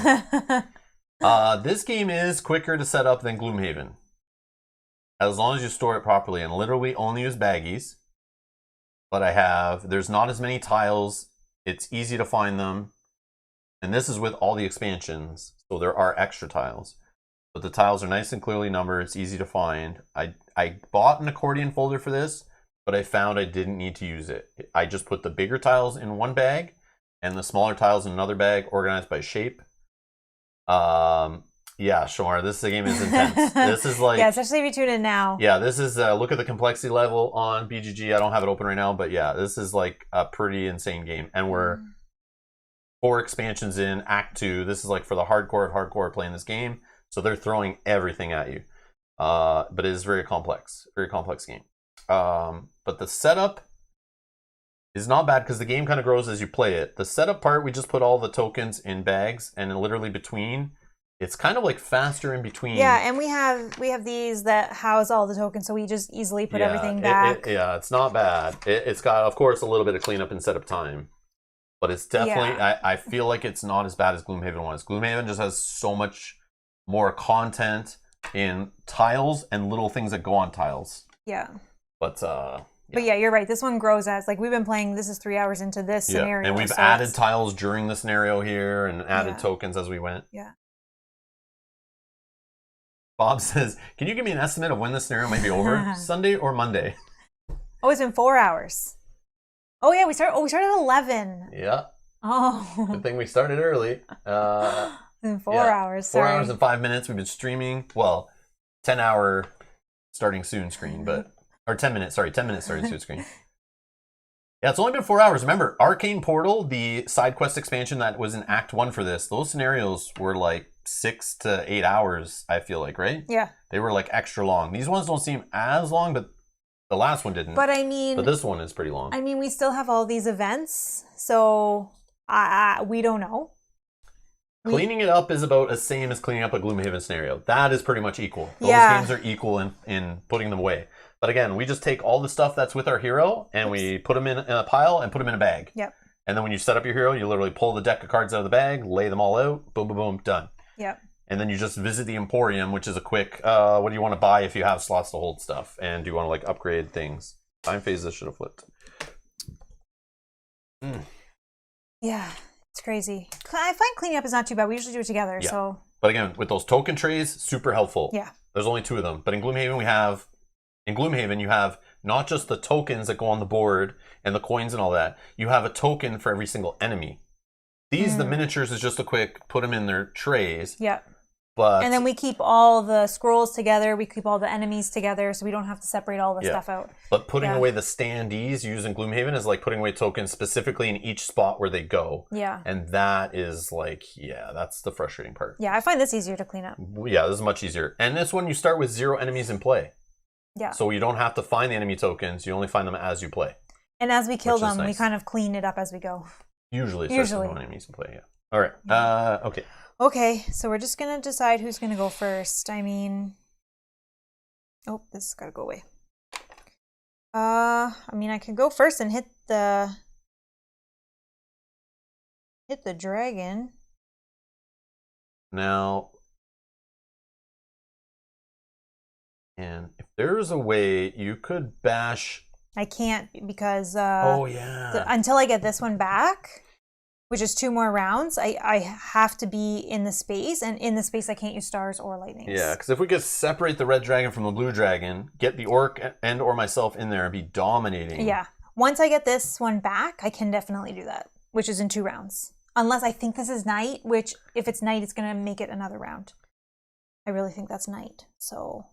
Or I could go first if you want me to I can get in the space, so then you're not dominated. We could bring him into the space as well. Yeah, I know. Oh, and actually, he counts as 2 figures for controlling and dominating. So if we bring him in, it would be 3 on 2. So if I go first, I could move him in. Yep. He can do an attack. Yep. Or I could move in he first. He can't do both. Oh, yeah. Oh, yeah, actually he can, because he moves to Yeah, engage. yeah. Yeah, he moves to engage. Yeah. All right, so if I go first, I move in. Yep. I do my attacking. No, I would do it the other way around, where I would make him go first. Yes. He goes in. He does his attack. No dominating. That's fine. We would be, because it would be 3. He counts as 2. Yeah. 3 on 2. Yep. So he would be dominating his attack. No, 3 on 2 is not dominating. 3 on 2 is controlling. Dominating, you have to be double. So then he would go in, he would just attack. But the point is, I need him in there, so then he gives me a +1 for dominating on all of my attack actions and yellow actions, offhanded weapon, all that stuff. And then you also, if everything stays the same-ish, then you might get to also on your turn get dominating. Mm-hmm. Right? Yes. And I can make them all so suffer. I'm going first. Yeah. Okay. We'll activate him. What you do, what he does. So he just moves to engage. So he comes in. And then he's going to attack with Magma Axe, which Magma Axe is 2 hits, 2 blue die, but he's going for a strength. And strength we said was red dragon, yeah. Mm-hmm. One more hit and a star. Star does fire 1. He's immune to it. Okay. And 3 hits. 3 hits. This is a slash weapon. So he rolls 1, right? 2. Yep. 1 die. He blocks it with a shield. Okay. Because he has a yellow lightning ability to get 1 shield. Oh, and then use Berserker 2, which that uses up his charges. Berserker is attack with Magma Axe. This attack inflicts +2 in critical. So this is a 4 hit. 1 more. So 5 in critical.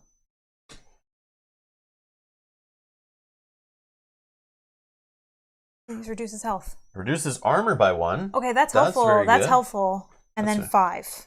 Oh yeah, this guy wouldn't, I don't think, be able to spend the stars anyway, right? Oh, you're correct, yes. But it so didn't matter. 5. Yeah. So he only has 1 armor to block. So he's going to roll 4 blue dice for defense. And he gets 1 shield, and he can use a star to make another. So 2 get through. 2 get through. So he's at 12 out of 35. That's good. Yeah, that minus armor is big. Yeah, that's huge. Okay, that's good. Okay, so if you can move me in there. 1, 2. Okay, so now we're all in there. All right. Big giant party. So I'm going to use this paid action to use my bandages to heal 4 and remove all body conditions. Get rid of this minus hit thing. I don't like that. Yeah, that's good. It's not the best spend on it, I think, but it's still good. All right. I'm going to now use my Elixir of Strength. So I get +2 until the time phase. Your weapon attacks inflict +2 damage. So I've healed away the minus damage, got rid of that one. And ++, and technically ++ if I do that weapon. Do you need another one? Yeah.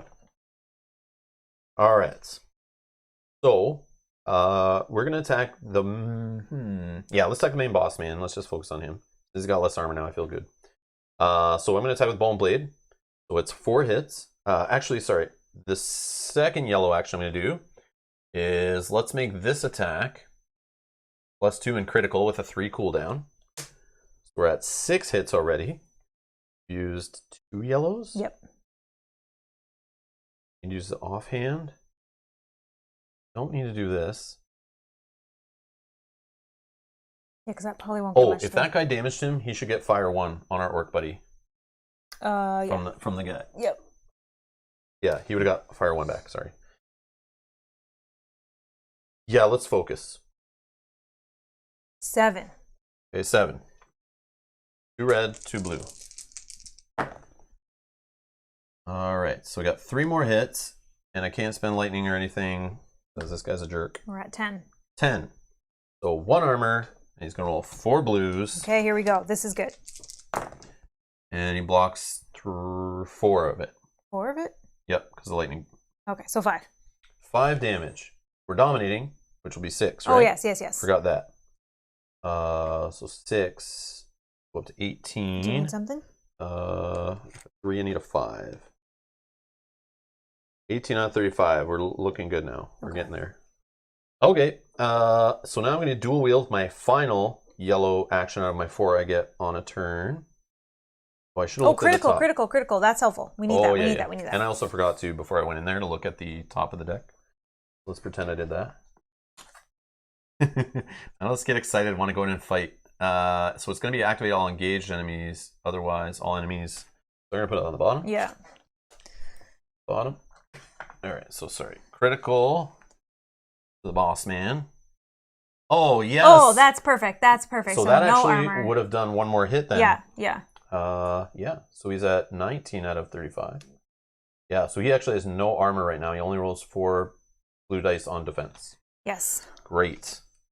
So hopefully number heals all his conditions, which I think we read on somebody does that, but yeah, I guess the shamans or something. No, this guy does. If he does his yellow action, he heals all body conditions on. Oh no, which he will do because he's engaged with 2 or more heroes. Okay. Yeah. So we need to take him out here. So I'm going to offhand weapon. I'm going to spend 2 soul points if you're okay with such things. Yeah, definitely okay with that. Sorry. So 2 soul points spent to flip this offhand weapon. Oh, but you can't use. But it just gives 1 extra hit. Oh, okay. So in my mind, it's like if we don't care about soul points. But so he's what? immune. No, is he immune to stun? Because if he's not, it doesn't say you can't use that symbol.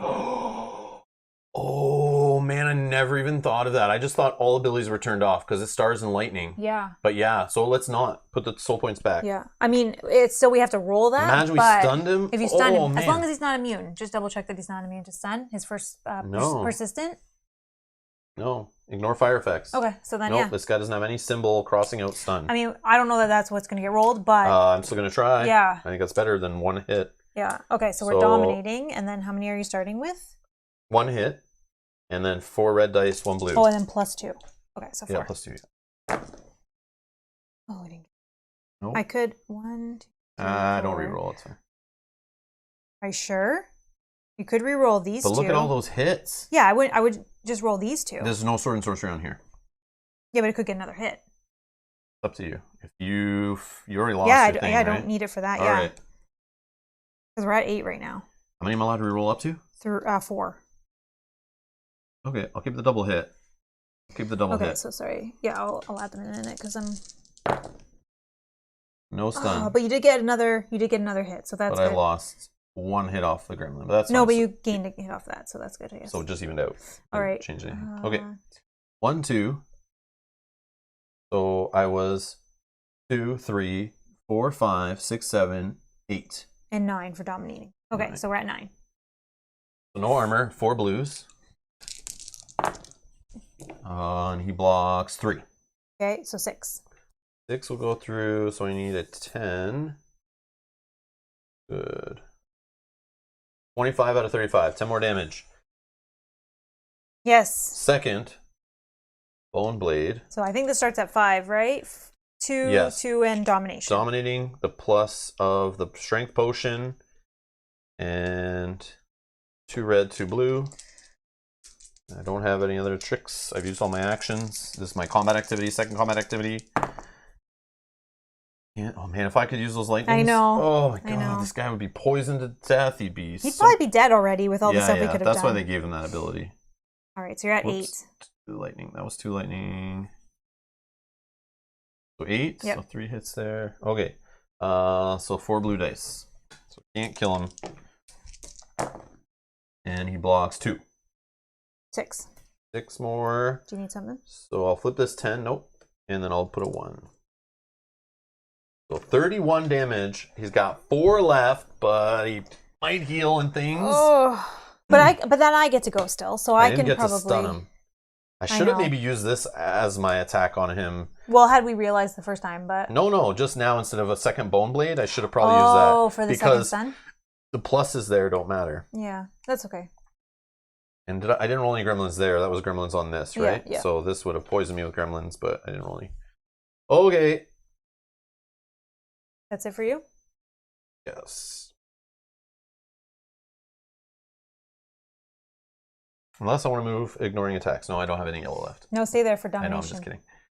Veteran Assault. Activate all blue enemies. Otherwise, all engaged enemies perform an attack with their primary weapon. So all blue enemies will activate, Okay. which is just the one dragon. Oh, actually, maybe he doesn't do that. Okay, so it's charged. Oh, 1. Yeah. So first he loses Airborne. Airborne's gone. Okay, if charged, he's going to use Lightning Breath.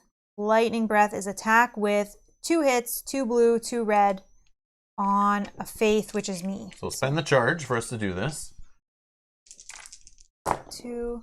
So he just got 5 more hits and 2 lightning and a star. 7. Lightning does AoE.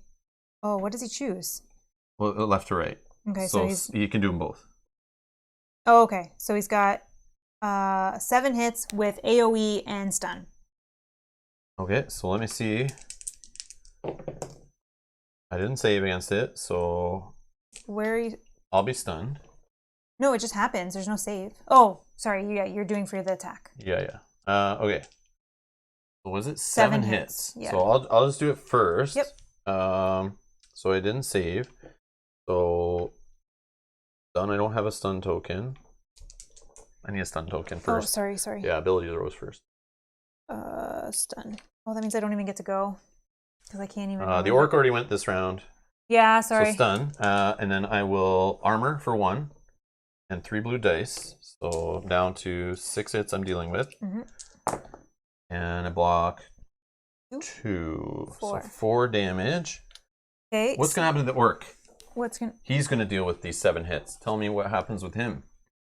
Arcane +1. Nope. 2 armor, he blocks 2. That leaves 5 left. 2 blue. And he blocks no more. So sorry, how much? So 5 damage our orc buddy takes. 10, 12. He's still alive. So we're just going to change this. And now to 10. you can deal with 7 hits. Yep. Oh. Okay. But you prevent like 5 of it. But he does have, if this enemy suffers damage, he recharges 1 shield. So we need that. Sorry. 1 charge. One charge. Okay, then 7 hits for me, 3 for my armor, 2 for my shields. I roll 2 blue. And I block 1. Take 1. All right. Now me. Go. Kill him. Okay, Get him. so first thing I'll do... So he didn't activate. This guy did all of his stuff he needs to do. No heals or anything weird we forgot? Yeah, use lightning breath otherwise. No, he only does the heal on the yeah, I'm just double checking as I couldn't read it. Sorry, just the lightning breath, which is what we did. Oh, sorry.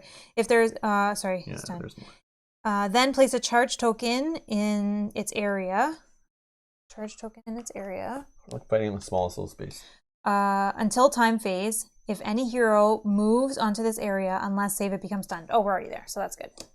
Don't move in and out. So you got stunned, that guy gets stunned. Yeah. Oh yeah. Stunned. So you don't even get a turn. I don't even get a turn. That's annoying. Okay, so my turn. Move the stun. Done.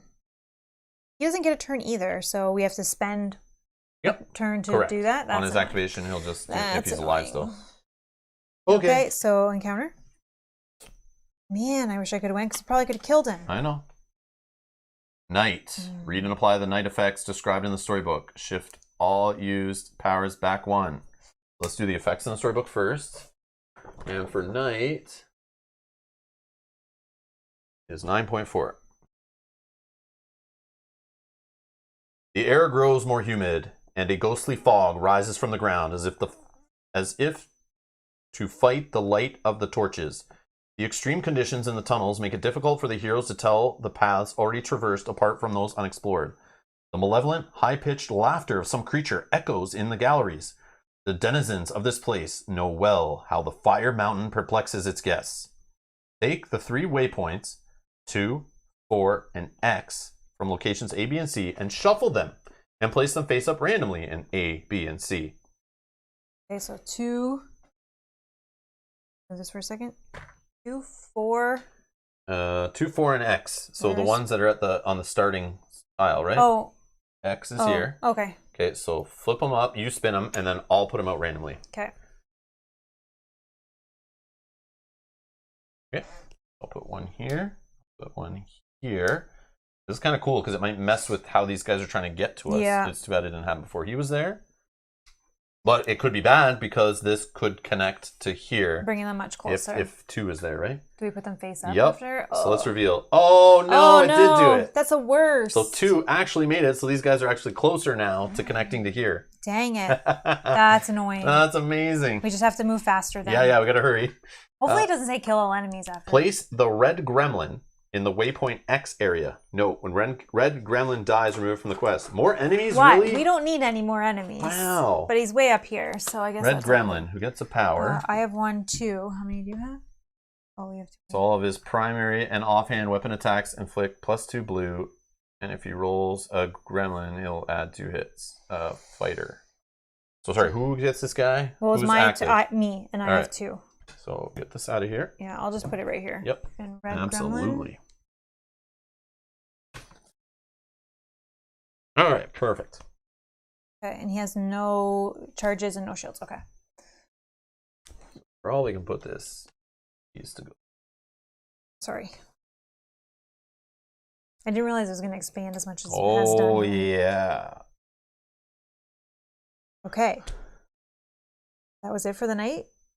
And then we shift back any powers that are chilling, which sucks because my critical ones just... 2, But then 3. time phase will shift it back. Okay, so I'll just put them back where they Yeah, were? they basically just stay where they are. So Okay. ignore them during the time phase. Okay.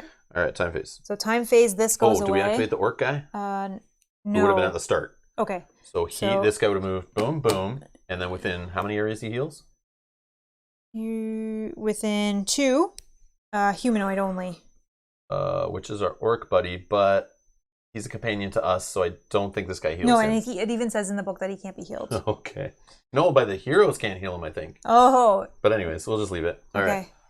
Okay. Time phase. Sorry, so that was done. This goes away in the time phase. This says until time phase. Yep. So that goes away. Something else happens. This guy gains airborne until in the time phase until his next activation. Beginning of the event we did. That's done. Okay.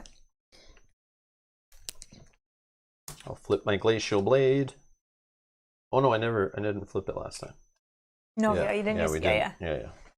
I'm still stunned, but unfortunately you didn't get your power back to get rid of stunned off me. But hopefully I don't need a turn. Oh yeah. So I go first then? Yeah. Okay. Please. Okay. I'll go first. If I don't do it, then I'll have this guy do it. Well, he's got to remove stun. stun. He's stunned. So just I'll activate just him do that anyway. and remove his stun. Fire. And fire 1, yeah. Sorry. He doesn't have a Shivan stone, so he has to take fire. He has to take fire. Hey, Heather. Seems like this game gets bigger every episode. Kudos to anyone that can keep up with everything. Yeah. It definitely gives me a headache at the end of playing. There's so much going on. And of course, we're in like the 3rd expansion where they expect like, you're an experienced seasoned player with Sword Sorcery. We're just going to throw everything at you. So, like, I've never seen this many monster AI scrolls on the board. It's crazy. Like 1, 2, 3, 4, 5, 6, 7. And this isn't even the final quest or anything. There's still more to come. And wait till we see that final purple enemy, because I believe he's going to have 6 probably of his own cards on the board, because 1 for each of his heads. So we'll see. But stay tuned for that if he shows up. Hopefully he doesn't show up today, because we literally have no space left. I can get a wide angle lens out and attach it that we can see more of the table. Yeah, but then we won't even be able to see. But at that point, we'd actually have to see more of the floor, because we'd have to start using the floor also. No, just kidding. We could use other space here. Yeah, this is crazy. They need a dungeon master. No, this game is anti-dungeon master. These are the dungeon masters. All these AI cards they came up with prevent you needing a dungeon master. You just need a special training on how to run the game. Yeah. Hey, Sajat. Yeah, there's lots of stuff.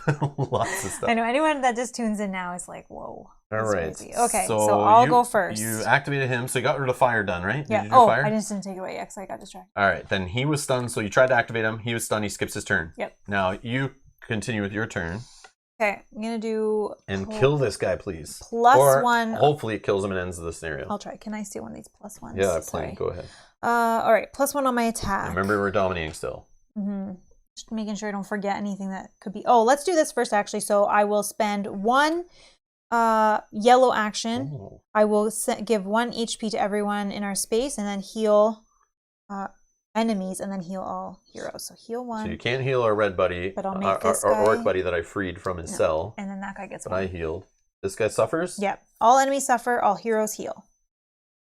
So 32 out of 35. And they would be KO'd, but yeah, but they're can't, flying, so they're immune to KO.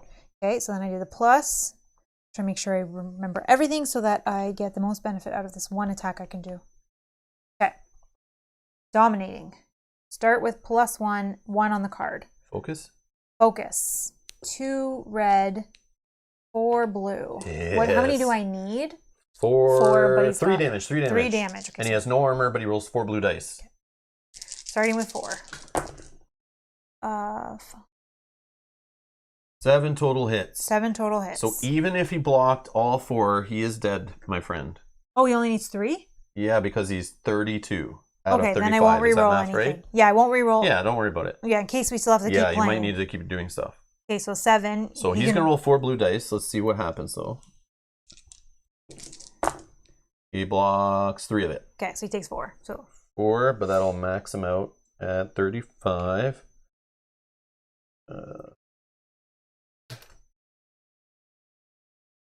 Hopefully he doesn't just heal up and keep fighting. Remove body conditions. Fight round 2. Oh my god. So I got to find out where that was. That story point 3 that made him come on the board, right? So yeah, it was 9.24. Okay. Resume play until the red draconian dies. Then go to 9.24. 0.24. Ending. Yes. Oh yes. Okay. All right. The last blow sends the draconian crashing to the ground, but ignoring the multiple wounds, the monster reacts, jumping up with lightning reflexes. And cutting his own tail with his bone sword. The fiery blood from the wound creates a wall of fire between him and the party. Each hero in the same area as the red draconian when it died must roll 3 red dice. A dexterity hero may reattempt this roll once, which is me. Okay. Okay, let's see what happens. Oh wait, what am I going for? Let's check the next page. If at least a hero obtains 1 or more sword and sorcery results, go to 9.25. Otherwise, go to 9.26. You got it! All right. Yes. You can roll, though, just in case. Because it says 1 or more. But I think we're good. Oh, I did not get You suck. All right, just so we know. So we know how much better I am than you are. I could re-roll. Go ahead. If you want to use that, the I haven't used it. It's the ending, so I think we're okay.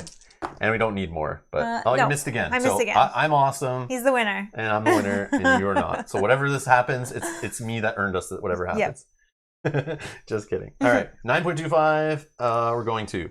As the draconian escapes, the quickest hero snatches a strange hexagonal bronze contraption from the monster's belt. By looking at the carvings on this item, the party realizes it may be a powerful regent, or key, but for what? The hero who has obtained the most sword and sorcery results gains the magic key token. Oh, what's a magic key token? That opens a magic lock. This token, right? Yeah, so the magic lock, which we... No, give me that. So in scenarios, you guys see lots of locked doors. They get the magic lock that prevents us from opening it until the story lets us open it. But it really comes with a magic key token that goes inside of it, which usually you would find later to be able to open magic locked doors. So this is probably something that we'll need in the future. Yeah. So we can free another orc and help us fight. I don't know. So I get this key. That's cool in this expansion the way it hasn't given it to us. Now you find it and then you get to use it. Yeah. Later, hopefully. In case of a tie, all tied heroes must roll again. He keeps it for a future use during the next quests. Go to 9.26. The Draconian swiftly retreats, cursing the party in his native tongue, and disappears in the darkness of the caves. Yet the trail of blood he leaves behind is clear, even on this rough terrain. So the party gives chase. If quest 9 / Otrabar saved was noted during the quest. Yes, I believe right? That's one we did, yeah. Yeah. Well, yeah. Our chat decided to save him. Yes? Yep. Okay, so he was saved. We get to go to 9.27 instead of 9.28. So it says, when the fighting ends, Otrabor curses the Draconian and tries to give chase, but suddenly falls to his knees due to his many wounds. He plants his axe in the ground and speaks to the party. I cannot follow you where you are going. I will only be a hindrance. But if my blood is strong enough, we will meet again. You have been honorable warriors, so now defend your honor and kill that reptile. Farewell. But he's not dead, but I'm reading it like he's dying. All right, go to 9.28. After discussing and evaluating the situation, the party decides that following and intercepting the Draconian before he gets to Vastaryous Lair would give them the advantage of surprise. When you have to face the most fearsome creature that has ever lived on the Talon Coast, each advantage must be exploited, as small as it may appear. The party gains 2 soul points per hero. Next quest. Proceed to quest 10. Just going to see, do we have a 1 in here? Go to 5. Yep. Boom. Yay. But he died, so what does he drop when he dies? Because let's make sure we get all this fun stuff. 15 soul points. Ooh. And 2 treasures. But we can't pick them up, can we? Or we can because at the end of the scenario? They're close enough. Okay. So the 2 treasures are, a free healing elixir. Oh, gain. So that'll save us from ever buying one, even though we always have tons of money. I have And a bag of crowns, 100 crowns immediately and discard. Sweet. I'll take the 100 crowns. So we can just store, since we still have our elixirs we purchased, we can just put this in the stash and grab it on a future scenario if we need. And the 100 crowns, and this gets discarded. Boom. That's it. That was a lot of... Oh, man. Let's just look. One last time. Oh, I guess we could take him off board because he's done. Oh, yeah. He's dead. So this all goes away. But, I mean, like, look at this game. Like, this is insane. All these tokens and... Yeah. So for those who want a little behind the scenes, you can watch us live clean up right now for the next 3 hours. I'm just kidding. That's not happening. No, it takes like 10 minutes. Yeah. I don't know about 10 minutes. Both of us working together, yes, 10 minutes. Yeah, we do it in like 10 minutes. Yeah, in like 10 minutes. But yes, if you're playing this game solo, as you see, you have to run 2 heroes, lots to take care of. But man, look at the amount of stuff on the board in a scenario. And we still have 2 more quests to go, at least, that we know of. Yeah. So that is craziness. But yes, we're gonna be cleaning up, storing everything away, and we're gonna be back next weekend. It's a hell of a table, right? Yeah.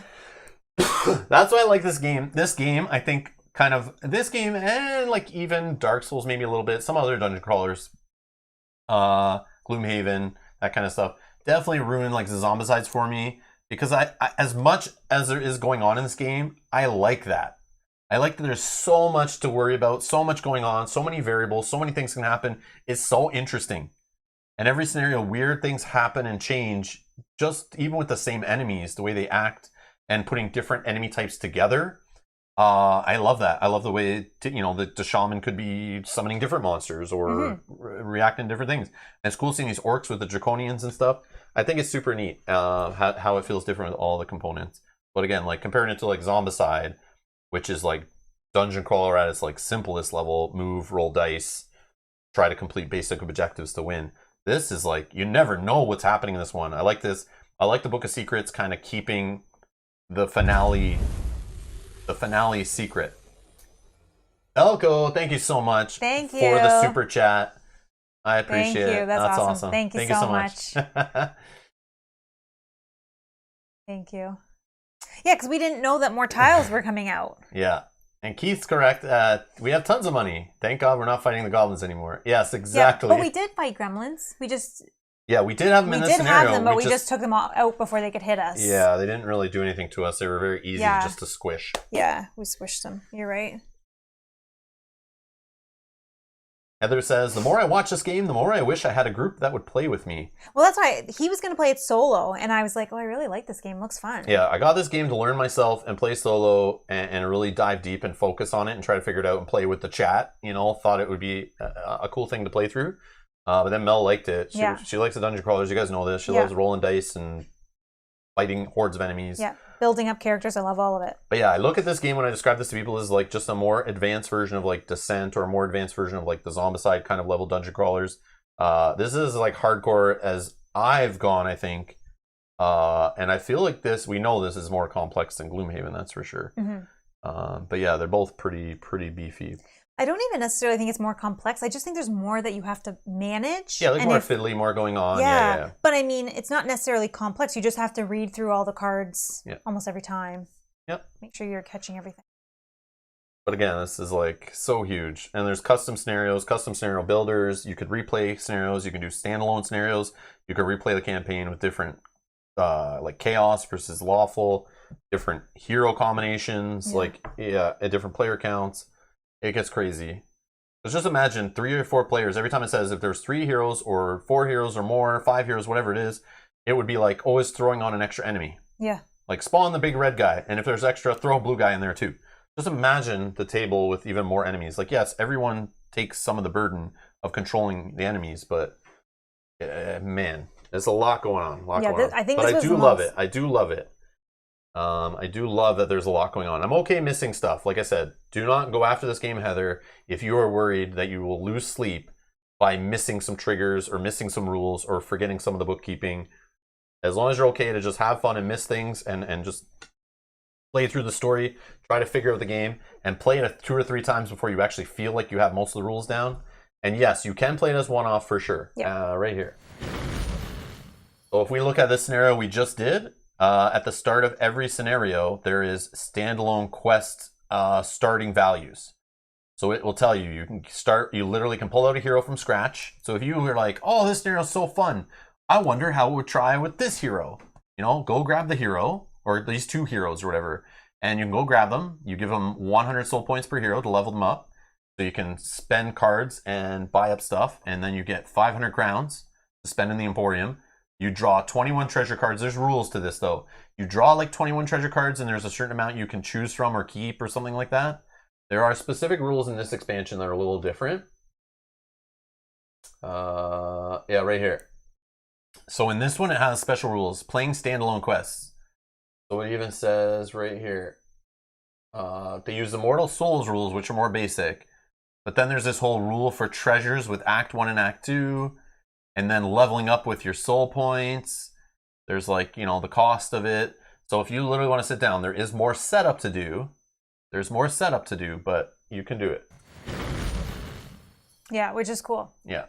So you can totally just say, I love this one scenario. I want to play it again and see how the story works out. You don't have to play through a whole campaign again. To just play like if you want to do the final boss encounter again or see what in the scenarios when we have multiple paths to take and we're like, oh, I wonder what would happen in that other path. Yeah. You could easily just play it right after that and go again and just or do standalone setup with different heroes and stuff. Yeah. All right. Let's see. Daniel says you start at 11. That explains why you're already playing. You were already playing at 12:30. It makes more sense than the intro of just 30 minutes. Oh yes, but we were quick into it, I think, because there wasn't much that we had to recap from last time. Yeah. So we apologize if you thought that the stream was at noon. Brian says, looking at the game, I think you would need a bigger house for a 4-player game. Oh. Everyone wants to play the Sword Mine Head with me. That was it. Oh, the Sword Mine is so fun though. Yeah. I love that game. But yeah, that's the one downfall of this game. Like I say, it's hard. It's a lot going on, but it is co-op. So as long as you have one or two experienced players at the table, you can keep it running with a third or fourth player. Similar to like how we've done with Too Many Bones. It takes some time to teach though. But again, if one person knows how to run it, you can easily help them with their monsters and stuff. Yeah. But it just will lengthen the playtime, adds more monsters, adds more cards, more things to keep track of.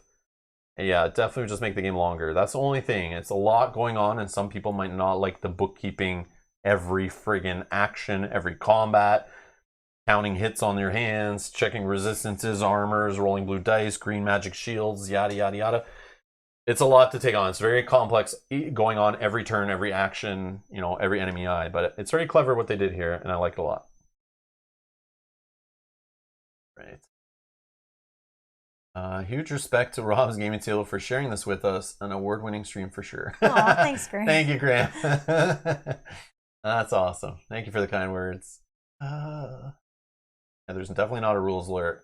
That's good, yeah. I mean, we try to catch everything we can, but again... Yeah, if you're a rules lawyer and it's going to stress you out that you're going to have to rewind, or your play might be invalid, or you finish a scenario and you're like, wait, I forgot. The enemy had a resistance to my weapon on that final hit. I didn't kill the boss. Oh my god. I have to go back and redo it. Then don't play this game. Yeah. Don't play this game. But yeah, it's a freaking fun, meaty dungeon crawler. And it just hypes me up and makes me excited for Descent. Yes. Legend of the Dark. Definitely. Because that should be a ratchet down in complexity. And then you also have the app handling the level, the Book of Secrets, the AI a little bit maybe. But in that game, it's a lot like more simple. So hopefully it keeps it toned down with less going on. But the app, like we see in Mansion of Madness and Lord of the Rings: Heroes of Middle-earth, taking care of some of the management and the upkeep and stuff, might be awesome. Like, it might be really, really nice play. Yeah, I cannot wait for that. And still be, if you've seen the components in that box that were shown on that one live stream, all the trees and the 3D chests and obstacles and the giant miniatures, like, oh man, that should be fun.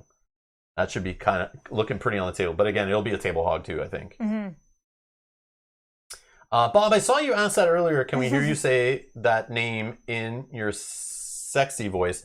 But I'm sorry. You will have to wait specifically for our next, or any Arkham Horror themed game or Cthulhu Mythos themed game where we have that enemy. But just on that topic, we did get a hold of yesterday that miniature. I thought you were going to say it. No, we got a hold of that specific expansion, a great old one for Cthulhu Death May Die. It's been primed. I primed it this morning before the stream. Mm-hmm. So it's now on to Melt to Paint. Yep, which will be started tonight. And then I will schedule the next Cthulhu Death May Die streams, and we're going to see that expansion, who shall remain nameless, in that next scenario, which hopefully will be in the next few days. But yeah, so we got that expansion. That's funny. But yes, the next Sword Sorcery, pending anything coming up, will be again next Saturday, same time. We'll do 11 a.m. It works. Yeah, it seemed like this was a good time. We're going to keep it going. Let us know in the comments below what you think about that. But we're going to be playing Quest 10 next weekend, Saturday, whatever the date is, 11 a.m. Eastern, same time. I'll schedule that shortly after this, and you'll see that pop up. It'll be in the link down in the video description if you're watching this later, in the playlist link. You can follow along. You also see it on the main page. And if you're subscribed and have the notifications all on, you should get notified when we go live. Also, we're going to be continuing tomorrow with our Dunwich Legacy campaign playthrough for Arkham Horror the card game. 11 a.m. Eastern tomorrow. Tune in for that. If you're okay with spoilers and you've been watching along and that kind of stuff, go to the last video, episode 2. People have been leaving suggestions of how we spend our experience for that game. Go hit the like button on whichever one you feel like you want us to do. Or if you don't like any of those options, leave a comment on that episode 2 video for how you'd want to spend our experience. And the link to the deck lists are in the video description for that one. But we will put those decks together tomorrow morning. We'll do the upgrades. We'll talk about them at the start of the stream. And we'll continue on doing that. It seems to work. Mm-hmm. So we'll do that. And if you want to save our experience, mention that also in the comments. Or like an option that mentions that. And yes, Brian's reminding me, Thanks to all the Patreons to the channel, our fans, our supporters, our producers. Thanks for supporting the channel. It's because of you we have this game. I remember this one when we first started. I was only doing for a few months full time. We didn't have a lot of money. I found this game used, got it cheaper, the Kickstarter and everything, but it was because of the Patreons that backed us when I became full time doing this, and that money helped us keep board games coming to the channel, which was my fear becoming full time. If producers weren't sending us games all the time, which they didn't anyway, some did, but it's hard to get those sometimes being a smaller channel, smaller. So without the Patreon support, we wouldn't be able to get big ass fun games like this on the channel and add games to our collection, and also upgrade our equipment to make the streams, I think, sound good and look good, the lighting, the cameras, the computer, all that stuff. Thank you for your support. And if you want to get involved in our producer only Discord, the link is down in the video description. If you would like to just vote on some of the polls we put up, you can get that bonus at the supporter level or the producer level. But if you want to join our producer only Discord and chat with a bunch of people joining us in the live stream and others to just talk about anything really, feel free to join up your Discord to Patreon if you become a producer, and that's one of the benefits. But thank you everyone for your support. It means a lot. It really does. It does. And it keeps us going. Yeah, Graham says about the Discord chat across so many subjects. It's awesome and keeps me very entertained all week. Yeah. Thanks everybody. Well, thank you for being part of that. Let's see what else the chat's saying. Kanji saying great playthrough. Thanks to Ellen. No, thank you for being here. Don't stop thanking us. Don't thank us for the playthrough. No, yeah, thank you for watching. Thank you for being here, because without you here, we wouldn't even be doing the playthroughs. So thank you for allowing us to be able to do this and spend our Saturday with you guys having fun playing board games. Okay, Graham. No. He says, I'll sell a kidney, then I can donate more on Patreon. No. Graham, Please don't do that. We're fine with the Patreons. It's okay. You don't have to donate to, it's fine. Worst case, and like again, there's things going on in the world, and there's priorities where your money should be spent. Yes. And I'm okay if it's not us. Spend them however you want. But if you like what you see here and it's bringing any kind of entertainment or value to you at all, and you can afford it, yes, feel free to go over to Patreon or super chat donations, or there's a one-time donation link. That's all there. You do not have to become a Patreon if you're month to month is kind of hard. It's not that, but I'm trying to mention it because obviously our producers in the chat keep reminding me, because they want more of you. More people they want more of you in the Discord to have a good time. But we're doing okay, and I appreciate the support that's there. And it helps us reach our goals and that kind of thing, and keeps me doing this full time. I do appreciate it. But yeah, do not sell kidneys. No. Please do not. We're not that desperate. And like I said, I have savings to fall back on if ever something were to happen where, Patreons were like, we're out, we can't do this anymore. The world's falling apart. I have savings to fall back on if needed. And also, if the world's falling apart, but I can still get a job in IT, I will do such things to get a job. Worst case, I'll be sweeping floors. It's all good. And just streaming less. I would definitely have to stream less because I'd have to go get a job. But we're good. Don't you worry. Yeah, but this is a job. I don't know. Yeah, I have to go back to something else. But anyways. No. But yeah, thank you so much. And Brian, we got our update on Falling Skies. Under Falling Skies, looking like it's getting closer to 100 likes for that campaign playthrough. That's awesome. Well, if it doesn't hit it by March 1st, I'm sorry. That's awesome. I'm burning the game. No, I'm just joking. Also, we appreciate everybody that just likes, comments, watches, subscribes. All of you are awesome as well. And Velco caught that. I didn't say I would sell my board games. Yes. Oh, no. I would go work. I would go work and go to my savings. I would, only if I had to burn something for heat. Maybe I'd start burning board games. But I'd probably start burning furniture and some of the wood from the walls in the house and everything first. But oh my god, that is so funny. Cynthia says, but your playthroughs, none of us would be here. Oh yeah, true. Chicken and egg, right? I would say without you guys, we wouldn't be doing this. But without us, you wouldn't be here. So yeah, chicken and egg scenario. Yeah. So I don't know. What came first? Who should be thanked? I don't know. Burn tax returns first? Yep. I will get my students to like it if I have to. Oh, Brian wants that. He wants that playthrough. Oh, Velco says I was talking about the kidney. Oh, okay. I thought you were talking about board games. Oh, I get it. He did not say he will sell his. Oh, I didn't say I'd sell mine. Now I'm confused. Oh, I think he did. I know Graham said he would. Graham said he would. Yeah, he would sell a kidney, then he can donate more on Patreon. But Rob won't sell your kidney, so you can keep doing this. And then he's asking, what about toenail clippings Oh, instead? gosh. Yeah, there that's fine. There might be a market out there. Yeah, I don't know. Or what's the other one? Bathwater? Go sell some bathwater to some crazy fans. That is not cool. Yeah, there's people on Twitch. There's some people on Twitch that have done that. Some models or something. They have rabid fans that were literally buying bathwater, and who knows if it was real, but they were selling it on like a website and making money off their fans being that obsessed. That's creepy. Yeah, nuts. Yeah. Cynthia says ew. Yeah. And we know you're only joking, Graham. We know. Yeah, that is ew. Yep. Just throwing it out there. I saw that on the news before. Yeah, because I searched a lot of stuff about streaming, and that came up as a thing. As streamers, it's like streamers sell bathwater or something. I had to watch it. I had to know what the heck it was about. And it was some girl or some girls or something on Twitch, I think, that, yeah, they have such a rabid fan base that were like, we'll buy your bathwater. I don't know, or whatever. And the person actually did it and set it up as a business and were selling it to fans. Like to multiple different people? Yeah. Wow. Yeah. I assume it was a thing. I don't know if they still do it. I don't know if it was shut down. I don't know if really people bought it. I don't know. But they were selling bathwater. And I'm not going to look it up right now. I don't want to do that. No. That's no. That just does say start creating merchandise. Yeah, I know. I do need to do that. That is a way. It is something we talk about, yes. I'll do that. Yes. Yeah, maybe I do that next week, is focus on that stuff. But I think we maybe need to ask some questions in the Discord of what type of merchandise would you want created. I got to see what's even possible. I know I've seen other channels on the internet use, you can do the standard stuff. T-shirts, mugs, clothing. Clothing is a thing. Yeah, Graham says we need T-shirts. T-shirts? Okay.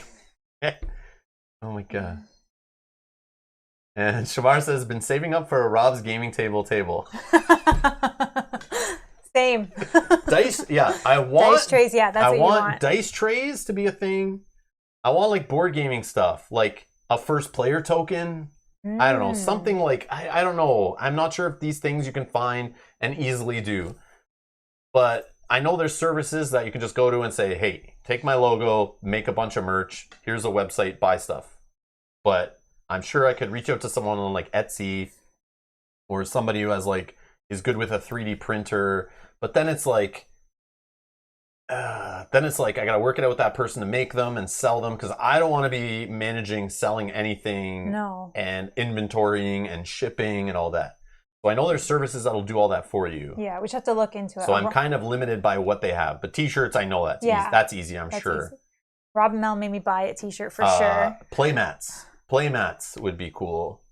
I think would be a thing that maybe, but it's like a dice tower that could be possible. We have talked about that. But again, even like dice bags. If anyone knows of any services that have that kind of stuff that's easier for just any custom anything like that, and know of like dice trays, dice towers, playmats, anything like that that's related to the hobby, a die like dice with the logo. I don't know if that's possible. It's like maybe like an R on it. I don't know. Like we'll have to look into I'm not sure. Yeah. I don't know. Yeah. I don't know.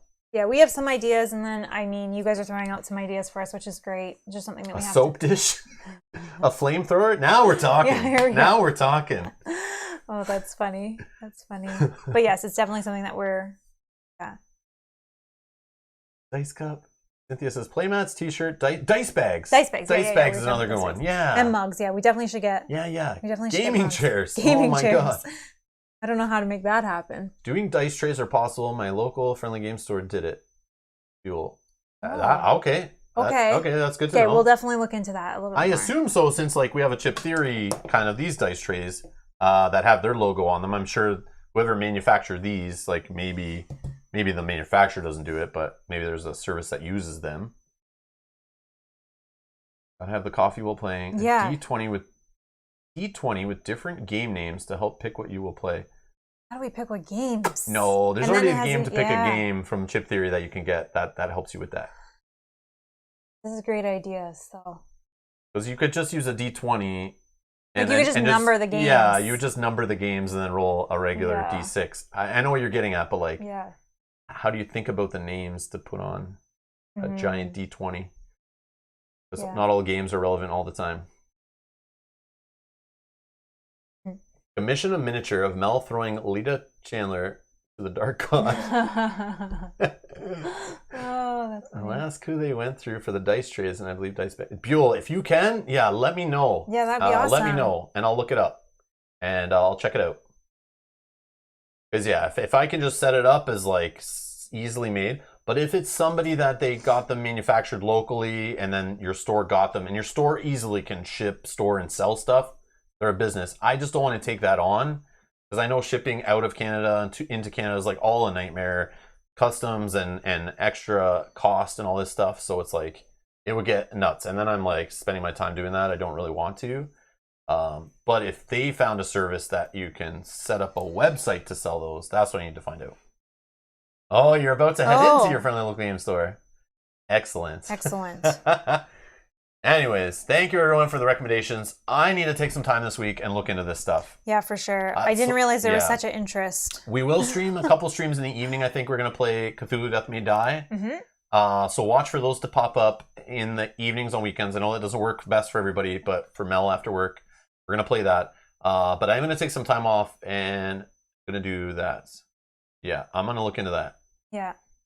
Yeah, it's a good idea. It's just, I should. I get bugged about it more than just in the chat. People have asked me about it. Where do I buy a mug with your thing on it? Like, why don't you have this? I'm like, yeah, even just for ourselves. Like, well, I definitely want it. Yeah, I definitely want a mug. Yeah, I want a mug, and I would like a play mat. That would be nice. Like But yeah. Yeah. And definitely 3D treasure chest. Definitely t-shirts or some treasure shirts. There's definitely some funny things we could put on. Yeah.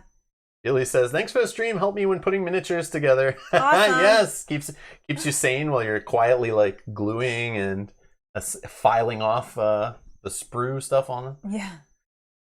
That's a NASCAR chore. sponsorships, says Keith. How is this not related to board games? Yeah, but it just helps people come to the channel because they would see like my name on the side of a NASCAR and on like their uniform or whatever. They'd all have it on all their team and everything would have it on the, like, you know, the NASCAR have like all of the guys, like the driver and even the pit crew, everybody, it all has like 1,000 logos on like everywhere, like the hats, they got like tattoos on their face, and I'm just joking, they don't go that far, but they are everywhere. on the car, you can't even read them all. the car's like covered everywhere with like logos. It's crazy. That's funny. Crazy. Oh my God. Anyways, we're going to get out of here. Thank you so much. We'll be back tomorrow with some Arkham Horror. Thank you everyone for the kind words and the suggestions. Thanks for watching, and we'll see you in the next one. Bye-bye.